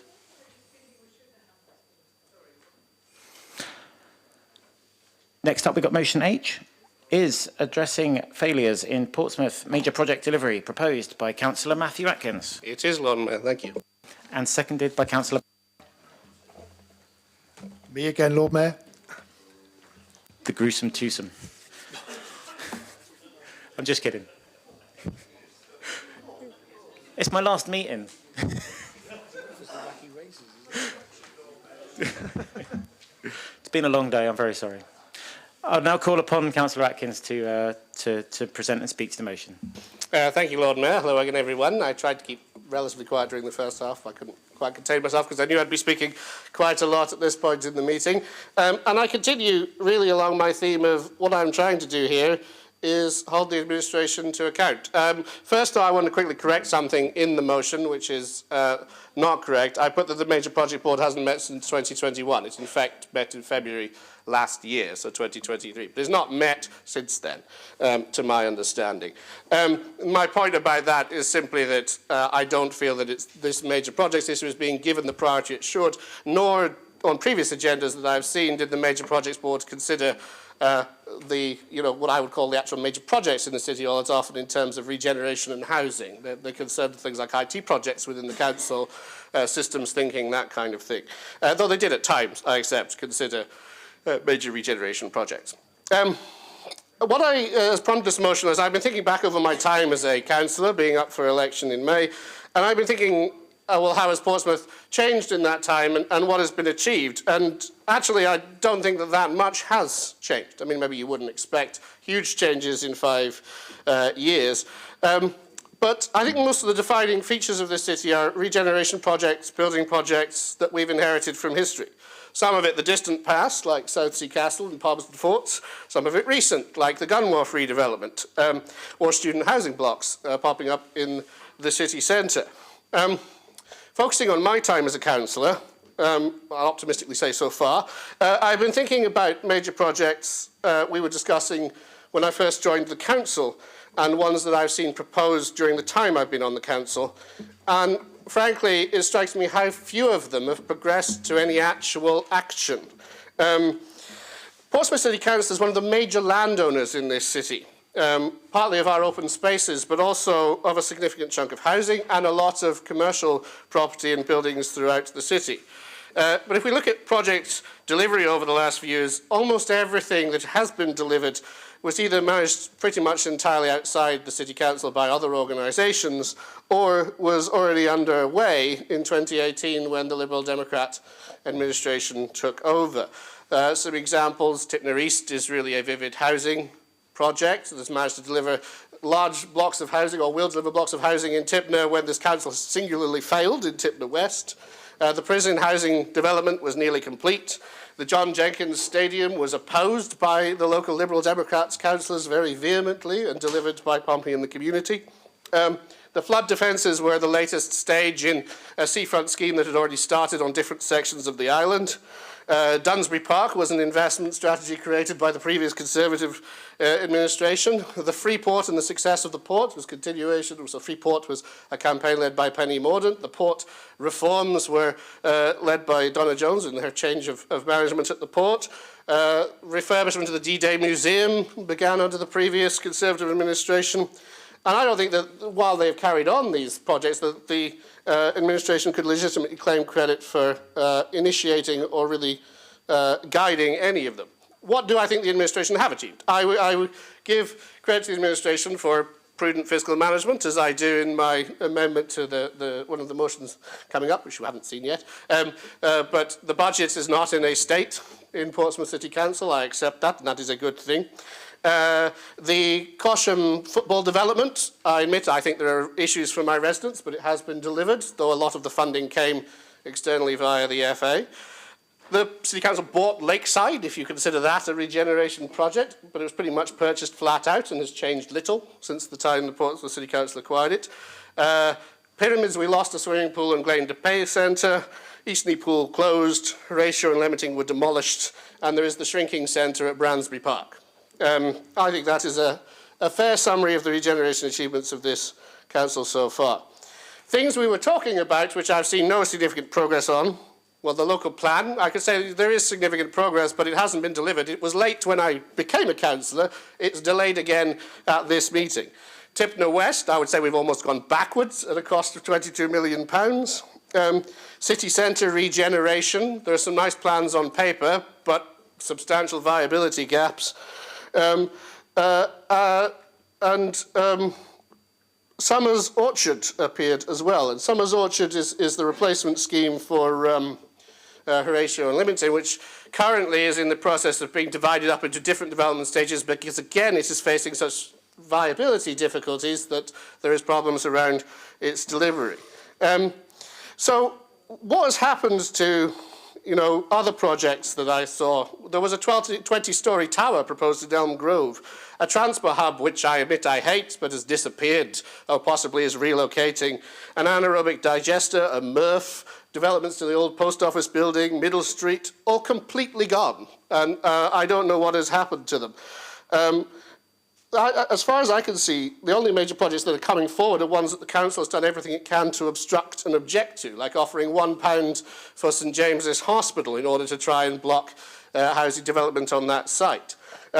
So ultimately, I'm calling the administration to account and asking them to refocus in my motion on future regeneration and housing of this city. Major projects. I think we've been too caught up in my time on the council on small local issues, electioneering, and fighting fires. And I just think, if any, that needs to change going forward. Thank you, Lord Mayor.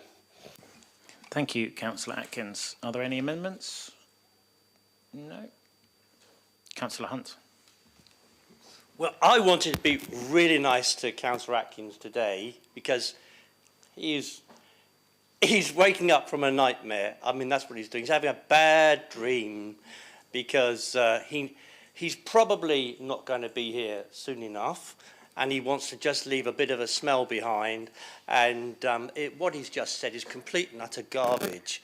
I mean, quite frankly, I don't reckon... I'm sorry, Matt, and you know it too. You just want to have a good old dig. And I don't blame you, I suppose. You're a bit sore. However, that's not my fault. It's not the city's fault. I just want to correct you on a couple of things that I could possibly remind you of. You talked about the D-Day Museum. I was the culture chair at that time. And I remember that the seafront used to get... I think it was about £100,000 worth of capital money every year. So what I did is I saved it for 2 years till we had £400,000, and then we bid to the lottery money to renegotiate the to do what we did at the D-Day Museum. I do remember, and forgive me if I get this wrong, to the Labour Party, but I do remember the Labour Party at that time trying to pinch that money. It was either there or further down along at the Hot Walls, which we successfully delivered to and brought all those buildings back into good use.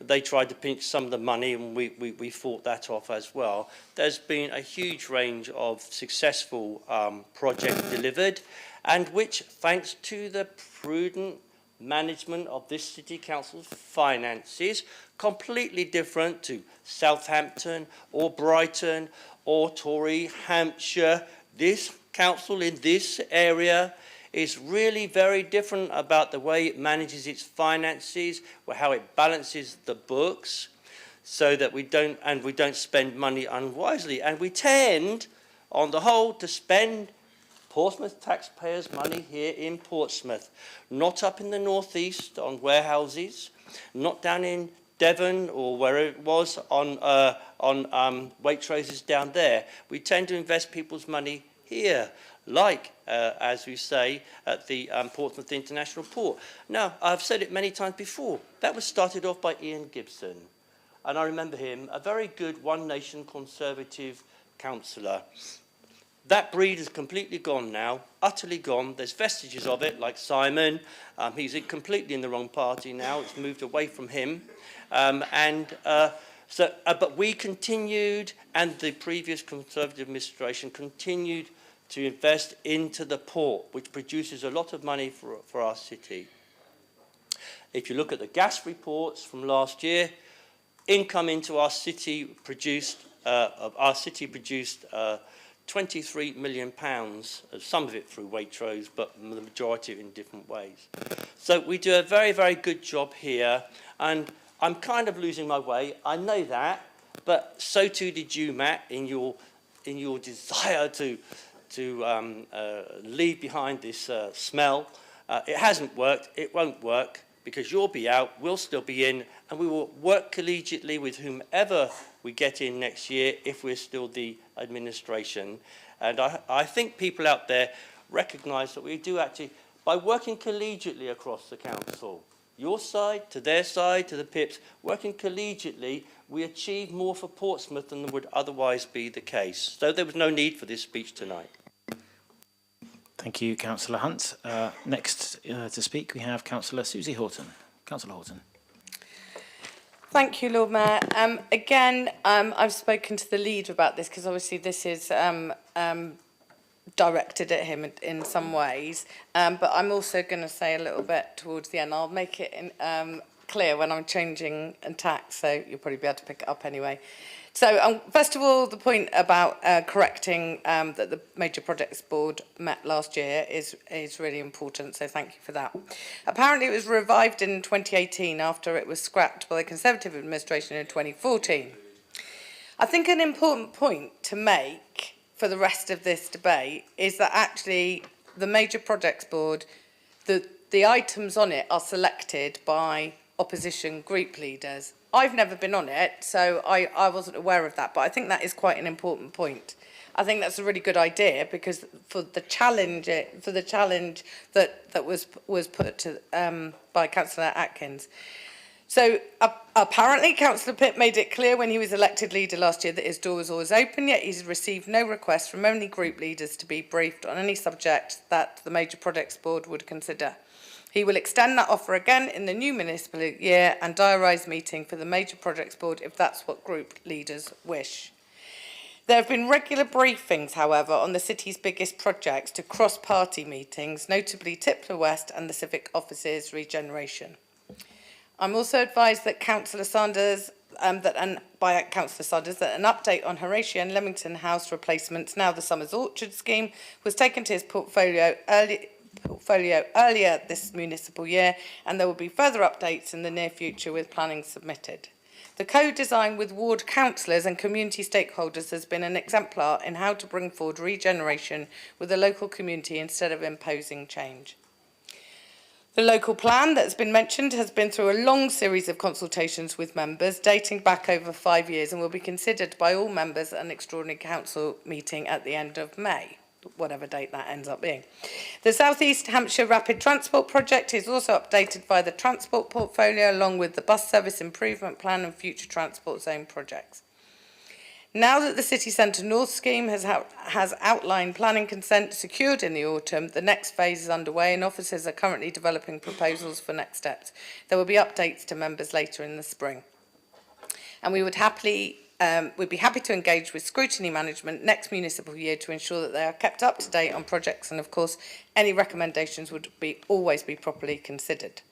Right, so now I'm going to stop channeling Councillor Pitt. And I'm going to risk taking this into a reasonable area. There's a lot of political game playing, we know that. We're all party to that sometime. And one of the things, in fact, I was talking to someone the other day about how when an administration changes, and I remember our own administration doing this, so I'm going to say this, that I think there was some council housing that was brought forward under the previous Conservative administration, and Councillor Vernon Jackson in the first meeting said, look what we've done already in the first week. So we know that a lot of this is long term, it's pipeline stuff. And we also know that we are custodians of the city. A lot of these projects are going to impact the city for future generations. And I think on the whole, despite sometimes a bit of the pantomime that we have in here, we actually do work really responsibly together, cross-party, on the stuff that really, really counts. And those big projects that have been cited today are examples of those. Now, I don't need to outline the reasons why some of those things have not actually gone according to initial plans. Pandemic, obviously, the cost of living, crisis of raw materials, trust, etc., etc. Everyone knows that, but actually, through those waters, we have had some really, really successful cross-party working groups where we're not in this council chamber, we're not having a pantomime, and actually really serious challenge has actually made a lot of those schemes far more positive. So I actually can't accept the accuracy of the narrative presented in the motion as it is, and I won't be voting for it. But I do think we need to take away from this this sense of proper informed challenge and actually our responsibility for this city for generations to come. Thank you, Councillor Horton. Councillor Graham Heaney. Thank you, Lord Mayor. I listened to the speech made by Councillor Atkins, and I looked at the motion, and I actually thought there's only one element of this motion I think really is important and should be considered seriously, and that's the bit about scrutiny management being asked to look at the regeneration projects, because I think that is an important point. Unfortunately, Councillor Atkins spoiled it by his advocacy. It was absolutely awful. It was all over the place. It was a scattergun approach, bringing everything and anything you could possibly think of into the discussion, which was not relevant. If you'd actually talked about regeneration projects and some of the challenges of that, I think we would have been much more sympathetic to it. Through the chair, Graham. So, I don't think that looking at what has happened, we would necessarily want to support it, because we seem to have had a assurance from the Deputy Leader that there is going to be an opportunity for scrutiny management. As a member of the scrutiny management panel, I obviously defer to the Chair on this. I certainly would be advocating for the scrutiny management to look at this next year as an overview, not a detailed dive into every little bit of it, but look at the overview and how see all these schemes fit together. partly to help members get an understanding of them, because they're complicated. You know, I don't know all the detail of the redevelopment of the housing ones. I know some about Tipner, you know, and getting our heads around all these things is quite complicated. So we do need, I think, an opportunity to do that, and I think scrutiny management would be the right thing. So that is one thing I think is right, and I think if you just left it at that, you would have got support, and we would have probably all supported it. But unfortunately, you spoilt it. Thank you, Councillor Heaney. Councillor Sanders. Thank you, my Lord Mayor, and I would support what Councillor Heaney has just said. Firstly, under 39B, I wish to offer some points of clarification as me, Councillor Oliver and Councillor Kadir were... Okay, then under 39B, my Lord Mayor,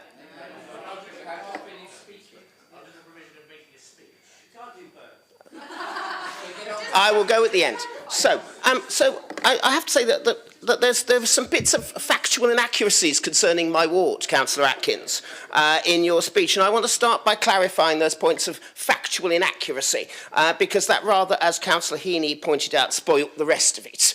As far as the John Jenkins Stadium is concerned, Councillor Kadir, Councillor Oliver, I and Councillor Stagg before us have supported Pompey in the community. Indeed, I was speaking with Claire only the other week on how finally, after many years, we've actually got children in there. They're actually playing football. Our concern was reflecting local people's concern about the Moneyfields version of that development, which was run by Moneyfields Football Club. Thankfully, it is now going to be more of a youth hub, and therefore that is a factual inaccuracy, thank you, Chair, Councillor Atkins, that frankly needs to be clarified. The second bit that needs to be clarified also, Chair, thank you, my Lord Mayor, affecting my ward is with regards to the prison development. Councillor Atkins implies that the Vivid development came in under the Conservatives. That is incorrect. Under the Conservatives, their plans were going to be an all-private development for rich people. What we did as Liberal Democrats back in power was to work with Vivid Homes to make sure that 2/3 of the properties housed Portsmouth homeless and people on Portsmouth's housing waiting list. A much better approach than the all-private development under the Conservatives. Now, as far as the other side of the housing development situation is concerned, well, in 2018, there wasn't a plan to build council housing, my Lord Mayor. Our Conservative colleagues have done very well in implementing our plan on places like Ivy Close, my Lord Mayor, and other places. But we had no plan, which meant we had to create one. Now, unfortunately, it takes time to create a plan and actually build homes. And so, unfortunately, that meant the first couple of years we couldn't build, well, practically any. In fact, the only ones we built were at Southsea Community Centre because there had been a problem under the Conservative administration. There had been a hold-up, which actually meant that if we had left it one more day, the planning permission they got would never have been implemented. And that is now 27 homes housing our homeless because we actually did something unlike previous dithering. As far as the housing situation is concerned, well, I have to say we have been building at Patey Court, in Paulsgrove, at Doyle Avenue, in Hilsea. Thank you, Councillor Hunt, for reminding me how our Conservative colleagues opposed this development. But obviously, if you're not building it in the first place, how can you oppose it? We have also been looking at places on our areas, such as at Highgrove Lodge, which has been sadly delayed, and I'll come back for some of the reasons for that, in Drayton Farlington. Also places in Havant as well. But we have not had, but we at least have a plan. Our Conservative colleagues didn't when we took over. As far as Summers Orchard or the former Horatio and Leamington houses are concerned, we had safety issues. We discussed it long and hard at the time. There was a disagreement between ourselves, our Conservative colleagues and so on this, but I'm pleased to say it's now, planning permission has been submitted. Just as planning permission has finally been submitted after what looks like 5 decades, and in fact, after planning permission has been approved after what looks like 5 decades, for City Centre North. So there has been progress. Is it as much as we would like? No. Is it as fast as we would like? No. But we have, as Councillor Horton and Councillor Pitt have outlined, faced a series of circumstances. Building costs have gone up. And I have to say they've gone up because of the stupidity of the agent trust mini budget, which overnight increased interest rates to a level that made projects, housing projects across the country, whether they're built privately, whether they're built publicly, or whether they're built by housing associations, borderline unviable. We believe, or I believe, that the Summers Orchard scheme can deliver viability by the time that it needs to be built.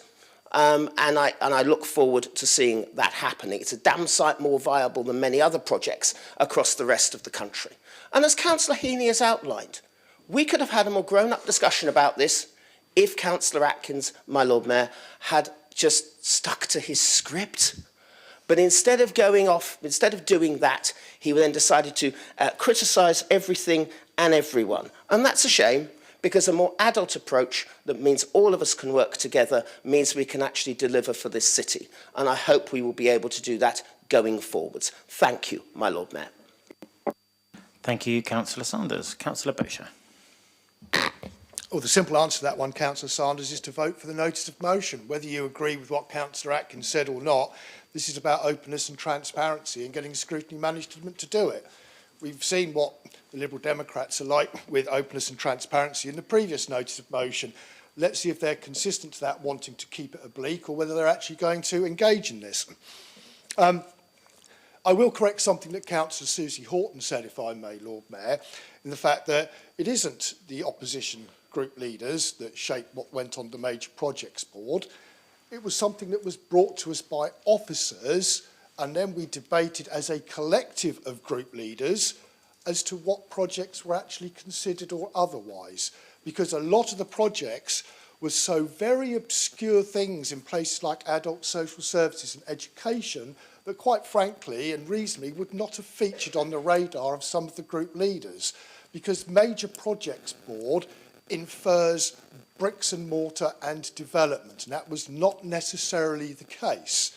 But it'll be interesting to see what actually comes out when we get to the vote. Because one of the interesting things, and perhaps it demonstrates it very adequately where we are as opposition and wanting to understand it, is not actually within this notice of motion, it's within the questions. And it's question 7. It's the one that's being put by Councillor George Fielding about Bransbury Park Leisure Centre, wanting to understand how it's going to be built and how it's going to be financed. And just for a bit of record, Councillor Sanders, there was this other thing called the Ukraine War, which actually influenced global fuel costs, which influenced the price of construction projects. So let's please put a bit of perspective on what we're talking about. Lord Mayor, the last minutes that I had for the Major Projects Board was back in February of 2023. I'm just trying to find it now, if I may. Yes, it was back in February of 2023, and we actually discussed transport schemes, including the city centre, which is still ongoing, I have to say. This is the last one, and it probably demonstrates where we are with Councillor Fielding's question, because certainly if we can remember the budget, the Bransbury Park Leisure Centre, the costs have been going up and up and up, and yet the facility has been reduced and reduced and reduced as we've been going along. But the only other business on this particular one, date of future meetings, 24th of March, focused on leisure schemes, Bransbury Park. Well, that meeting never happened, Councillor Fielding, so we're probably all in exactly the same place as opposition members as everybody else. The administration are in a unique position in the fact that they will get minute briefings on anything and everything to do with their relevant portfolios. It doesn't always translate to the opposition spokesman or to the wider council. When I was a cabinet member for traffic and transportation, yes, there's a lot of things that probably didn't interest Yahya Chowdhury and Lynn Stagg, who happened to be my opposition spokesman at the time. But anything and everything to do with something that was significance, they were always included in an officer briefing. Not a pre-briefing for a portfolio meeting, but a briefing meeting to let us know. When Councillor Stagg took over that, she was equally accommodating for us when we did that. And as Gerald has grown into the post, I think he realises that he does need his portfolio spokesman, because otherwise, if he brings reports late, Graham and I tend to shut him down. Perhaps the only ones he doesn't bring forward are ones about scooters, because he knows he's going to get grief from a certain member of the chamber. But having said that, I think this is largely about needing to understand where the projects are. The list of reports that I've also had come out of this as well, I would hasten to add, Lord Mayor.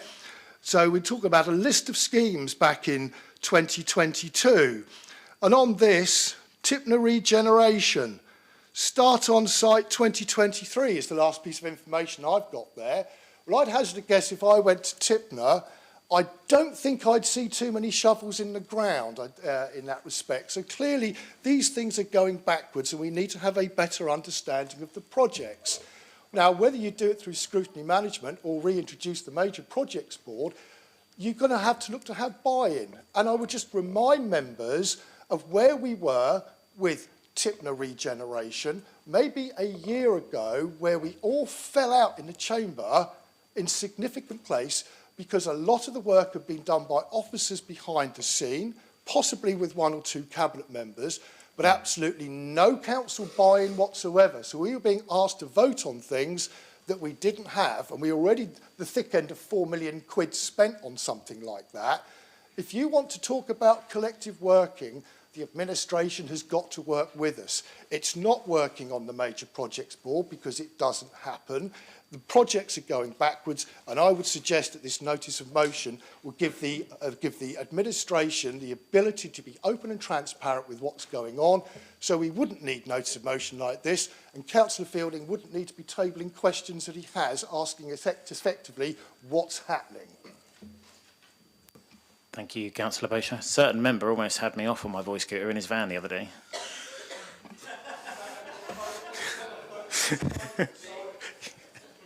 Councillor Vernon Jackson. Thank you, Lord Mayor. I thought I might be able to bring out some facts to this. Major Projects Board was started after a very difficult time when the council was building the Mary Rose Special School in Milton, and it became quite a big political football in this chamber in probably a really unnecessary way. And so I decided it would be a good idea to see if we could get group leaders together on a regular basis to go through major projects. And we did start just on physical projects, but there are also lots of projects in this council that maybe aren't physical, but also have enormous importance to how the council operates. And I think if there is a good example of councils that take their eye off the ball and don't think that major projects that don't involve building things are important, it would be sensible to look at Birmingham, where they did take their eye off the ball in terms of paying female staff at the same rate as male staff. And that's one of the things that's driven them into bankruptcy. So the Major Projects Board looked at a whole, it was a list that Kelly Nash used to bring, of a whole list of different projects that were going on around the council, both physical but also transformational stuff in terms of IT, personnel stuff in terms of if we were regrading, we went through, many of us remember going through putting everybody on new contracts, etc. And I think, Simon will probably know better than me, but maybe up to 100, a list of about 100 projects going on around the council. And stuff in adult social care, it may not be about building things, but stuff in adult social care is incredibly important. Our two big services in terms of revenue are adults and children's, and that the overspend on those across councils across the country is enormous. Making sure that those work right and we change things to make it work really well is an incredibly important project within the running of this council.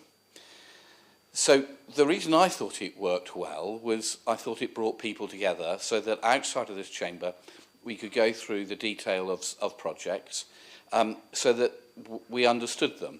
And I think that's worked remarkably well. I know Steve has taken this, or Councillor Pitt has taken this on in terms of doing stuff in terms of seafront and rebuilding of the civic offices and things like that, and the local plan.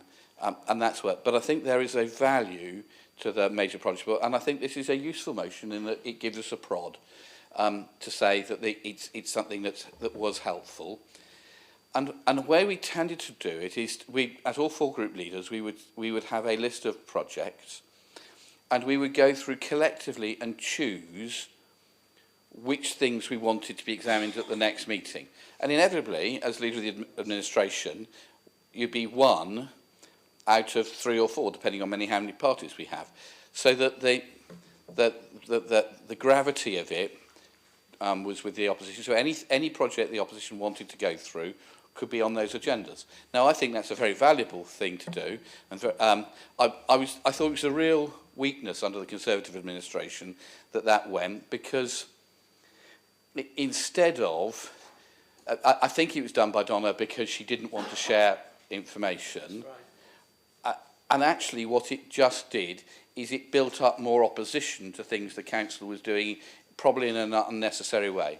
So I'm pleased with the assurance from the leader of the council that if opposition leaders want this to happen, he's very happy to have that. Very happy for this to happen, because I think actually it's one of the things that worked really, really well in this council, because it did look at a whole range of different things. So I think actually I think having the motion is quite useful, because it's a useful prod. But I followed Councillor Heaney's apposite words. Thank you. Thank you, Councillor Vernon Jackson. Councillor Madrick.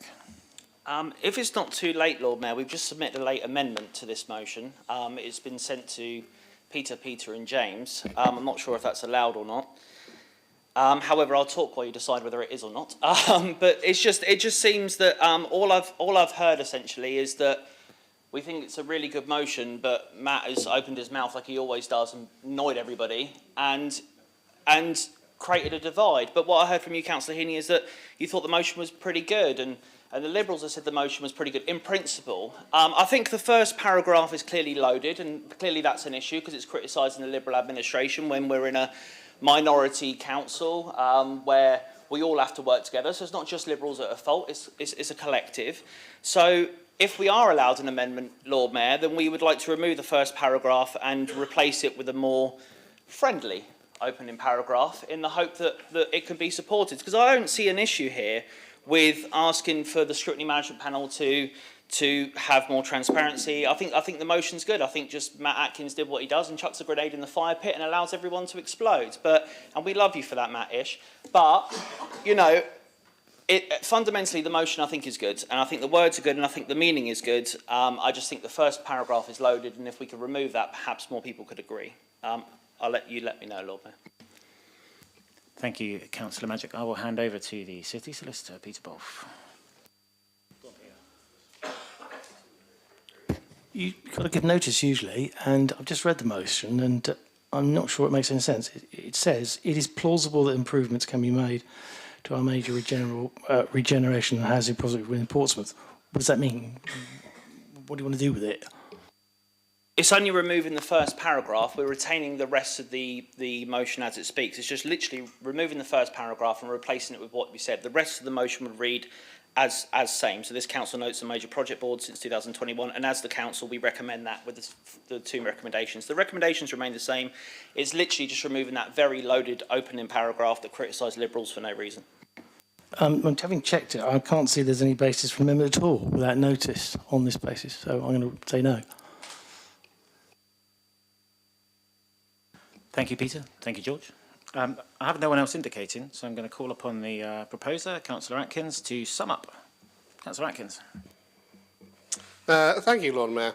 And for anybody wondering, I was exactly on my script when I proposed this motion. There's a list of major projects I felt were in trouble or had disappeared due to viability or deliverability during my time on the council, and it was quite a long list. Why do I push hard in the way that I do, since all of you seem to have accepted there is some value in what I'm saying about the major project board and scrutiny management panel? Well, I believe that research shows that hearing strong dissenting voices is healthy. It ensures we don't settle into cosy consensus. And so even if you disagree, you have now considered the other views available, even if you think they're too extreme.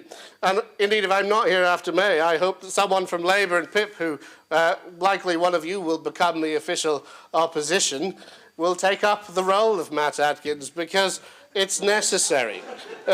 Opposition is required. It is a responsibility of councillors. On the other hand, Councillor Bosher is as always the voice of reason. He is the group leader and works with you on a more regular basis than I do, but he did second this motion. We are not completely apart in our views on the subject, perhaps, though we present them differently. To misuse a metaphor, he is a carrot and I am a humble stick. This motion flows from proposing an amendment to the budget that we start a fund to fund some of our more important and prioritised major projects, because we are facing funding gaps and viability challenges in regenerating the city going forward. I will say this more in relation to the next motion, but I don't necessarily believe that will change with a change of government. There are a lot of funding challenges facing the next Chancellor. I also believe that while things like the major project boards and the scrutiny management panel can be helpful, there's working collegiately, but there's asking the opposition to do your job as well as an administration. In response to Councillor Horton, I accept there have been many, many briefings, Lord Mayor, but I'm talking about progress, spades in the ground. And if you cancel Major Projects Board and don't communicate with us, but you deliver more major projects, I will actually be happy. I like decisive leadership, even if it sometimes makes mistakes. Own your projects and build them. Councillor Sanders listed quite a lot of developments, but I think even he would struggle to call them major projects, Lord Mayor. I didn't hear a lot in the speeches in this motion about what delivery there has actually been of our more major projects. I heard a lot about cross-party working, I heard a lot about briefings, I heard a lot about planning. But if we think of things like Tipner West, ultimately, we just saw another report today which says we don't have a solution. Here is our objective statement. That's after £25 million spent. We have the local plan delayed again. We have £50,000 wasted opposing St James's on barristers' fees while offering £1 to actually buy it. You could have offered £50,000 and saved some money. Bransbury Park, as I said, and as I think Labour are waking up to in Councillor Fielding's question, Lord Mayor, is way over budget and shrinking in size to the point it's questionable whether this is worth building. On its own, if it doesn't attract customers, it will actually, in the future, be a financial drag on the council. What we do have in front of us, and I do believe this, is an opportunity in City Centre North and to deliver major regeneration and improvement to transport, to reform our high streets to face the future challenges of more and more online shopping and less retail. We do have a chance in Summers Orchards to deliver a large number of replacement council and social housing lost by demolishing 2 buildings, and we could rehearse that argument. So I believe that what is needed here, and this was the point of my motion, and it seems to, despite my poor advocacy, have largely been accepted. So whether you vote this motion down or not, I hope you go ahead and do what I asked you to do, which is consider major projects in more detail and put it through the scrutiny management panel to consider which we should prioritise. Because what I'm concerned is happening is we're expending so much effort on projects which are really very difficult to deliver, which have bad viability, which occupy so much of our time that we are not focusing on the ones that we can deliver. And I think that prioritisation, that forward financial planning is really important. And yes, I respect the fact there have been a lot of crises. But Liz Truss's mini-budget was September 2022, 4.5 years after the Liberal Democrats took over. It is only in the last year and a half that the consequences of that have really been seen. So I'm asking the administration to accept the reality of the situation that they're in and plan for the future as to how to deliver the most important projects in their city, and that is the point of the motion. Thank you, Councillor Atkins. So go to the vote. All those in favour?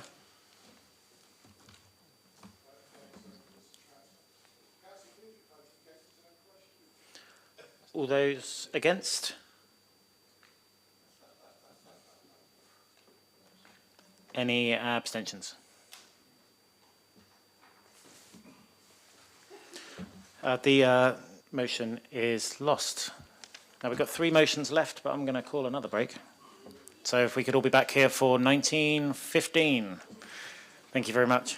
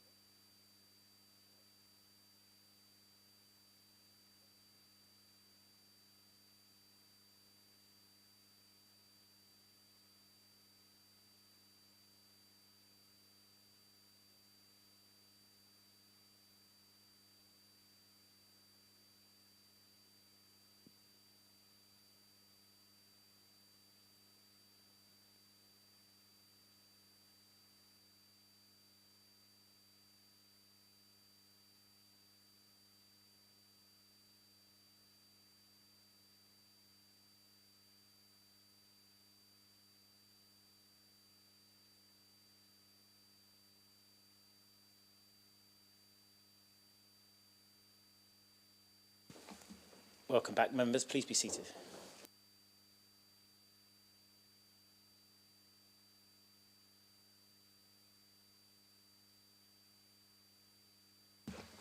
Everyone refreshed? We'll move on to motion I, the crisis in local authority funding. Is that proposed by Councillor Heaney? Yes, Lord Mayor, proposed. And seconded by Councillor Fielding. Formally seconded and reserve my right to speak, Lord Mayor. Thank you, Councillor Fielding. I'll now call upon the proposer, Councillor Heaney, to present and speak to his motion. Councillor Heaney. Thank you, Lord Mayor.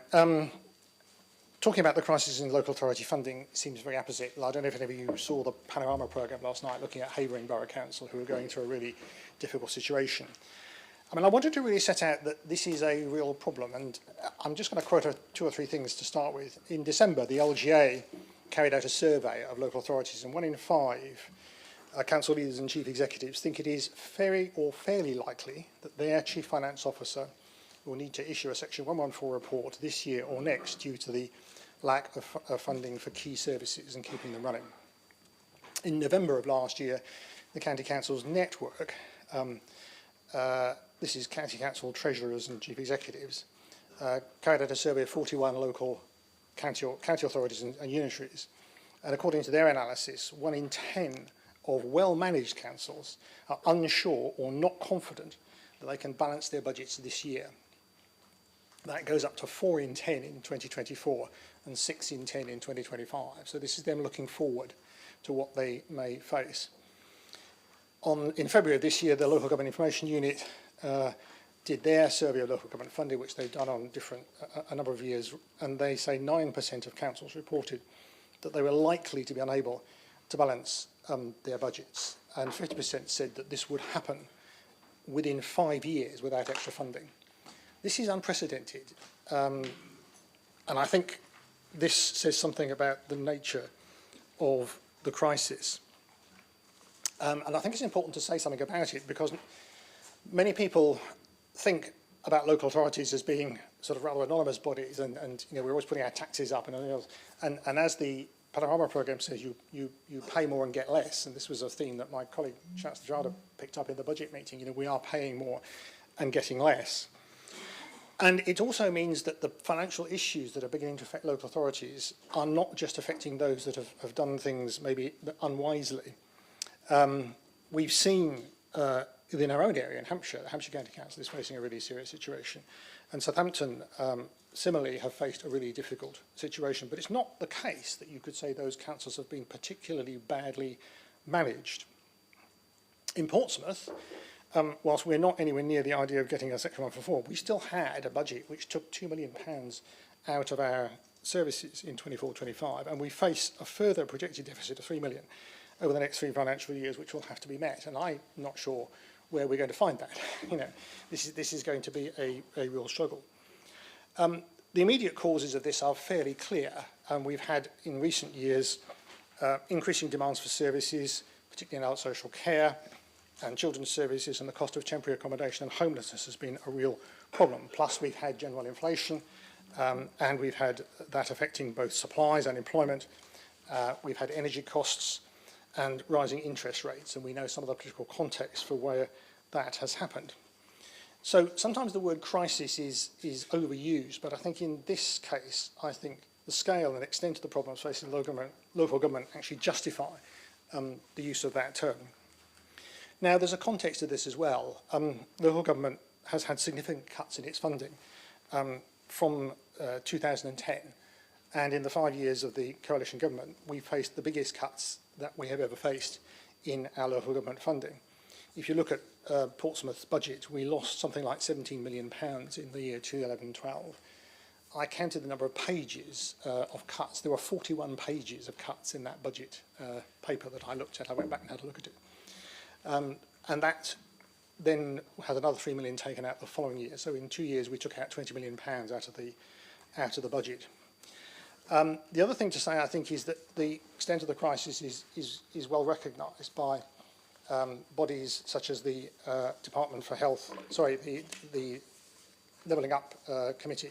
They actually had a report back in 2019 where Tony Travers, who's the expert on local government finance, said that the extent of the local government cuts to finance from 2010, and he was talking 2019, had been unprecedented. There had always been pressures on local government, but it was completely unprecedented to see that. And one of the other things that the committee actually said in 2019 was that some of the things government did, like the benefit cuts, had a knock-on effect on government, on council budgets, which caused extra problems. And of course, in 2019, the committee also said that there were still pressures on services like adult social care and children's services. They were beginning to ramp up. And we know that that's been a particular problem. I put some figures in there just to give a sense of how we've suffered. We're asking for the government to do 4 things, really, 5 things. Moving away from annual financial settlements, ending the delay in progressing fair funding, ensuring that measures of deprivation are included, reviewing council tax, because that has to be done, I think, and ending the reliance on councils having to bid competitively. That's a set of principles that I think any review will have to, I think, endorse. We have to realise that the imbalance between authorities, we are a low tax authority, we have properties which are in the lower council tax band, so we don't raise as much. So you've got to address that when you think about fair funding. And we're fortunate, we have a port which gives us £8 million in income.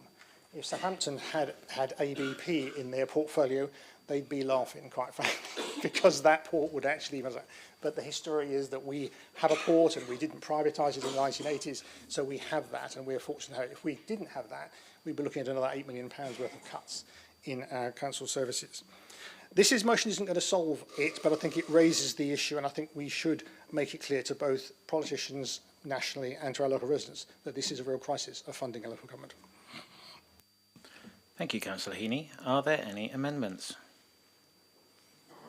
Councillor Sanders? There is one in my name, yes, my Lord Mayor. And do you have a seconder? Yes, Lord Mayor, I second it.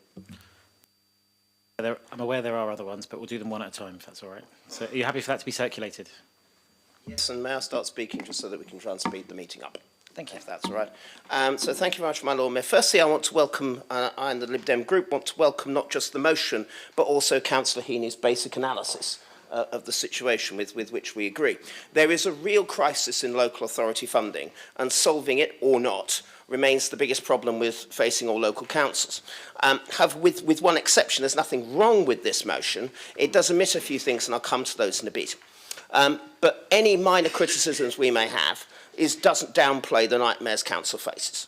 Turning off streetlights, cutting spending on roads, vital bus services gone, homelessness spending slashed, and that's just Conservative Hampshire. Councils of all colours have been let down. The failure of national politicians to fix adult social care and the upcoming crisis in the dedicated schools grant that threatens to bankrupt authorities such as Lib Dem-led Bournemouth, Christchurch and Poole are just the worst examples of that failure of national politicians to deal with the crisis in local authority funding. Now, my first concern with what Councillor Heaney has said is it lacks a bit of context. When leader Councillor Vernon Jackson told us more than once how for local government austerity did not start in 2010. It goes back all the way to the days of Margaret Thatcher, Tony Blair and Gordon Brown. So there's nothing wrong with the motion, but I think that context is required in that we've had 20, 30, 40 years of austerity and we have finally reached crunch point as a council. But we do have a chance to turn this sorry, tattered page. Real and promising proposals are coming from a range of groups, and in fact many of them are in Councillor Heaney's motion. I particularly want to praise reforming council tax. A compromise after the hated poll tax brought down Margaret Thatcher. National politicians have been frankly of all colours have been too scared to change it for fear of upsetting voters. However, basing council income on 1991 house prices is daft. Personally, I would replace council tax with local income tax and business rates with site value rating linked to turnover so that we can encourage and develop small businesses. Others will have different views, but accepting that the problem exists, as Councillor Heaney and Councillor Fielding's motion does, means that we can start a constructive discussion going forward. But asking only this government to start that discussion defies reality. Not to ask the Labour Party to do the same, when even die-hard Tories think that they may well be the next government in a matter of weeks, goes not only against reality, but also a real chance to change local government for good, in both senses of that phrase. hence our amendment today. Now, I sort of understand National Labour's unbelievably cautious approach, symbolised in its junking of the admirable, in many ways, £28 billion Green New Deal, and it makes it reluctant to commit to anything, even if, as with the proposals that Councillor Heaney and Councillor Fielding have outlined, it would change things for good, and we believe would save money in the longer term. Strangely, one of the few things Labour has committed to, which is the reform of business rates, is not in this motion, my Lord Mayor, and that's a shame. Because local government, like social care, needs cross-party commitment over a long period of time if we are to see real results. Now, there is one small point that I do disagree with the motion. It won't stop me supporting it, but it is just there, and I think we just need, again, a bit of context for it. The motion attacks, and I'm quoting, trying to score partisan points against other councils now struggling to balance their budgets. Now, as Councillor Heaney has outlined, that includes us. So there shouldn't be any criticism of what we're doing. Now, I don't expect that to happen. I expect there to be criticism. We've had a lot of it today. We, as Liberal Democrats, have criticised both Conservative Hampshire and Labour Southampton. But the idea that if we, as a Lib Dem administration, were in the position of Labour Southampton, Labour and our Conservatives and PIP and any other opposition party wouldn't criticise us, shouldn't criticise us, is frankly laughable. But regardless of our criticisms of our friends up the road, I do want to praise the working that we have been doing with Southampton. They have been working with us on making Hampshire's integrated care board benefit patients, on making sure economic growth across the Solent can be maximised, and making sure any devolution maximises the benefits for the Solent. This is a sensible, healthy political relationship. And that is the right way to do it, not wrapping people in cotton wool. We all have to work together to make sure we can overcome the problems Councillor Heaney and Councillor Fielding have outlined, problems National Conservative or Labour seem not to want to deal with. We also can't criticise any mismanagement, for instance, the structural sexism in Labour Birmingham, or the following. At the moment, the council is in limbo. Residents know the council has taken their eyes off the ball because they're so mired in their own troubles. It's going to go on for the foreseeable future, and every year that this goes on, residents are going to see more cuts to their services. They're paying more to receive less. Was that us? No. It was the Labour leader of Conservative Thurrock, a council that gave public money to a business whose boss used it to buy a private jet, a yacht, a car, and create a £40 million bank account called Other. Is it a partisan point? Sure. Is it right? Absolutely. And we can't cancel things like that in a healthy democracy. Now, as I said, this is the one point in what is otherwise a frankly excellent and welcome motion from Councillor Fielding and Councillor Heaney, because it outlines a key point. What local councils need in future is certainty from government, whoever that is. Certainty that it will be free to make a real difference in people's lives, certainty there'll be the cash to back it up, certainty that action will come soon, and we hope the government of whoever it is will deliver it. Thank you, my Lord Mayor. Thank you, Councillor Sanders. Are there any other amendments? Councillor Atkins.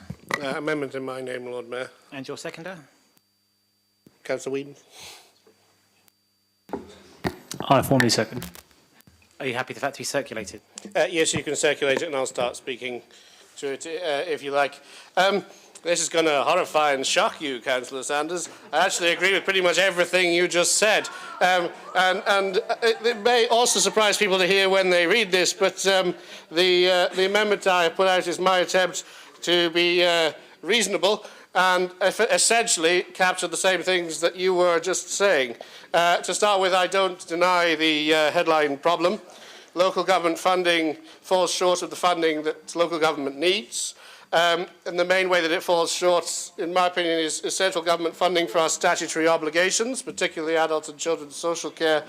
And we have to divert an increasing amount of our controllable spend to shortfall in these services. Our obligations in them only seem to increase year on year. And in fact, if we look at the most recent budget we passed, all of the shortfall really that we were experiencing arose out of those, or almost all of it out of those two portfolios. So I think, first of all, one way in which this is my own, so it doesn't overlap with Councillor Sanders, but my own view is that the crisis really is in adults and children's social care more than it is in general funding for council funding, and you may disagree with that because we would all like to have more money to spend on other areas of the council, transport, regeneration projects, but the area in which is bankrupting councils, which is putting huge pressure on us, is adult and children's social care. And this is a problem which should be addressed at a national level. At the moment, the situation we're having is that some cases that come through these days are so expensive that 10, 20, 30 of them could bankrupt a council on their own. And I think it must be recognised, and therefore my recommendation is to add into one of my amendments is to add into the recommendations that we should ask the government, and indeed the Labour Party, as Councillor Sanders suggests, to urgently review that and address it in a sustainable central funding system.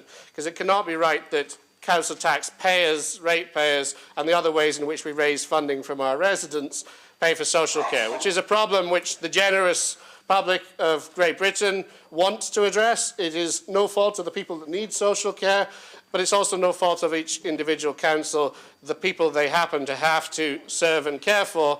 But that is what is breaking the back of council budgets, and so I believe it has to be included in the recommendations that be addressed.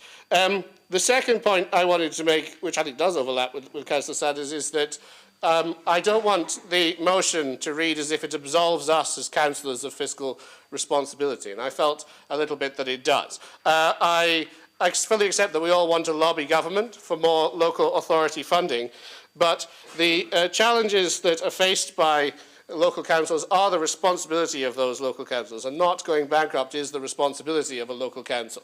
And so far, those administrations which have fallen into the position of having to issue Section 114 notices are councils which have behaved irresponsibly.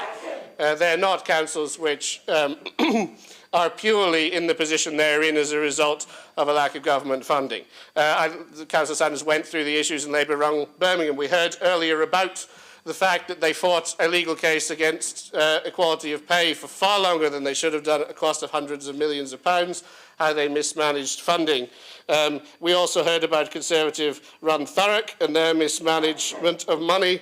Nottingham, Labour-run Nottingham, spent £16 million of ring-fenced housing money in their general service provision. Croydon was apparently beset by years of financial mismanagement.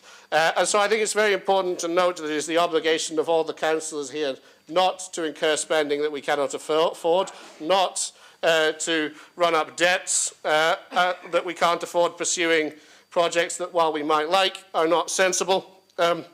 Indeed, Nottingham also had a major failure with Robin Hood Energy, which I'm sure will be mentioned. I believe that it would have been different in Portsmouth because Robin Hood Energy's major failure, in my opinion, was that it sought to try and deliver energy at under market rates, whereas Victor Energy would not have done that. But in any case, we never arrived at that situation.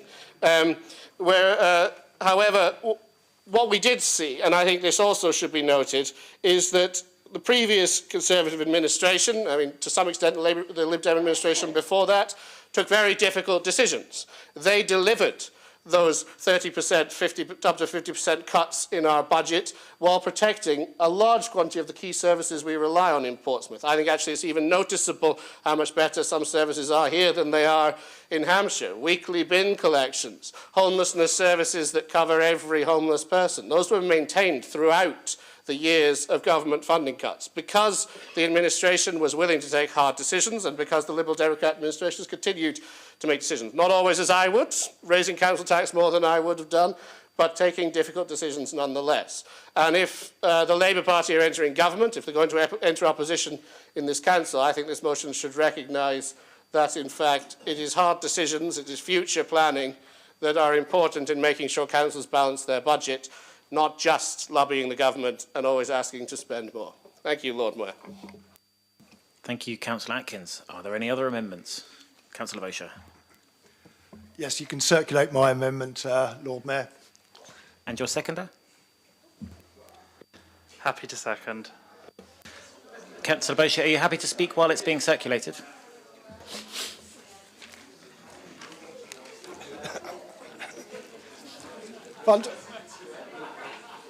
Members.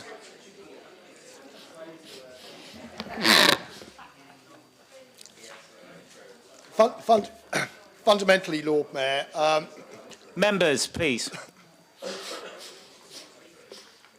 Fundamentally, Lord Mayor, I think the amendment put down in the name of Councillor Matthew Atkins is robust, and I think it addresses the majority of the points there. And we seem to have this from Councillor Heaney on a regular basis, that the world didn't exist before 2010. It wouldn't be the first time that we've had a since 2010 notice of motion from Councillor Heaney, was to actually put a little bit of context in this, because I think what we're looking at from local authority funding, and I go back to 2002 in this chamber, so it hasn't been a case of problems since 2010. We've had these going back an awful lot further than that. So I've just put down what is essentially a factual statement here, which shows that the published figures under the Labour government for 1997 to 2010, the average council tax per dwelling rose by 112%, or 109% if you want to measure it against the Band D. I won't bore you with all the other figures in there. And for Portsmouth, we've sort of echoed that, because with the same period from a Band D, that we went for, it was 108.4% under the Labour government years, and only 50.7% increase, big figures, under the coalition and then subsequently Conservative governments. So it just wants to put into a little bit of context that we're all in the same boat together here. And I've heard nothing from Rachel Reeves to suggest that she's going to do anything but keep going with the same sort of pattern. But obviously a lot of what we've been here, and I would remind, and I've mentioned it before, was the famous quote by Liam Byrne, sorry, no money left. You may well smile, Councillor Heaney. But we've always had this problem ever since I've been on the council. I go back to 2002, 2003, when we had a Rainbow Alliance in this chamber, and we ended up sticking the council tax up by 19.4%. Let that sink in, 19.4%.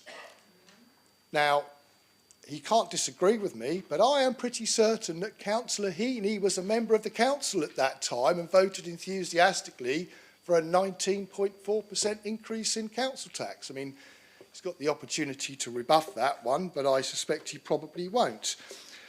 I think... No, 39B didn't get shouted out. No, right, okay, I didn't think it did in that respect. So I just find it a little bit churlish that the whole notice of motion, and I think that's also been addressed with what the Liberal Democrats have said and what Councillor Atkins has said, is that national governments of whatever particular colour put pressure on the local taxpayer, to pay through council tax, to support local services.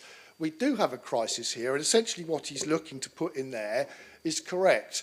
What I'm seeking to do is to put some factual figures in there, and these figures have come from Chris Ward. They're not something I've Wikipedia'd or anything else like that. They've come from our own figures and our own data, is to put some context in there to say that all governments are complicit in what we're actually doing in here.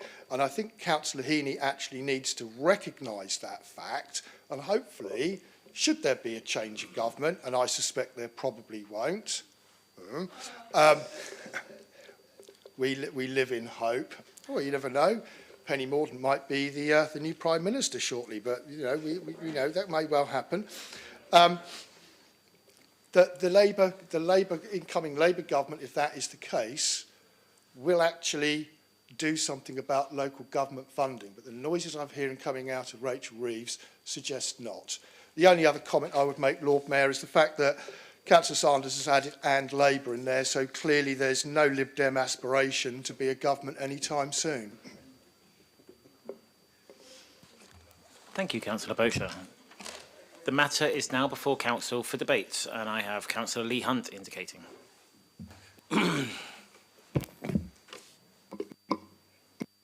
Well, we might be one day again. Who knows? You know, who knows what will happen?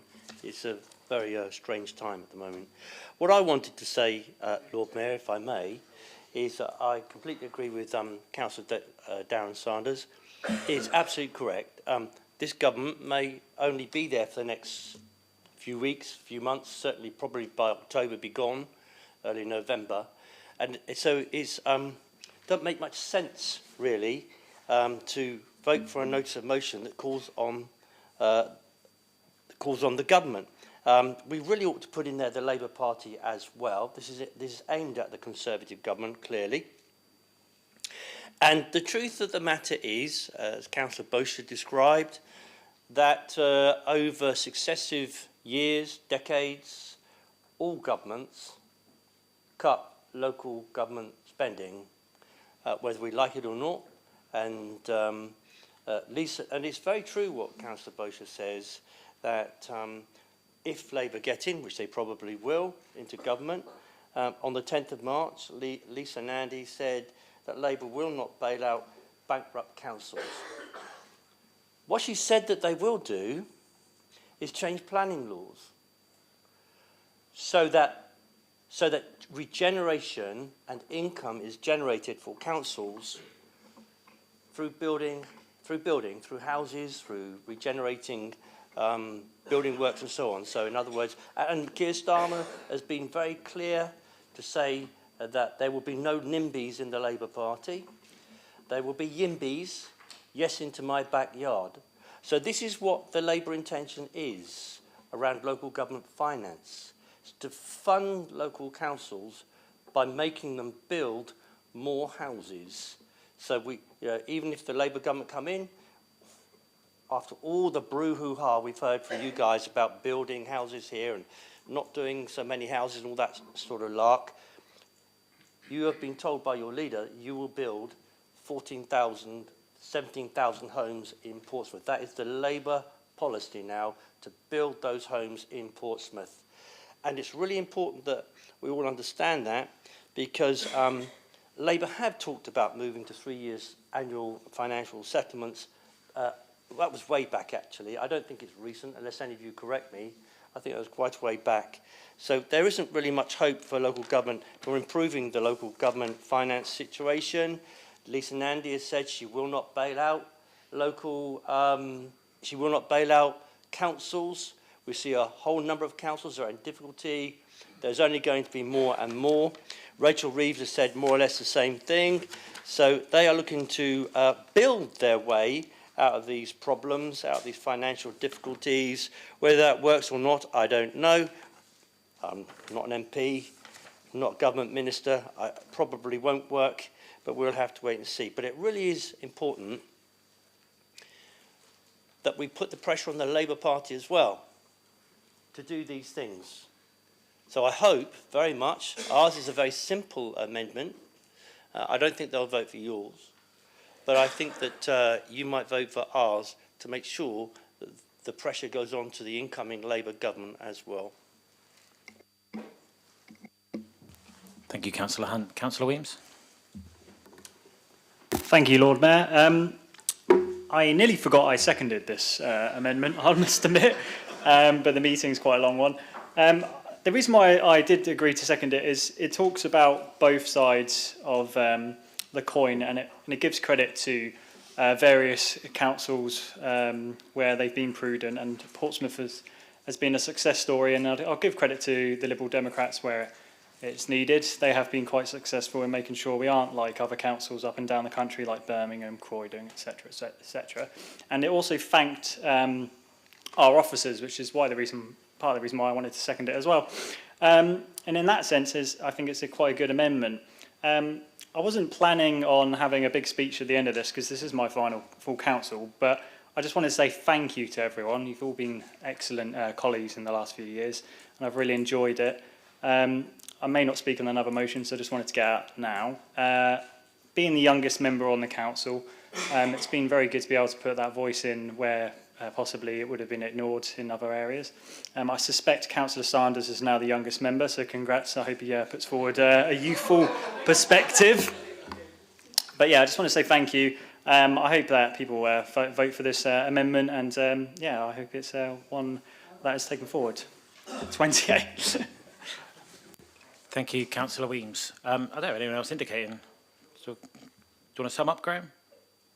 Would you like to subsume any of the amendments? I'll keep you in suspense until the end, and I'll tell you what I'm going to do. So, Interesting debate. Glad to see that there is at least recognition on a fair bit of the council about the extent of the crisis in local government funding. I just want to read one thing from Tony Travers. I didn't quote the whole thing, but he said this, and I think this answers Councillor Bosher's point. He says there have been local government has experienced funding cuts before, but reduction since 2010-11 is without parallel in modern times.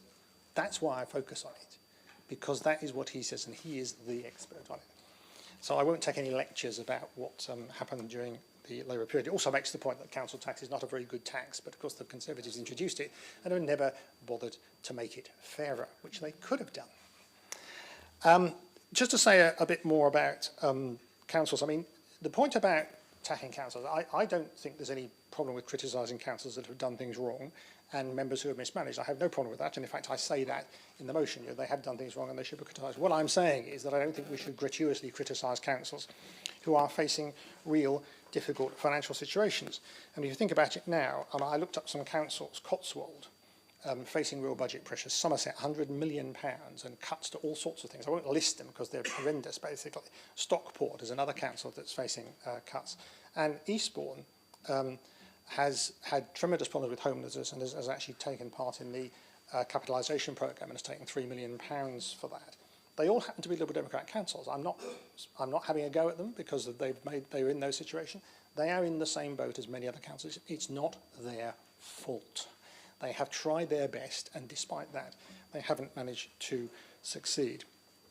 I mean, in relation to the amendments, I'm very happy to accept the amendment from the Liberal Democrats because it does appear possible that the Labour Party will become the next government because the current government have basically given up governing. They're not interested. They've gone on holiday. They are just fighting amongst themselves, and they haven't addressed the key problems that are affecting local government. They've completely abdicated any responsibility about that.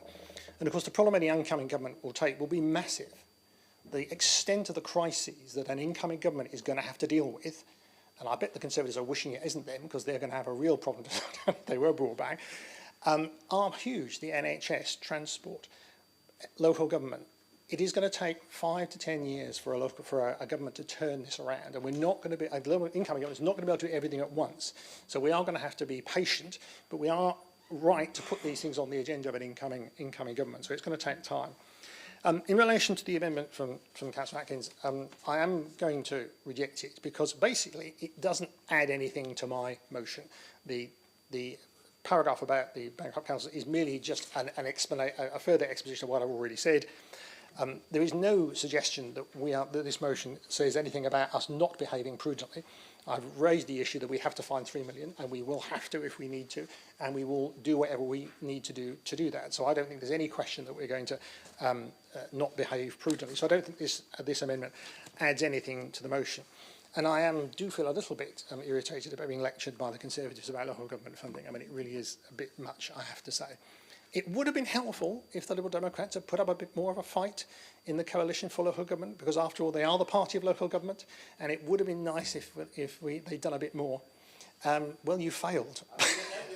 This is the problem, and that is a real shame because the political choices that were made are having real consequences now. That has left us in a terrible, terrible situation.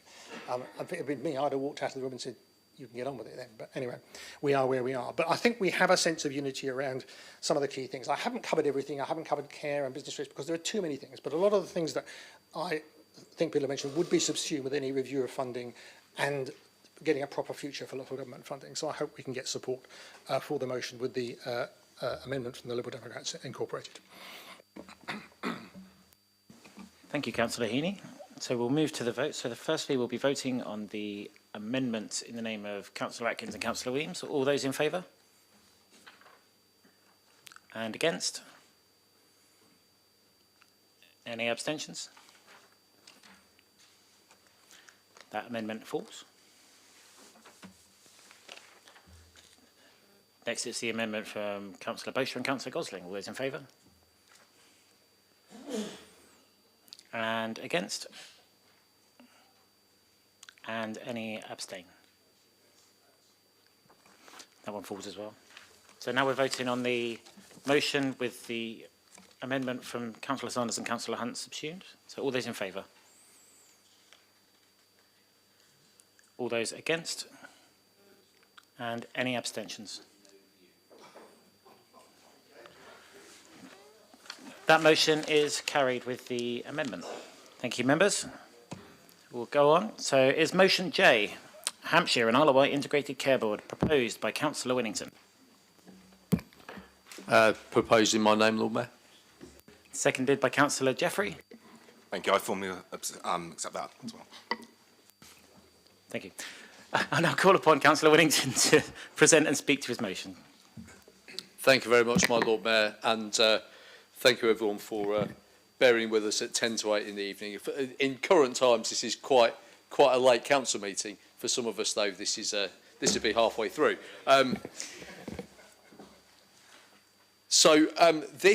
This notice of motion has been brought today, and I think the first thing to say is this is part of what we could call a multi-pronged approach about the situation with the integrated care boards.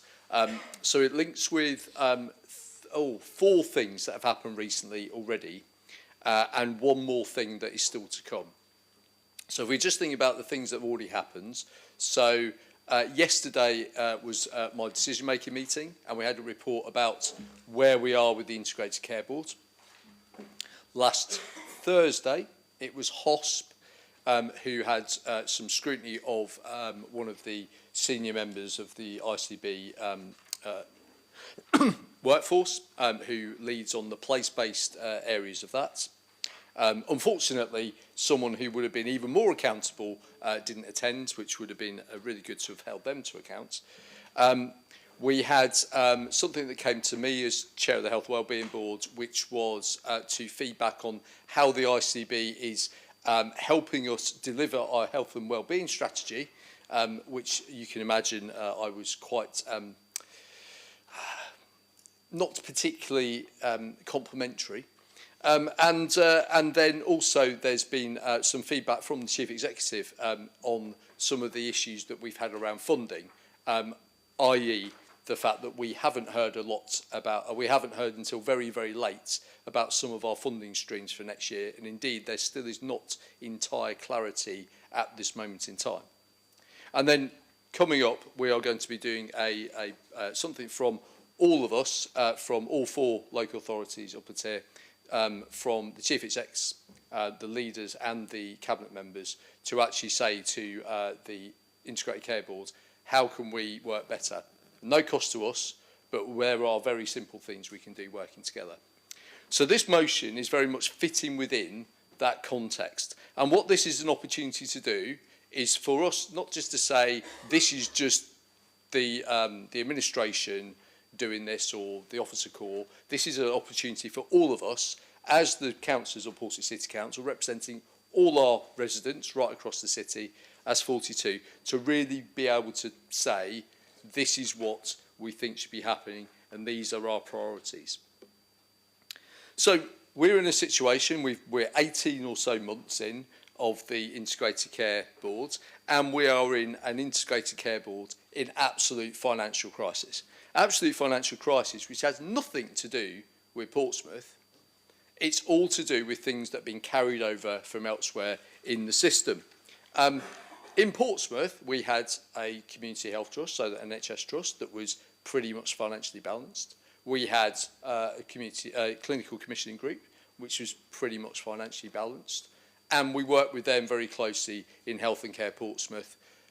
And it was all working very well. And indeed, we can see that in all that integrated working, which we have gone into at great length in this chamber, in my decision-making meetings, and indeed Jason when he was in my seat for the year, and also in the Health and Wellbeing Board, and indeed at HOSP as well.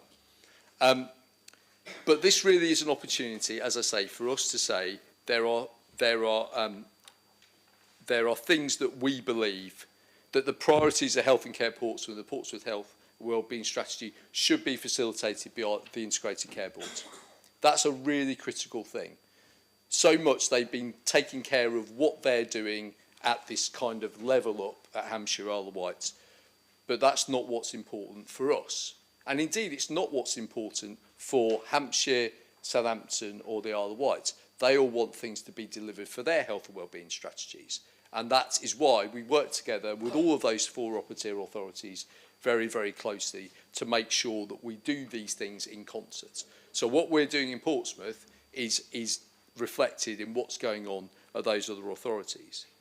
That we continue to push for place-based priorities to come first in the ICB alongside our counterparts in Southampton, Isle of Wight and Hampshire, and that the health and care system of Portsmouth should be properly funded by central government. We come back to funding again. It always comes back to funding. And as I've said many times before, this is all about health and social care, and even Councillor Atkins mentioned this earlier.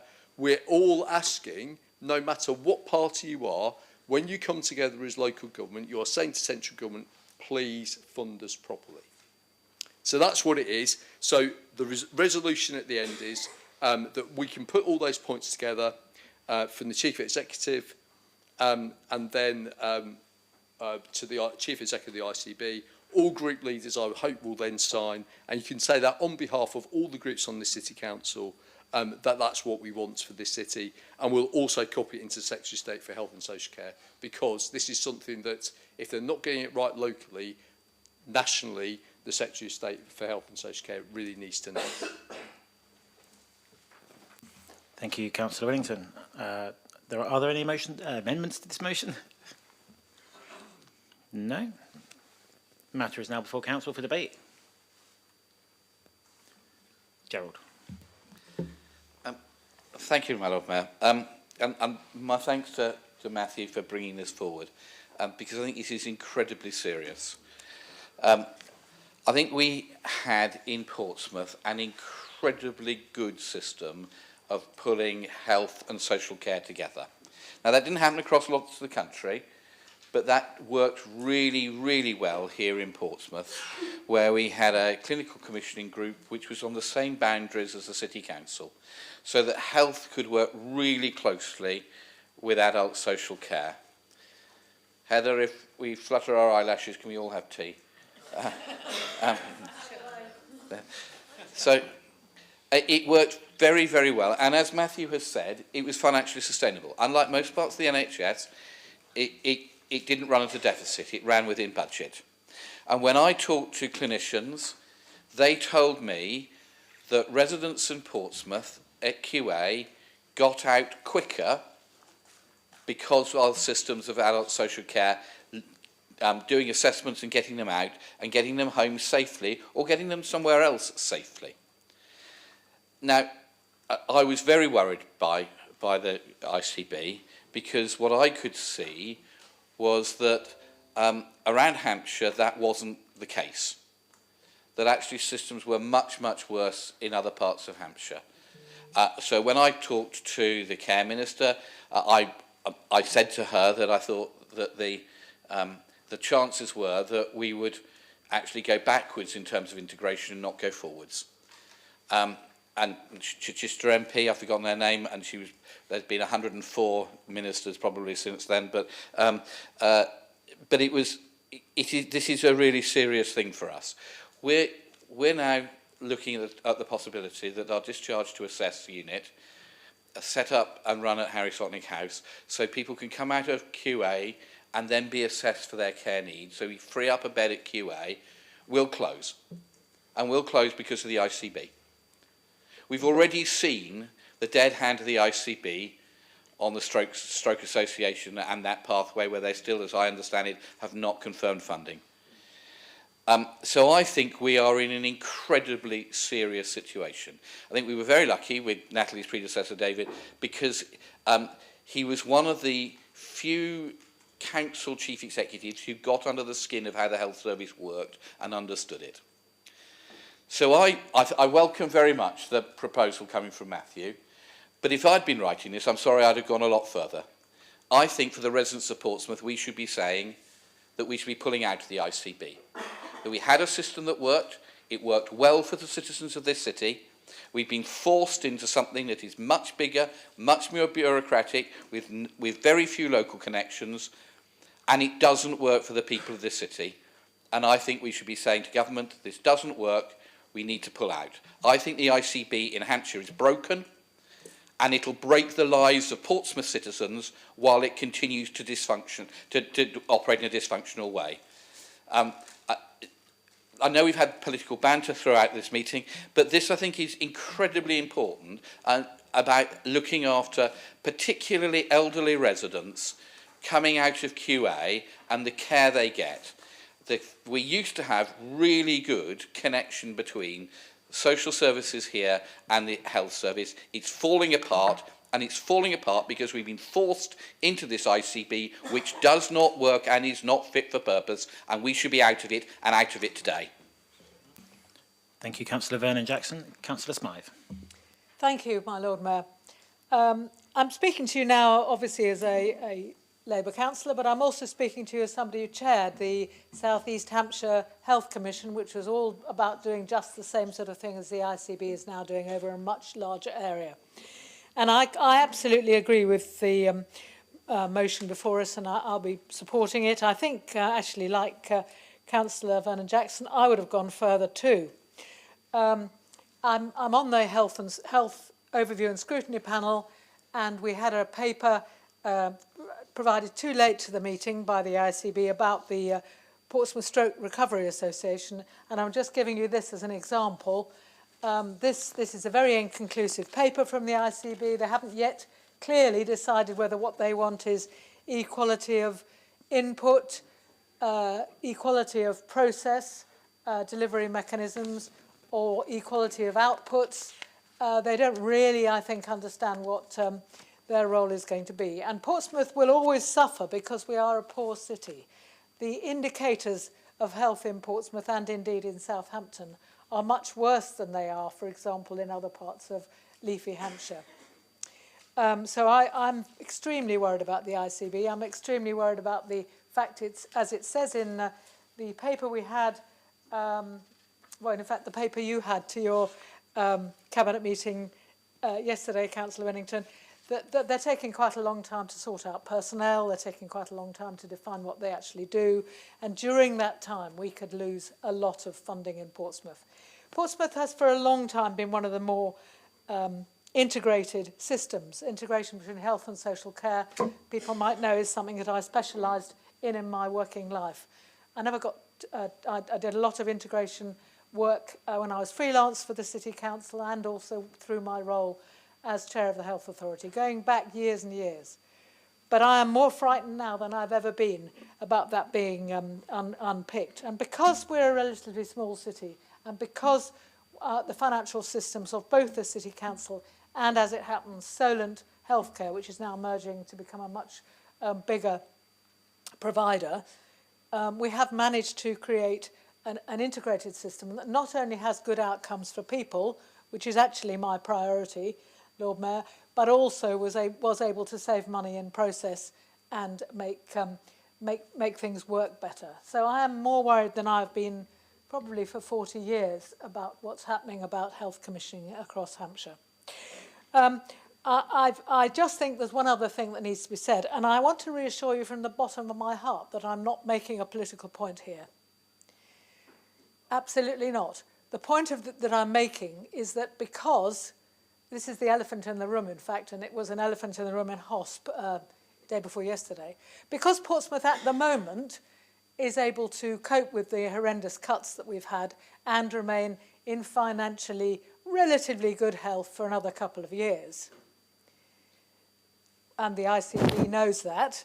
And because we're in a county which happens to be Hampshire County Council facing up to big financial problems, having to make many more cuts relative to us, and also Southampton City Council having to make relatively more cuts, we're in an extremely vulnerable situation. The fact that we've been able to afford to keep these, I'm using the Stroke Recovery Association as an example, the fact that we've been able to keep the Stroke Recovery Association going at least till the end of this financial year is because we can afford to do so. In both Hampshire and in Southampton, they're already cutting back on that sort of thing because they're not in the situation we're in. And unless the ICB decides whether it's looking for equality of outcomes, in other words, the health and the mortality, the morbidity and mortality, rates, which I don't think they're looking at enough at the moment. We've asked for them to report back on that in HOSP as well. Then we're going to get a double whammy. We're going to get a whammy because we're not currently cutting our expenditure on the integrated aspects of health, and we're going to get hit because we are a very poor city. Our population outcomes have been improving in some respects, but are not very good. We're going to get hit by the fact that the majority of Hampshire, particularly Hampshire, and to some extent the Isle of Wight, although they have a separate set of problems to do with size and scale, are going to be seen to have less resources going in. And, you know, if, with a little more thought, perhaps we would start to look at outcomes and poverty and so on and so forth. So I'm going to support this. I'd very much like to support the council and work through HOSP, as I'm still doing now, to you know, apply a little bit of the expertise I have after years of working in health commissioning, social care commissioning across the whole country. And I think it's essential that we work together as a whole council, not because of party politics, but because we really care about the health and social care outcomes for our population. And it's a relatively poor population that relies on the good work that we've been doing. So thank you. Thank you, Councillor Smythe. Councillor Heaney. Thank you, Lord Mayor. I've had intermittent involvement with health in my time. I was a non-exec director of the Healthcare Trust. That was about 3 reorganisations ago of the NHS, and subsequently was involved with Health Watch and prior iterations of that as well. And now I sit on the HOSP, so I still have a real interest in this. And I think 3 things I'd like to say. One is it's really important that we have cross-party support to advocate for the people of Portsmouth and for the health service in Portsmouth, because as other people have said, we've had a really good practice of integration, and everyone has been saying for decades that the only way to deal with health problems is to have greater integration between health and local authorities, and we are still struggling to do it. And if we are in a situation where it's likely to fall apart, that is a really bad situation to be in. So we have to stick up for the principles that have helped to produce better healthcare for our residents in Portsmouth, and that means more integration, and we have to advocate for that across the ICB. I think one of the concerns I have is the HOSP can obviously hold the ICB to account, but I'm concerned that the fact they haven't sorted their budgets out means that there are going to be proposals put forward which will not be properly considered and properly consulted on, and that is my concern. The HOSP does have powers, but there was an indication, someone was suggesting that if a health organisation is reorganising its services to meet its needs, and they're not commissioning or changing its commissioning, but then it's okay, we don't need to be consulted. I don't think that's right. I think there has to be involvement in the way services are delivered as well. But we'll maybe have that argument at some point later in the day. The idea of place is important because Hampshire is very diverse. You know, we cannot just have a one-size-fits-all model of commissioning, and we need to recognise the differences, the different demographics and dynamics that go on within our different communities. And of course, the Isle of Wight, of course, is you know, has its own particular issues, and we have to get the ICB to realise that that has got to be part of the way in which they reorganise. They are obviously fixated on saving costs, in cutting staff, and it's a horrendous process. But the concerns that I have is they are going to lose some of the good things that we have. I think Councillor Owen-Jackson raised the issue of the discharge to assess service, which has been really excellent, and we must therefore try and do what we can to survive, to preserve that. And I suppose that's where I can understand the frustration of wanting to leave something that is causing you a problem. But I think the problem with that is it leaves us even more isolated. I think we should continue, as far as we can, to work with the other local authorities, because I think we have a common interest, as Southampton, as the Isle of Wight, Portsmouth and Hampshire, to bring our collective pressure onto the ICB to try and get it on the right track to the extent that we can. We can't financially help it. I think we should do that. And there may come a point at which that becomes unviable.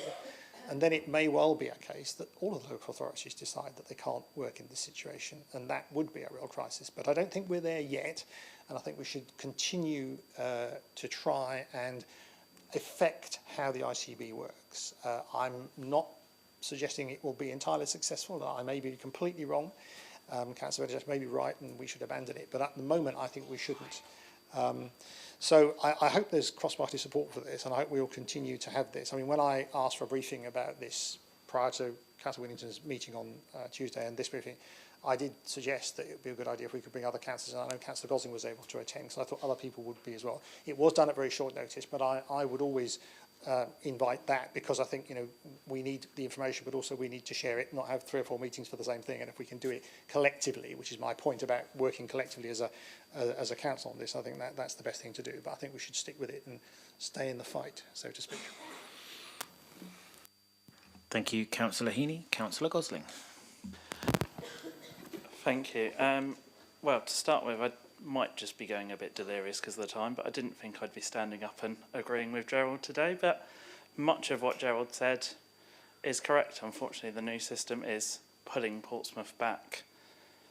However, I don't go as far as to say we should be leaving the ICB altogether. I think the point that Gerald actually made himself was, previous to that, we did have issues with the acute hospital being at capacity, and a lot of the time that was due to the residents of the remainder of Hampshire being unable to be discharged. So, along with Councillor Heaney, I'm hoping that once we start going down this path, it's going to be a long road, and we know, and they're in a very difficult place right now, but hopefully we can get to the point of actually improving the outcomes for everybody, and that then will in turn improve the outcomes for Portsmouth.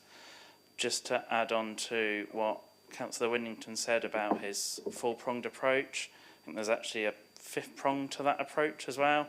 So MPs of all colours across Hampshire are also following suit on the wording of this notice of motion. They're having the same meetings that we're having with the ICB. They're raising the same concerns about them being in special measure, the same concerns that they are only looking at budget sheets and they are not looking up from the paper and looking at places like Portsmouth and seeing the deprivation we have and the need that we have, and that need is only going to get greater. So yeah, I fully support this, and hopefully we can start to get on a better track. Thank you, Councillor Gosling. Councillor Horton. Thank you, Lord Mayor. I don't think I'd be doing my job if I didn't actually mention children's services, because most of the focus of this has been on adults, quite obviously, I understand that. But the coterminosity of the CCG and the council led to some really excellent integrated working, particularly with early years and health visitors. And I think we need to be mindful of the fact that young people become older people, and actually we're at risk of losing that excellent work around prevention as well in terms of health. So I think it's sad, because in a way we have many conversations, Councillor Winnington, myself, and relevant officers about actually predicting what would happen, and it is literally like watching a car crash in slow motion when you kind of knew what your worst fears, and that kind of sense of racing to the bottom, which is what I think that Councillor Smythe was getting at, is becoming a reality. We don't want to be dumbed down. We want the best for our residents. So I just really wanted to make that point, that it's about children's as well. Thank you, Councillor Horton. I will now call upon the proposer, Councillor Winnington, to sum up. Thank you, my Lord Mayor, and thank you everyone for your contributions. I really appreciate the cross-chamber support for this. I think it's one of the things that when we've been doing things at the Hampshire and Isle of Wight level, and this goes back to pre the Integrated Care Board, so when we had the old Sustainability and Transformation Partnership, which was also the programme originally. See, they love their titles. One of the things we did in the beginning to even get to where we are in terms of representation, etc., on the now Integrated Care Board was that we all worked together. And for most of that time, the 4 authorities have been run by 4 different parties. So, of course, Lib Dem here, Labour in Southampton, Isle of Wight are independent, and Hampshire are Conservative. And that is a real point, is that we've all seen this as something that we do together. It would be wrong, though, to say that it's all completely awful. there are some things that actually on that Hampshire Isle of Wight basis, within the statutory framework that you have with integrated care systems, that are actually starting to work quite well. So the Integrated Care Partnership, which myself and Andy Biddle, the adult social care, head of adult social care, we both sit on their joint committee for that. It's chaired by the now leader of Southampton Council. It will soon be going over to the chair of HOS from Hampshire, and then the Portsmouth person in my position, if that's me or someone else, should be doing it the year after. So these kind of things are moving around, and we are starting to have that in terms of engaging with the wider sector. But the problem is integrated care boards, in terms of it is very much being that head in the sand situation. We're starting to get a few people within that, including some of the non-exec directors. We had one at a meeting we were at last week, and you're starting to get that understanding, I think, of this can't go on like this. So if we keep plugging away, we might get there. But we have to keep doing that, and we can only do that with the cross-party and cross-organisational support. I said earlier that I responded to a letter about delivering our health and wellbeing strategy. I think it might be worth reading out my last paragraph, because it sort of it concludes about all the issues that we've had. Not on paper, people, not on paper. In conclusion, Hampshire Isle of Wight Integrated Care Board talks and messages a lot. They appreciate Portsmouth's level of integration and see it as a paragon of working. That is absolutely the case. Whenever you talk to them, they always say that. It's a really good way you work. It's always nice to hear. But this needs to be backed up with policy and deeds rather than these warm words. The lack of budgetary freedom for the ICB Portsmouth Place team is a real barrier to effective and efficient working together and towards further integration, as is the haphazard way that Hampshire Isle of Wight ICB redundancy is being approached locally, with the loss of our place director and reduction in local infrastructure. Portsmouth's integration has been built on mutual trust, working proactively together as equal partners in our health and care system, which is, of course, also the vision of integrated care boards as a concept, and commitment to integrated commissioning and integrated services which make the best use of resources in the city for the benefit of Portsmouth people. As the Hampshire and Isle of Wight ICB strategy prioritises place and prevention, by delivering in that, it can sustain and increase all of the best working in Portsmouth and help deliver the outcomes of the Portsmouth Health and Wellbeing Strategy. It doesn't need to be like this, colleagues. Other parts of the country have much better relationships. There are examples we can use from all over the place. We can make this change, but with all your support, we don't stand a chance. Thank you very much, my Lord Mayor. Thank you, Councillor Whittington. A vote will now be taken. All those in favour? Any against? Anyone abstaining? That motion is carried. Thank you, members. We're on to our last motion. Is motion K, Safer Recruiting Council, proposed by Councillor Hannah-Brent Proposed, Lord Mayor. and seconded by Councillor Gosling? Seconded. I will now call upon the proposer, Councillor Hannah-Brent, to present and speak to her motion. Councillor Brent.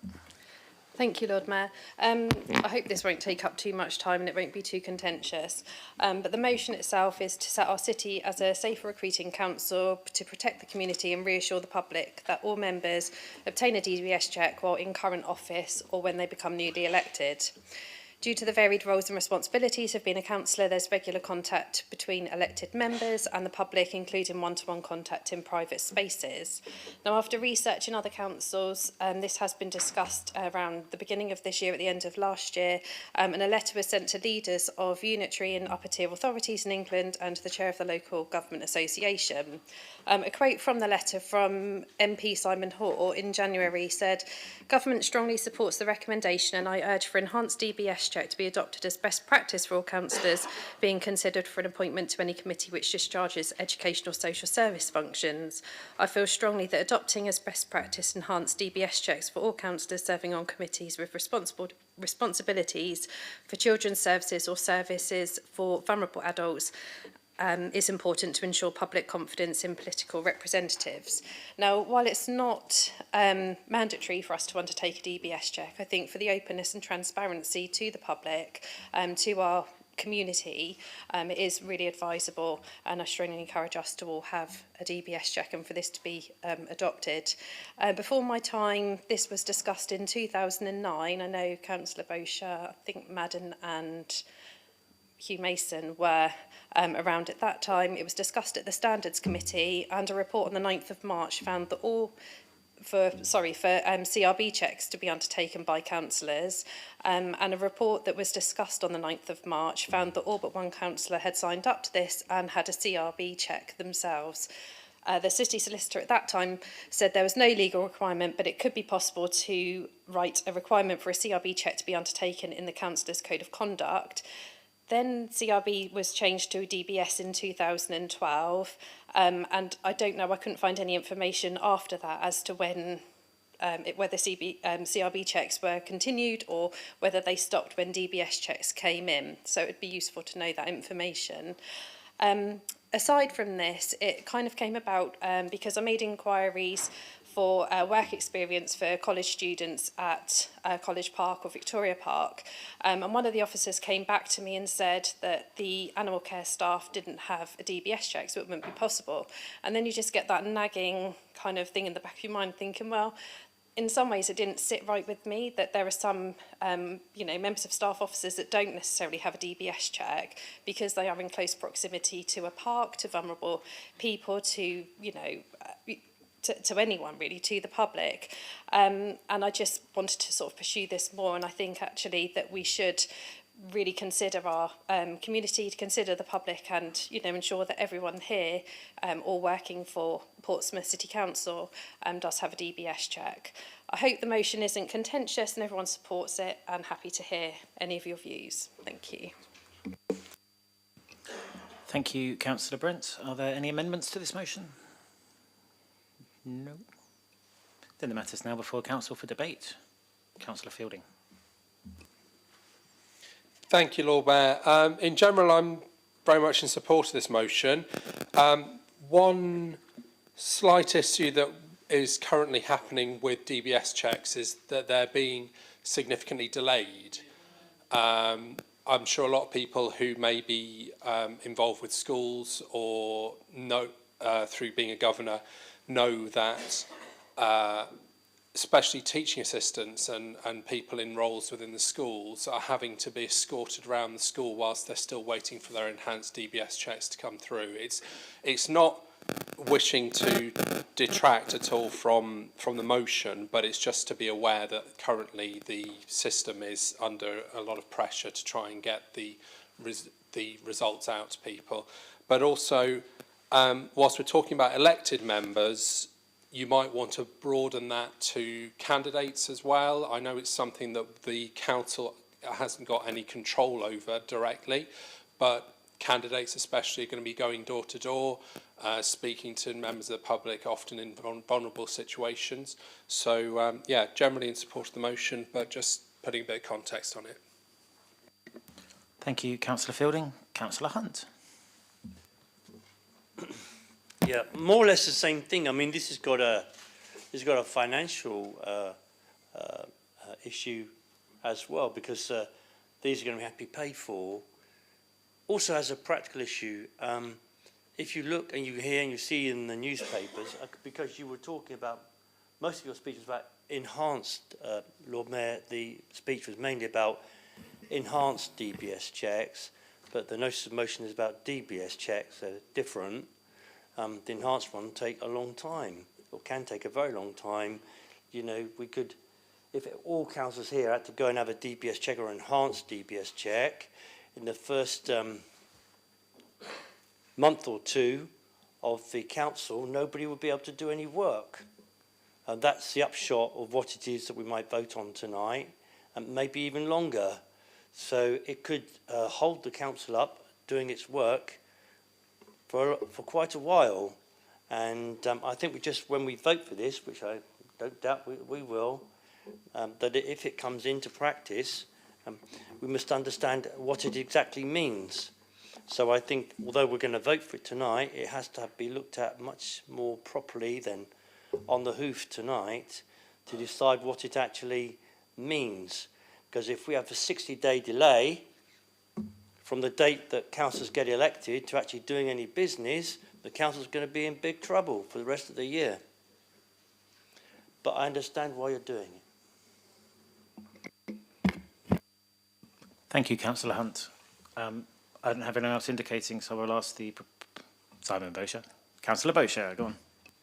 It's actually a question, if I may, Lord Mayor, and this is to the City Solicitor, because as I understand it, please correct me if I'm wrong, when it comes to councillors that are sitting in committees, as it says there in note 1, with regards to children and sitting on children's services, so that would obviously be Councillor Horton, do we automatically, as a city councillor, put them through an enhanced DBS check, or are we in a situation at the moment where, and I'm picking on Councillor Horton because she's in that role, that we have a councillor making decisions and being in close proximity with potentially vulnerable children that does not have a DBS check?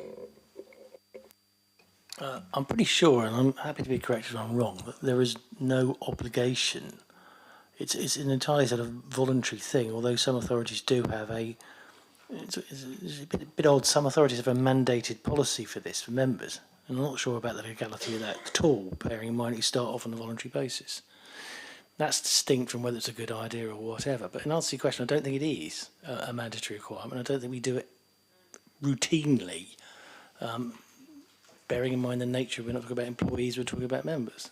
Okay? Sorry, Lord Mayor, I've now sort of indicated to speak briefly, but I think I needed that clarification before I went off down some sort of rabbit hole, to be quite honest. Now, clearly it's not mandatory, so we can't enforce this. It would have to be something that is voluntary. But I think there is a presumption by members of the public that we are all upstanding pillars of the local community. And I don't doubt that for a second. Honestly, Gov, that we are all in that situation.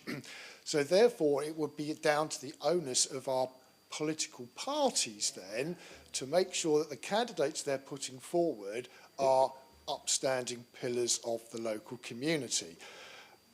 I don't think personally that that is far enough, because I suspect if you take Portsmouth in isolation, we see generally the same people coming back for re-election, so we're all generally friends. So therefore, are we doing due diligence when it comes to our local parties by the residents, or are we actually having a political point of view of the people that we've worked with in the past? That is the questionable bit, I guess, and I'm not here suggesting anything untoward. It's about a public perception, I think, of what they expect a councillor to be. I'm no different to anybody else, and I'm very, very careful, and perhaps it's not necessarily children and vulnerable and young vulnerable adults, but certainly in Drayton Farlington, we have a large majority of particularly elderly, vulnerable single women that require, obviously, councillor input. Now, as much as I can, and my ward colleagues do, we encourage them to come to our surgeries that we've been holding for donkey's years, and the majority of them do. But in certain circumstances, if they're housebound and whatever, it puts me in a very invidious situation if I'm not careful when I'm visiting them. Now, I fully grant that a piece of paper saying I'm a wonderful person isn't necessarily actually going to do that. But I think there could be a moral thing with regards to us. I'm not quite sure we get candidates to do it, but certainly from a councillor point of view, whether we do it voluntarily off our own back, pay for it ourselves, because I think the cost is about 50 quid or something in that sort of order. But I think it demonstrates that we're prepared to put our head above the wall and say, yes, and to demonstrate I'm this. So personally, I totally support the notice of motion. I appreciate it's not mandatory, and I'm getting a Paddington Bear stare here from the city solicitor. But certainly, I would suggest that at the very least, we would look to do it as some sort of voluntary code from the councillor and see whether that can be built in. Certainly, and I think the city solicitor will probably say it's already included, that when you do new councillor induction, that something is built in around that sort of thing. Because after all, you know, one of us that falls foul tars everybody, and it's not political in any shape or form in that respect. So I would suggest that at the very least we look very closely at this to see whether there's something we can introduce. We've got local elections coming up shortly, so it might be time to build something in, certainly into the training aspect of it, and see whether we can come back with something in the new year that says, okay, we need to try and do something on a voluntary basis, even though it's not mandatory, to make sure that we can at least demonstrate to the public that we represent that we are what we say we are. 39A and 39B.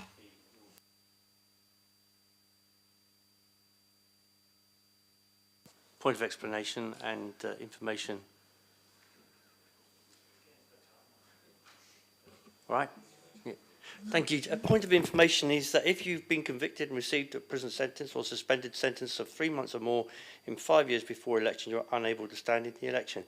DBS check won't disqualify you from being a councillor. That's all there is to it, really. In the Liberal Democrats, we asked people this question. I don't know what you do in the Tories. Quite a few got through into Parliament. And, but that's what we do. Thank you, Lord Mayor. Thank you, Councillor Hunt. Councillor Fazakerley. Thank you very much, Lord Mayor. We had a very useful and informative email sent through to us by Natasha Edmonds. When I say we, I certainly went to the Liberal Democrat group. I'm not saying I want to stand here and read the whole thing out, but it's quite clear and gives us, I think, the answer to the questions that have been raised across the chamber. So whether or not someone could ask Natasha, or indeed I suppose I could forward it to everybody if you want, but I think that probably answers some of the questions and vagaries that members have come out with, but it contains it all there and explains it to people. So I'm happy to forward it if Natasha doesn't want to do it. Thank you, Deputy Lord Mayor. Brian Madrick. Thank you, Lord Mayor. Just picking up quickly on Lee Hunt's first point. He said that you've got to think about the expense of getting all the checks done. When I became a children's entertainer in the early 80s, doing children's parties in the house wasn't a problem. But as soon as I wanted to go into council places, the naval dockyard, etc., do their Christmas parties, I had to have a check done, which I did obviously do. From then on, when I opened up the agency and had all the children's entertainers working for me, I simply told them to work for me, you get a check done, and they paid for it themselves. And I can't see why the people who come along to work for us can't do their own check, can't have their own check done at their expense. Thank you. Thank you, Councillor Madrick. Explanation. What I'm concerned about, what I need to get across, is that if the City Council does decide that it wants enhanced or DBS checks, and it stymies the work of the City Council for up to, say, 60 days, because members aren't able to go on committees and so on, then that is a massive financial impact on the City Council's budget. Thank you, Councillor Hunt. Councillor Smythe, are you indicating? My Lord Mayor, members, why wouldn't we do this? It doesn't matter if there's a delay caused by others. If people have applied, as soon as they become councillors, then at least we are doing the right thing and can't be caught out. Let's just vote for this good motion and see what the practical difficulties are later on. It doesn't matter if it's legally required. If we require it, then we'll have to do it. Thank you, Councillor Smythe. I will now call upon Councillor Hannah Brent to sum up. Councillor Brent. Thank you, Lord Mayor. Yeah, just to sort of clarify, Councillor Hunt, the enhanced DBS was actually written in the letter from Simon Hoare MP, strongly recommending for councillors serving on committees with responsibilities of children's services or services for vulnerable adults. It's important to have the enhanced, but in my notice of motion, recommendation 2 says public-facing members of the council who have regular contact with the community are encouraged to obtain an appropriate level of DBS. So it wouldn't necessarily be an enhanced DBS. I don't really know a job that I've had where I haven't had to have a DBS check. I think it's just quite straightforward to me. It's actually happened for like the last 25 years or something. So to me, it's just a no-brainer. And I think we're all representatives of the council.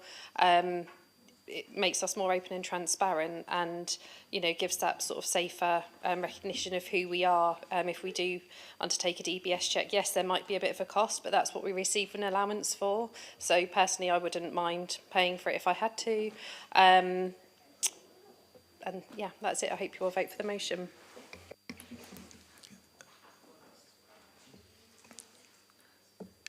I'm not sure you can indicate, can you? We just finished. We're going to vote on it. What do you want to say?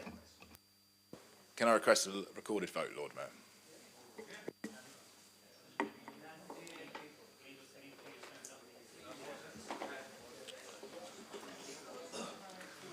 Okay, Councillor Ryan Brent's requested a recorded vote, so I'll let these guys organise that.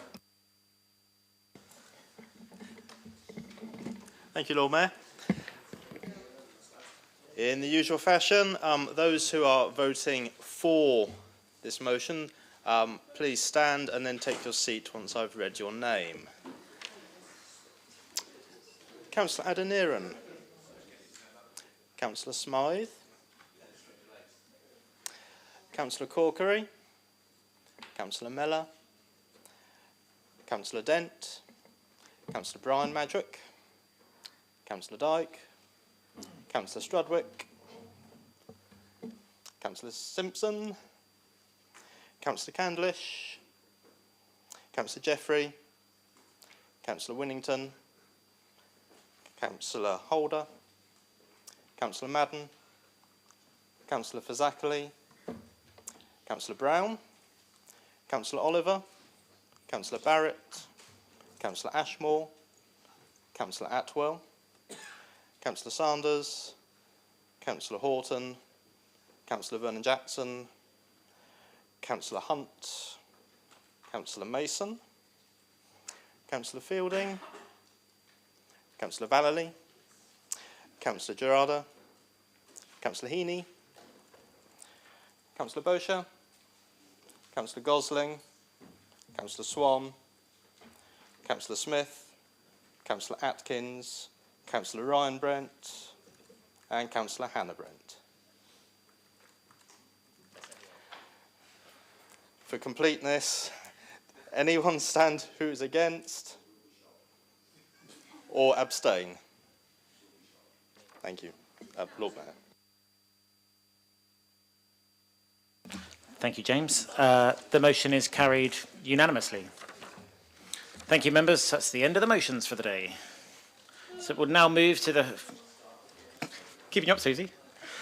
We'll now move to the final agenda item, item 14, questions from members under Standing Order 17. Members, there are 7 questions under Standing Order 17 that have been previously circulated to you. As you know, there's a total of 45 minutes allocated within Standing Orders to deal with questions. Can I remind everyone that the member asking the original question may ask up to 2 supplementary questions that must arise directly out of the original question. Any other member is limited to 1 supplementary question that must arise directly out of the original question or the replies. As the leader has tendered apologies for this meeting, written replies to questions 4 and 7 will be circulated to all councillors. We'll go for question 1. Councillor Fielding. Can the Cabinet Member please provide a full and comprehensive update on the current crisis affecting EV charging points and users of the same across the city? Thank you, Councillor Fielding. Councillor Vernon. Thank you. I might have to declare an interest as I am one of these users, but I think it's a personal but non-prejudicial interest. So Portsmouth City Council was contacted by Scottish and Southern Electricity Networks regarding safety concerns relating to how EV charge points are connected to their network, following a notification of damage at one of the installations and subsequent inspections. The infrastructure is owned by the City Council and operated by the installing company, who is responsible for liaising with the electricity distributing network operator, in brackets DNO, close brackets. In Portsmouth, this is SSEN.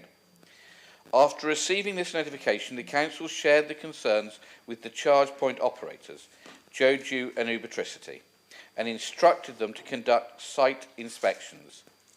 While the situation was investigated, the City Council took the decision to disconnect all 98 on-street charge points as a safety precaution.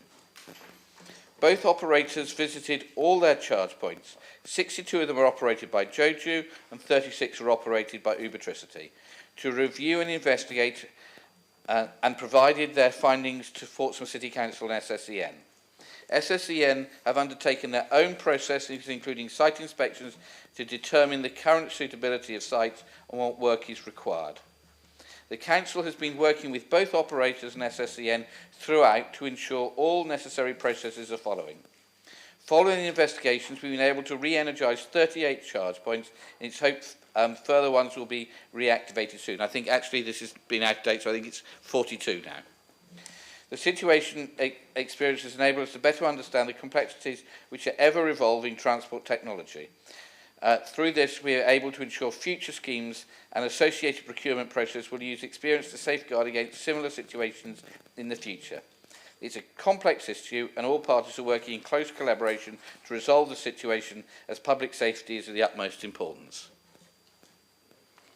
Thank you, Councillor Vernon-Jackson. Councillor Fielding, do you have a first supplementary? Yes. Thank you, Councillor Vernon-Jackson. On the basis that only just over 42% of current chargers are now operating, what measures are being considered or implemented to ensure that EV charge points in Portsmouth are accessible to all residents, particularly those living in underserved communities or areas with limited access to transportation options? Thank you, Councillor Fielding. Councillor Vernon-Jackson. So, Lord Mayor, through you, we're working as hard as possible with both operators to get them to update where it's needed their charge points, to make sure that SSEN and our lawyers are confident that there is no risk to the public. They have operated without risk to the public. Well, sorry, they have operated for up to 4 years with no reported injuries at all, but trying to convince lawyers is often difficult, even in the face of clear evidence.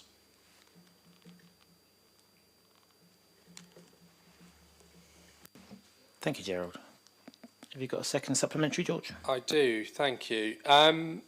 In light of the current crisis, what support is being provided to electric vehicle users in Portsmouth to help mitigate the inconvenience and challenges they may be facing, given the 4-month period of outage experienced on the local system?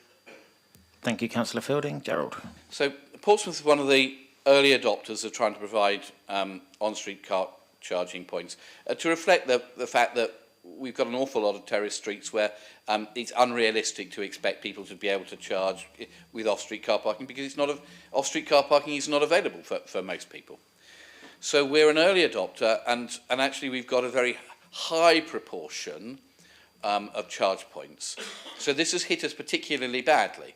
So outside London, there's only one other council with a higher proportion of on-street charging points within a 5-minute walking distance of people who live in the city. So we've done incredibly well, but because we were an early adopter, we have gone with, or the operators have gone with early technology, and we've operated with an electricity provider who appears to have different standards to other electricity providers in other parts of the country, where exactly the same technology as is used in Portsmouth is fine, but to SSEN it's not. And I think there's a real need for some national standards so that other places don't get hit with what we've been hit with here.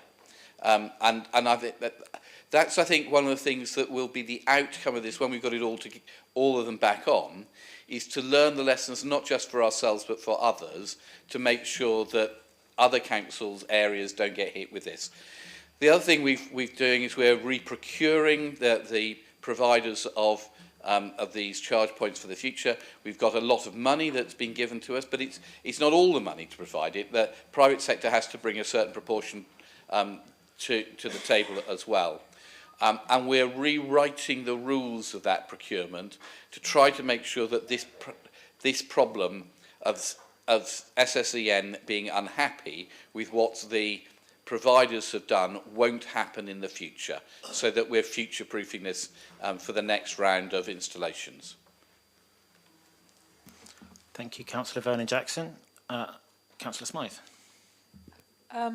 My Lord Mayor, I don't think Councillor Vernon-Jackson's answered the question. The question was, what are we doing to tell people who are relying on these services to about the situation and when it might get better?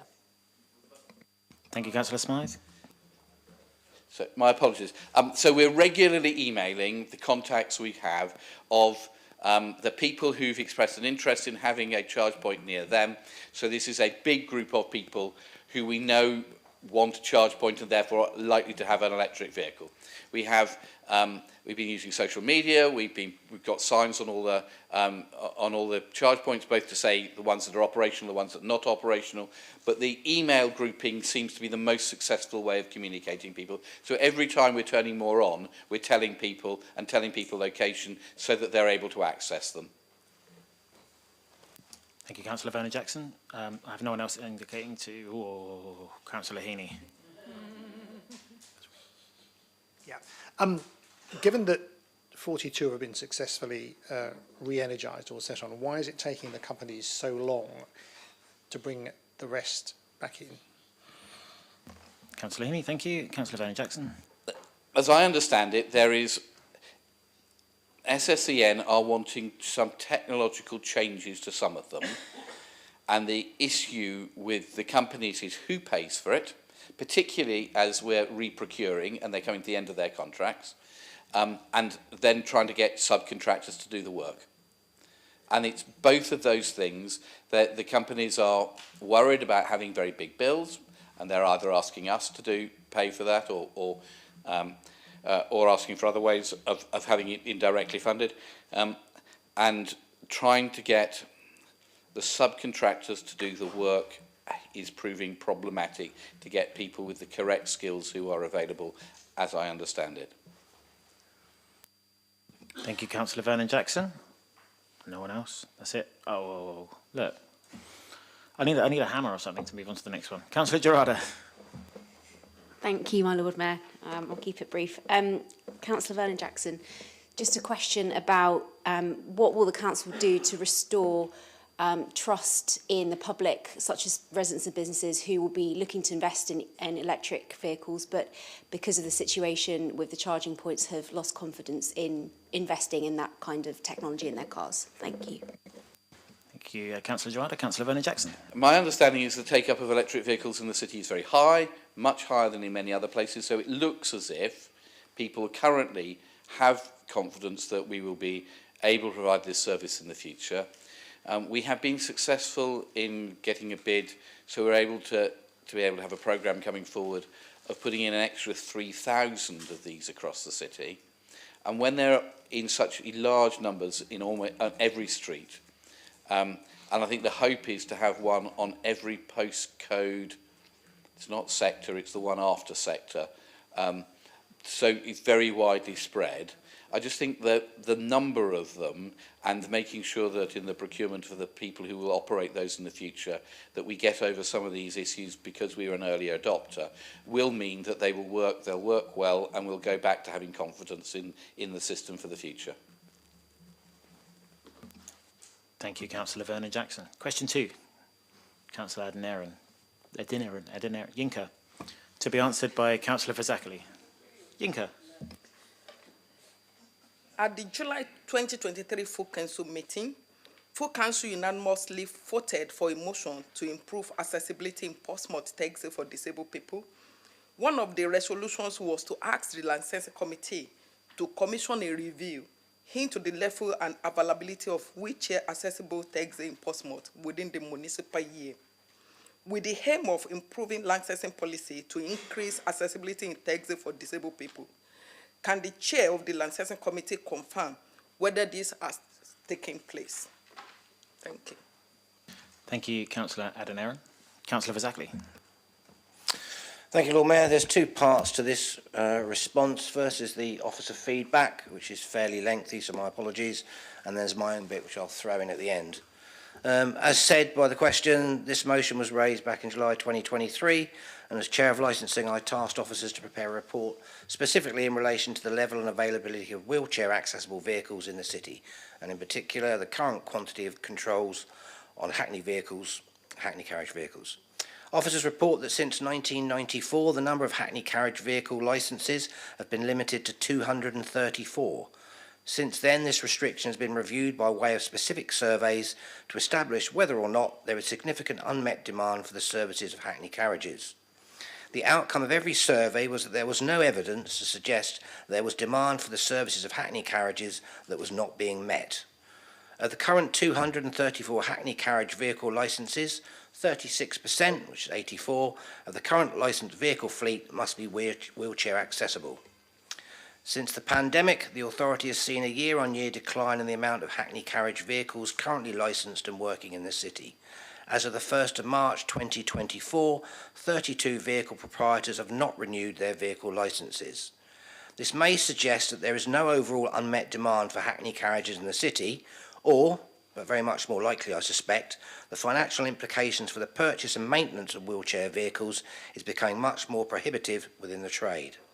Either way, the issue of why there's been a decline in demand for Hackney carriages needs to be revisited and determined.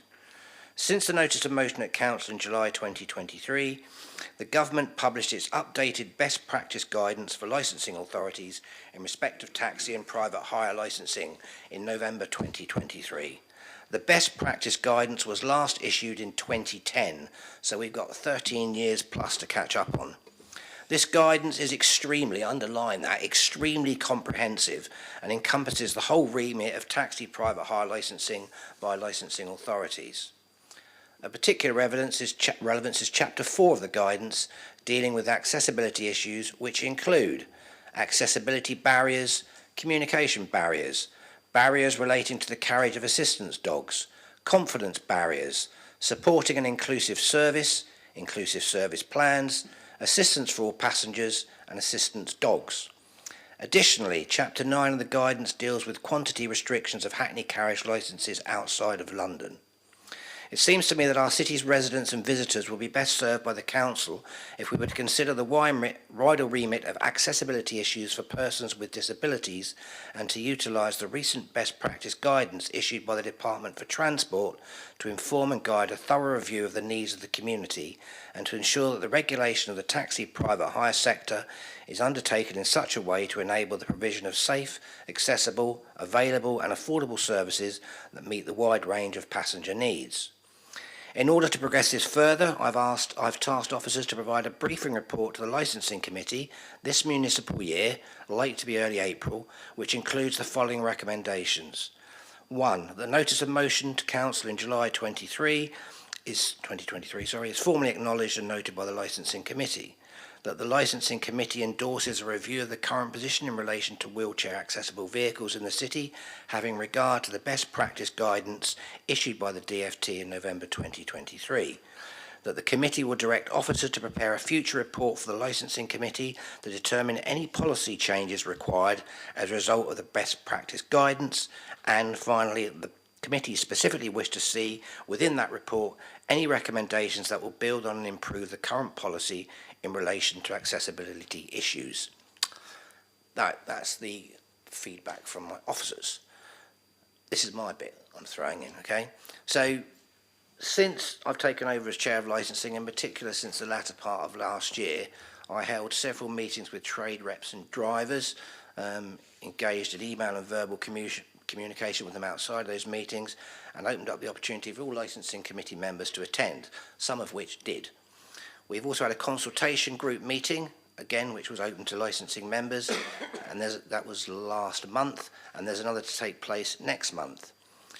Personally, I fully recognise the value of taxis and private hire, part of the public transport system within network within Portsmouth, and during the course of the discussions that we had, they explained the current restraints and difficulties in running wheelchair accessible vehicles.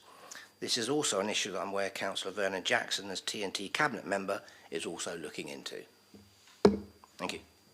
Thank you, Councillor Fazackley. Councillor Adeniran, do you have a supplementary? No, thank you. Any other supplementaries?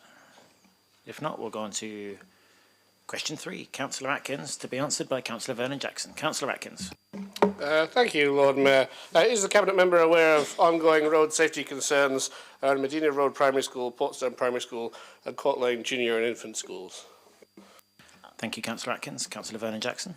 Thank you. The Safer Travel team have been working with schools across the city to provide support through a comprehensive toolkit of options available to schools. Medina Road Primary School, Portsdown Primary School and Court Lane Junior School have all actively engaged in bikeability training for years 5 and 6. That's what used to be called cycle proficiency when I was around.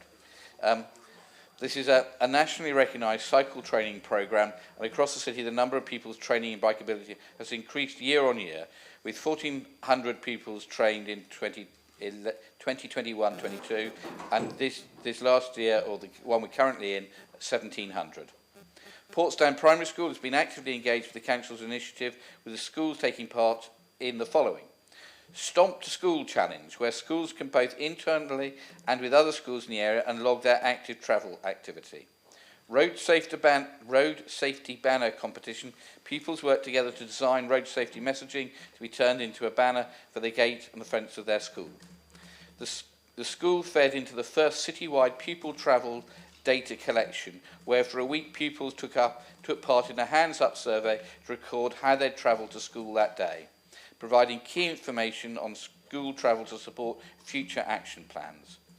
The junior road safety officers acting as independent campaigners within their schools to develop fun and informative activities to teach their peers about road safety and making improvements. And Sustrans Big Walk and Wheel, an annual national active travel competition where for 2 weeks pupils and parents are encouraged to increase the use of active travel where travelling to and from the school.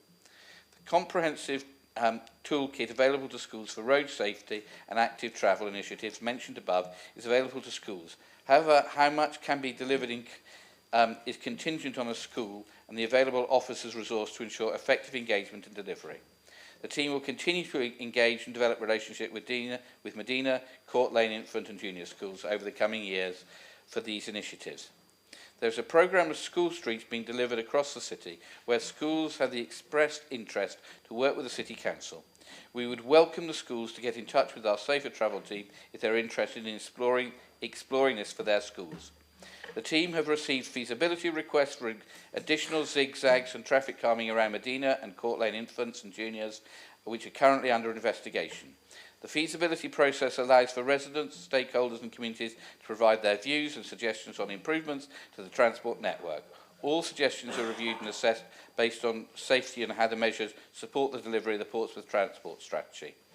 Medina Primary School are programmed to have their zigzags refreshed under the local transport plan Safer Route to Schools in this financial year, and this funding was approved by me at the Transport Cabinet meeting in November 23.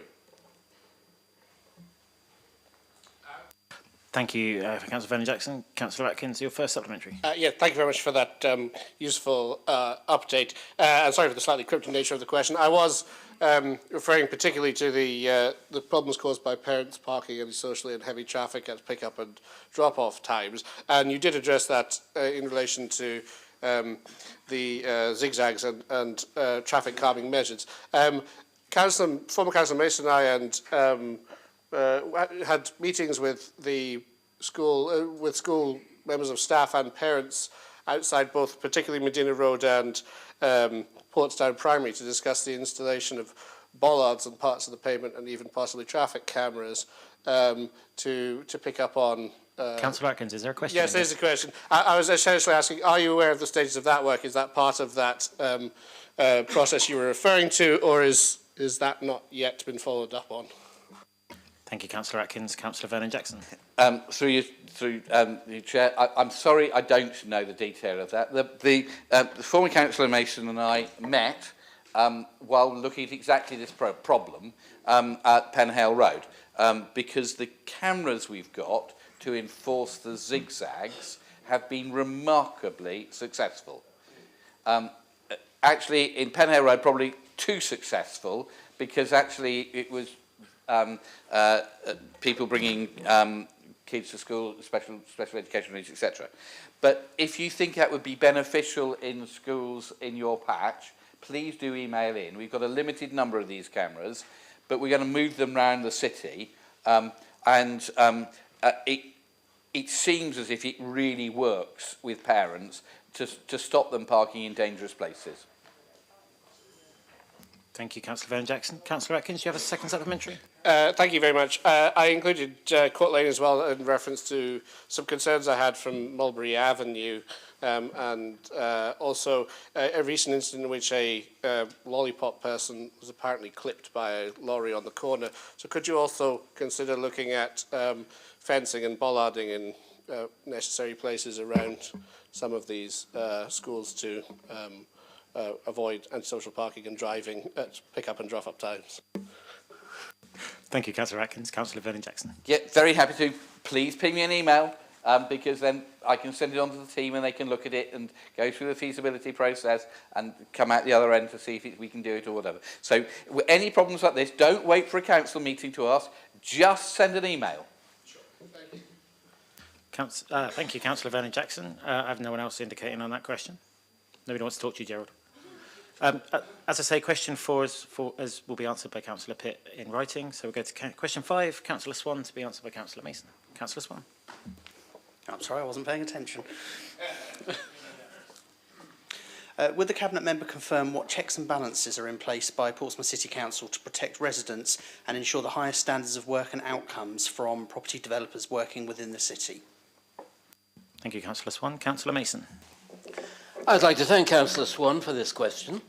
It's very rarely that one gets a question that one is enthusiastic about answering. There are two sides to... Okay. There are two sides to this question. The quality of the proposal for development and the quality of its execution.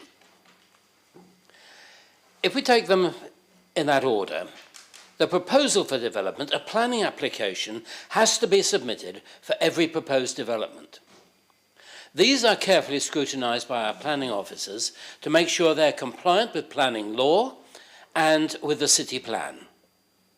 In simple and straightforward cases, the decision on whether or not to proceed and what conditions need to be applied will be taken by the officers under delegated powers. In larger or more complex cases, the decision will be taken by the planning committee at a planning meeting. If a developer ignores or deviates from a planning decision, the matter is managed by our enforcement team, who will try to get the matter rectified or, as a last resort, take legal action. It is worth noting that there are currently 196 open enforcement cases across the city. We do not take this matter lightly. The quality of the execution of a project is a matter for the Building Control Partnership, a joint body responsible to Fareham, Gosport and Portsmouth councils. The partnership comprises 14 building surveyors, an access officer and a couple of structural engineers. With the exception of a couple of people taking early retirement, everyone has taken the necessary examination or interview required to become a registered building inspector under the October 2023 legislation, which requires them to be a registered building inspector by the 1st of April if they are going to undertake anything but the most mundane work under supervision. Building control can legally be provided by the Building Control Partnership, or a developer may choose to have construction controlled and overseen by a private building control firm. It's worthy of note that 80% of all construction work within the 3 council areas is undertaken by the Building Control Partnership, as compared to less than 65% by councils across the country as a whole. The Building Control Partnership will be involved in every aspect of the construction, the choice of materials, and the final finishing of the building. By these means, we are able to ensure that every development meets the necessary legal, safety and construction standards, and also meets the Council's requirements for design and placemaking as set out in the City Plan. Thank you, Councillor Mason. Councillor Swan, do you have a supplementary? Can the Cabinet Member confirm what the Council does to assist residents who are let down by poor quality renovation work or exploited by fraudulent tradespeople following the granting of planning permission in the vicinity of their property? Thank you, Councillor Swan. Councillor Mason. This depends whether it is the failure is a problem with planning or with building control. If it is planning, the matter would come to the attention of the planning section, and then that would go to planning enforcement, who would then take the necessary action to ensure that the development was brought back within what we require, or I suppose in extreme cases, they could require it to be pulled down. As with a crooked pub somewhere in the north of England. Yeah. If it's a matter of building control, it goes back to the building control inspectors, and if there is a failure there, it is usually because there has been some deception somewhere along the line by the builder. And in that case, building control would take action to ensure that this was rectified, and again, if necessary, would go to law on this matter. Thank you, Councillor Mason. Councillor Swan, do you have a second supplementary? Can the Cabinet Member confirm if there is an audit trail of site visits following the granting of planning permissions? And can I also thank him for his answers? Thank you, Councillor Swan. Councillor Mason. After planning permission, no, there is not an audit trail. Nobody goes out and checks on this. We would expect the person who has got the planning permission to follow the planning guidelines. If they don't, then it would be up to the local councillor, to neighbours, to other people to say, this doesn't fit, this is not right, and bring that matter back to the attention of the planning section. So far as building control is concerned, they do keep an audit trail of everything through the whole of the process, and at the end of the process, this would be checked. But if there is a failure which is brought to their attention, then they will obviously go back and deal with it. Thank you, Councillor Mason. Councillor Atkins. Thank you. If a resident, for example, is left sort of carrying the can for poor work by a developer, do trading standards become involved, or is there any other advice or assistance the council offers them? Because obviously they're potentially, then the resident is potentially subject to the enforcement action, aren't they? Thank you, Councillor Atkins. Councillor Mason. The honest answer to that is I am not sure. I will find out at what point trading standards would be involved in such a matter, and I will let you know. Thank you, Councillor Mason. There's no one else, so we're going to go to question 6. Councillor Fielding. To be answered by Councillor Barrett. George. Thank you, Lord Mayor. Can the Cabinet Member confirm how frequently the Council monitors sewage discharges in the Solent and surrounding waters, and what specific parameters are assessed during these monitoring activities? Thank you, Councillor Fielding. Councillor Barrett. Thank you very much, Lord Mayor, and thank you so much, Councillor Fielding, for asking this question. I think it's really important to say this is one of these strange things where this sits across three portfolios, mine, Councillor Pitts and Councillor Ashmore's. So I'll do my best to answer the things that you've asked, but if I'm not sure, I'll let you know anyway. And I apologise in advance, I've got the officers and mine, but I'm sure you can appreciate anyone who knows Richard Lee knows he provides very detailed, very comprehensive, but very excellent briefings. So I just wanted to let you know I'll try and do my best to flow through this. You've only got 14 minutes. Oh, well, there you go. Thank you so much, Lord Mayor. I'll do 14 minutes. The Council monitors sewage discharges into the water around Portsmouth on a daily basis. This monitoring consists of accessing Southern Water's data sets via their Beach Boy platform. Beach Boy is an interactive, near real-time web app designed to help the public stay informed about any storm outflow releases at nearby bathing waters.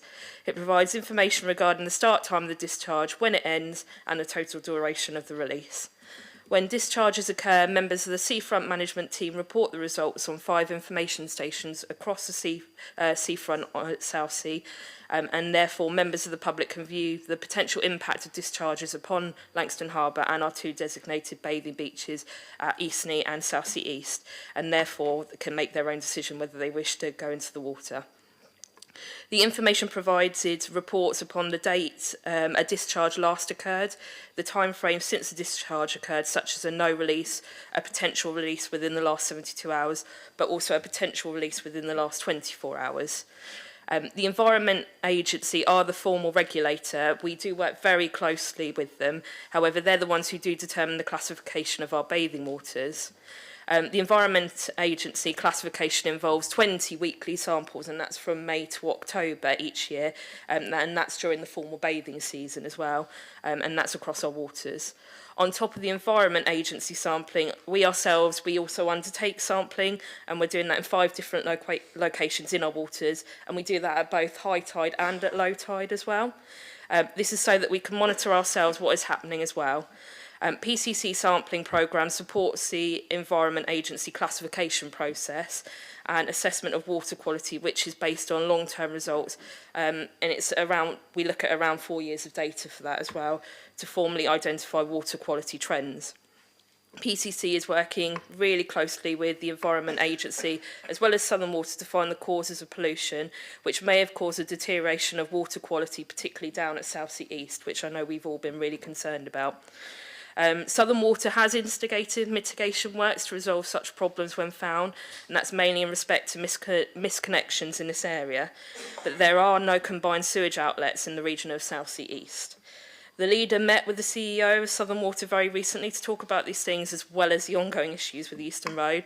As I'm sure we all agree, it's a very important issue for all of us, and our constituents and our residents have real concerns with the ongoing sewage discharges into our water. Since February 2023, PCC has taken weekly samples at an Environment Agency monitoring point for Southsea East.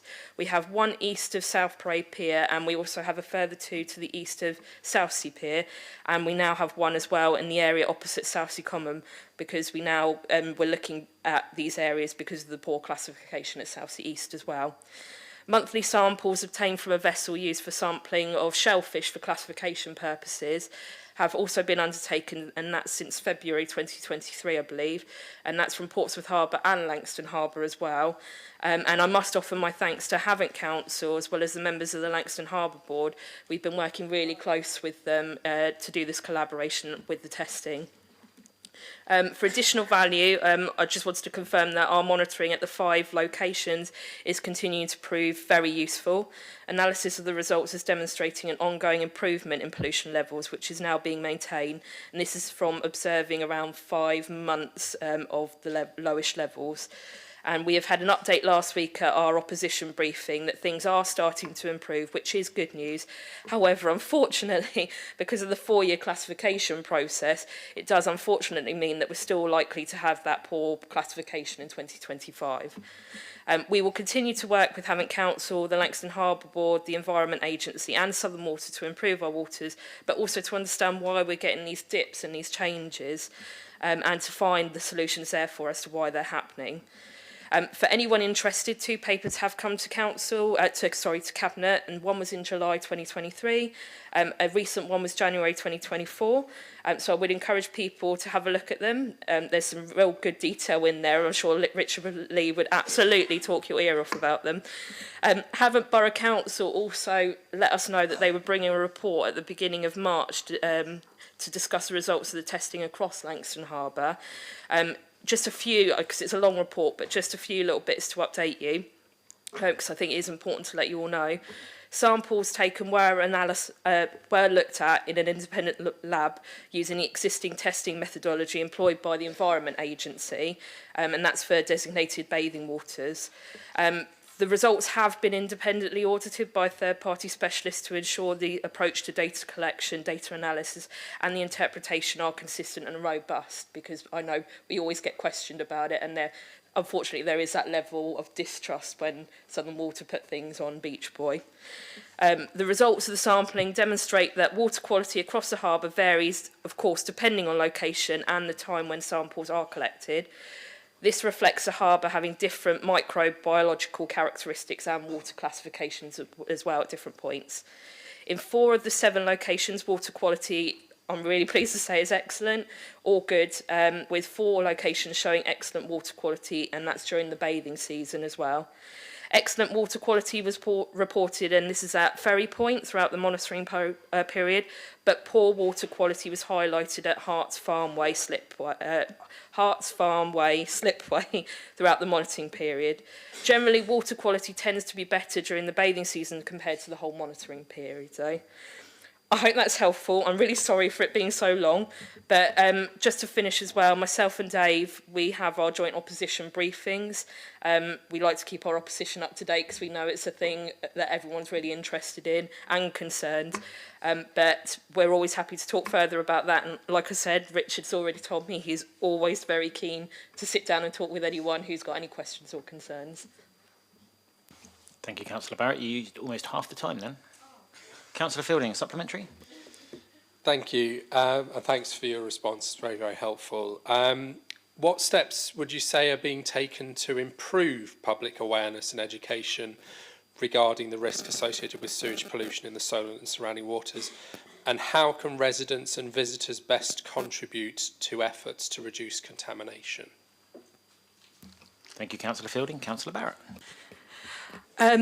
Interesting question, actually. I think we're doing what we can in regards to social media, putting out online emails. Obviously, we've got those points at the seafront that are updated every single day. It's always about making people aware what's been going on, what's happening. Obviously, I know people can go online and have a look and see what's going on as well. But it's making sure that we do provide that option. Obviously, and my apologies, I know that we're working on the electronic boards down the seafront, but I wasn't at that last briefing because I was on bereavement leave, but I will find out some more information and let you know about that. I just think it's really important that we keep updating residents what's going on, because it is a frustration going forward, but equally, to be fair, all parties in this chamber have an interest and are talking about it frequently, whether it's emails on the doorstep, and our 2 MPs are going out and speaking to residents as well, and also are pushing at a government level. So I think that's a good thing going forward, that we're all, on the same page with this. We're all pushing out where possible, social media, door knocking, just letting people know in general, whether it's leaflets as well. I know it's election time, but that's an important thing to let people know about. But as a council as well, we're doing what we can. Obviously, making sure that we hold Southern Water to task, because we know that we need to make sure that they're upgrading infrastructure and they're looking after the network so that this doesn't continue to happen.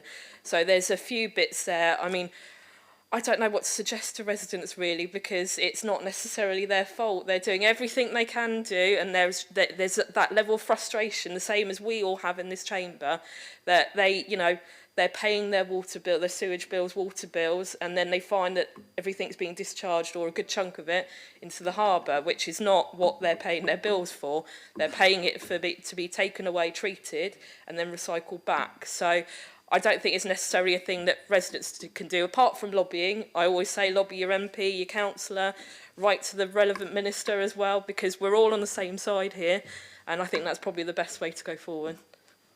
Thank you, Councillor Barrett. Councillor Fielding, do you have a second supplementary? It's getting very late, so no. Thank you, Councillor Fielding. Councillor Smith, you're indicating. Thank you, Lord Mayor. I know you're doing a lot on this, and I know with regard to Southern Water, and I know it's a really tricky subject. But can I just ask specifically, what are you doing on the pungent smell that comes out from the discharges around the pier? And they've been there for a long time, and residents are concerned about that. Thank you, Councillor Smith. Councillor Barrett. I don't know. I mean, I don't really have too much of an answer to that question, I'm afraid, Councillor Smith. I have noted, well, I live not too far away from the pumping station, so I actually do get the waft every now and again, and so do my residents behind Milton. But unfortunately, I don't really have an answer to your question, but I'm more than happy to send Richard Lee your way if you'd like. So, Thank you, Councillor Barrett. Councillor Heaney. Thank you, Lord Mayor. I noted that Councillor Barrett said that you were having joint briefings with your colleague about this issue. I'm just wondering, would you be willing to invite me as Vice Chair of the Langston Board to come along? Because I have been to both the Cabinet member meetings in July and January, and it's useful to keep up to date with what's going on, and or send me the papers, because we're trying to keep involved in that. We are also doing a thing of following up with Southern Water about their non-consented discharges and asking the Environment Agency what they've done about them. And we're looking back over a period. I'll let you know what happens about that. Councillor Barrett. thank you very much for that, Graham. Yeah, I'm more than happy. I think the more people that are involved in this, the more people that have the information in front of them. So yeah, we don't have any problem with that at all. Happy for you to attend if you want to, or happy to forward you any information we have. We always have minutes from our opposition briefings as well if people can't attend. So perhaps we can look back and see if we could send that across. And that's to anybody, actually, to be fair. If anyone's interested and wants some further information, shout and we'll provide that to you. Thank you, Councillor Barrett. As question 7's going to be answered by writing, that brings us to the end of questions. Thank you, members. That concludes today's full council meeting. But wait. I'd like to make one last final comment. As you know, this is the last full council meeting before the local elections, so I'd just like to thank you all for putting up with me for a year chairing. It's been a real pleasure chairing you all, and I appreciate I have quite an unorthodox style. Those who are standing this year, I wish you luck. Those who are standing down, thank you for your service, and it's been a pleasure chairing the meetings. Thank you.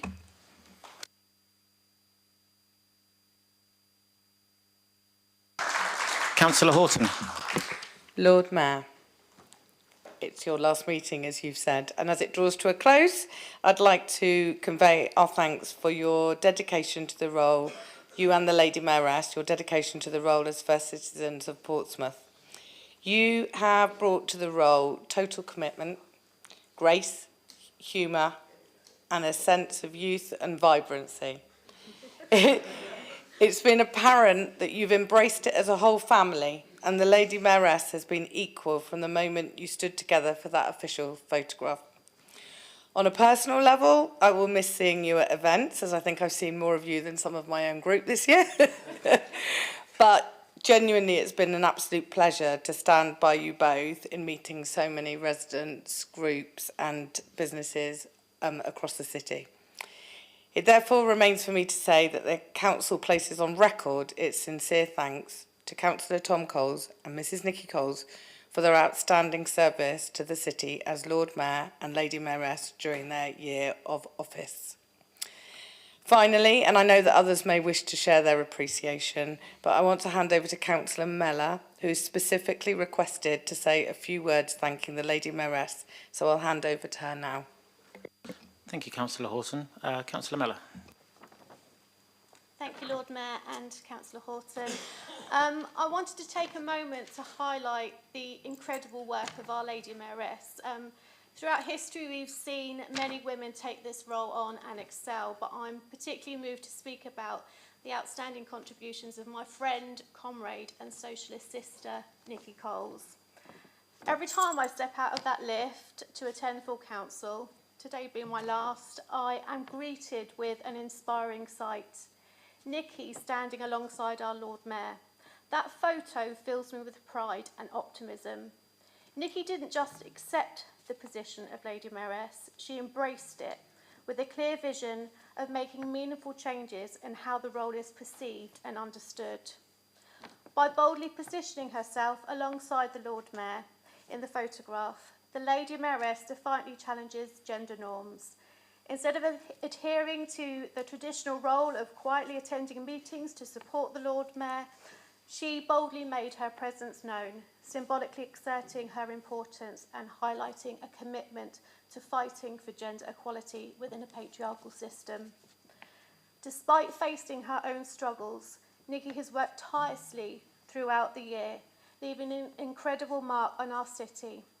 As she prepares to step down from her role, I want to take this opportunity to express my heartfelt gratitude and admiration for her unwavering commitment and tireless efforts. Nikki, you are an incredible woman, and I'm honoured to call you my sister. Your dedication, resilience and passion inspire us all, and your legacy will endure long after your time as Lady Mayoress. Thank you for your service and for being a shining example of leadership and compassion.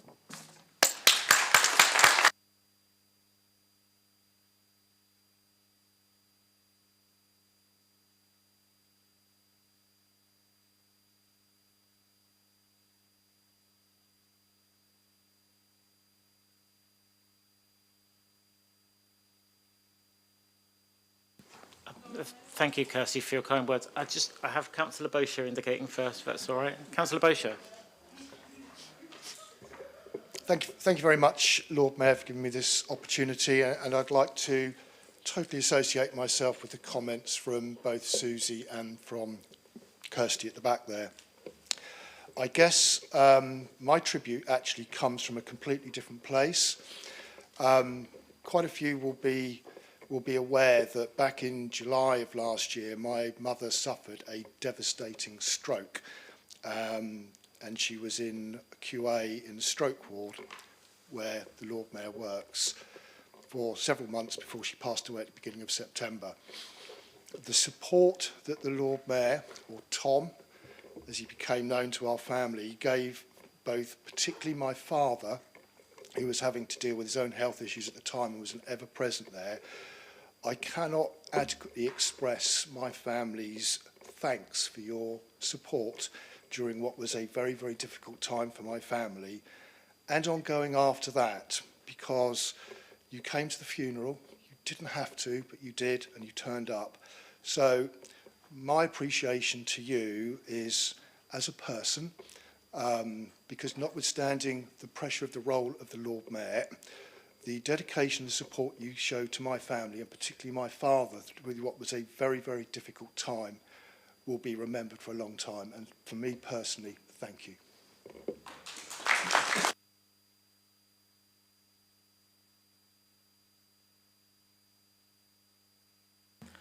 Thank you, Simon. It was a pleasure to look after your mum in her last days, and I hope your dad's okay. Thank you. Mary. Can I just thank Yinka, who made us dinner for everybody tonight.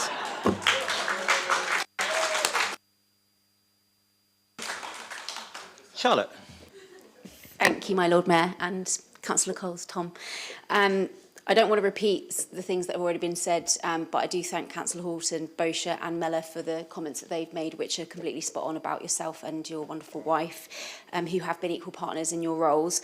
There's just three things that I really wanted to add on about how incredible you both have been and the exceptional job that you've done over the last year. Firstly is the amount that you have raised is incredible. You know, you've raised tens of thousands of pounds for 3 important local charities that mean a lot, not just to you because they've touched your lives, but to the people of Portsmouth. And I'm sure they are incredibly grateful and indebted to you for doing that. And yeah, you've raised an incredible sum. So that is a fantastic thing that we should all recognise. The other thing that I think is incredibly impressive is the fact that you have a family as well. And Tom's been working obviously part-time as well. You've got 3 beautiful girls and you've managed to juggle doing all of this, working exceptionally hard, and then going home and having to manage your 3 daughters, which is, you know, an amazing thing. And as someone that's just had a baby myself, I only have 1 baby and she can't move, and that I found that more difficult than anything else, and, you know, to get to meetings and stuff, so I can't imagine what it's like having 3 grown daughters, sassy young daughters that you've got to juggle as well. And then the other element that you've brought to the table that's been really special and unique is about neurodiversity. Obviously something yourself that you experience, and you've been very open about that, and I think that actually that's brought a lot to this chamber and to your role. You've been, you know, lucid and hilarious and really honest and upfront, and also really good at calling people out and challenging people as well. And you've brought an element of respecting diversity and inclusion that I think is really, really powerful, and that's been front and centre of everything that you've done as well. But obviously you've also organised specific events around neurodiversity, showing other people in Portsmouth who are neurodiverse that they can do a role like this, and actually there is a place for them in Portsmouth. And I think that's really special as well. So thank you both from the depths of all of our hearts about what you've achieved in the last year. It will definitely have a long-lasting effect. Thank you.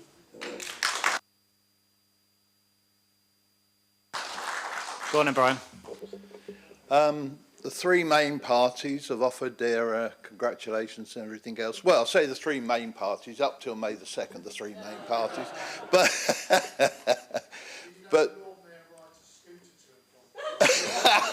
yeah, well, he can help me from the benches next year.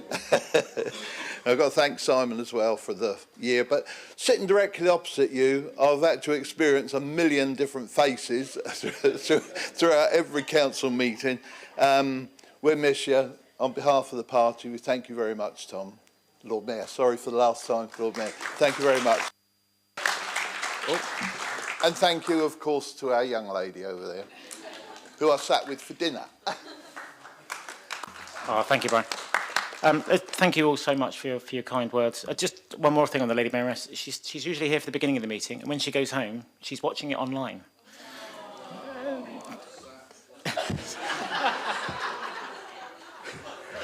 So she's really dedicated to the role. She's just an amazing woman. I couldn't have done this without her. She's been a true rock. One last thank you I'd like to do. I'd like to thank James and Peter because I couldn't do this without them. But bits come up and I don't know what to do, and they've been a real help. And I'm just a front man, really. But thank you all as well, one last time. And I'll now close this meeting at... Oh, she goes without saying. Thanks for the tea, Hev. So thank you all, and I'll now close this meeting at 21:32.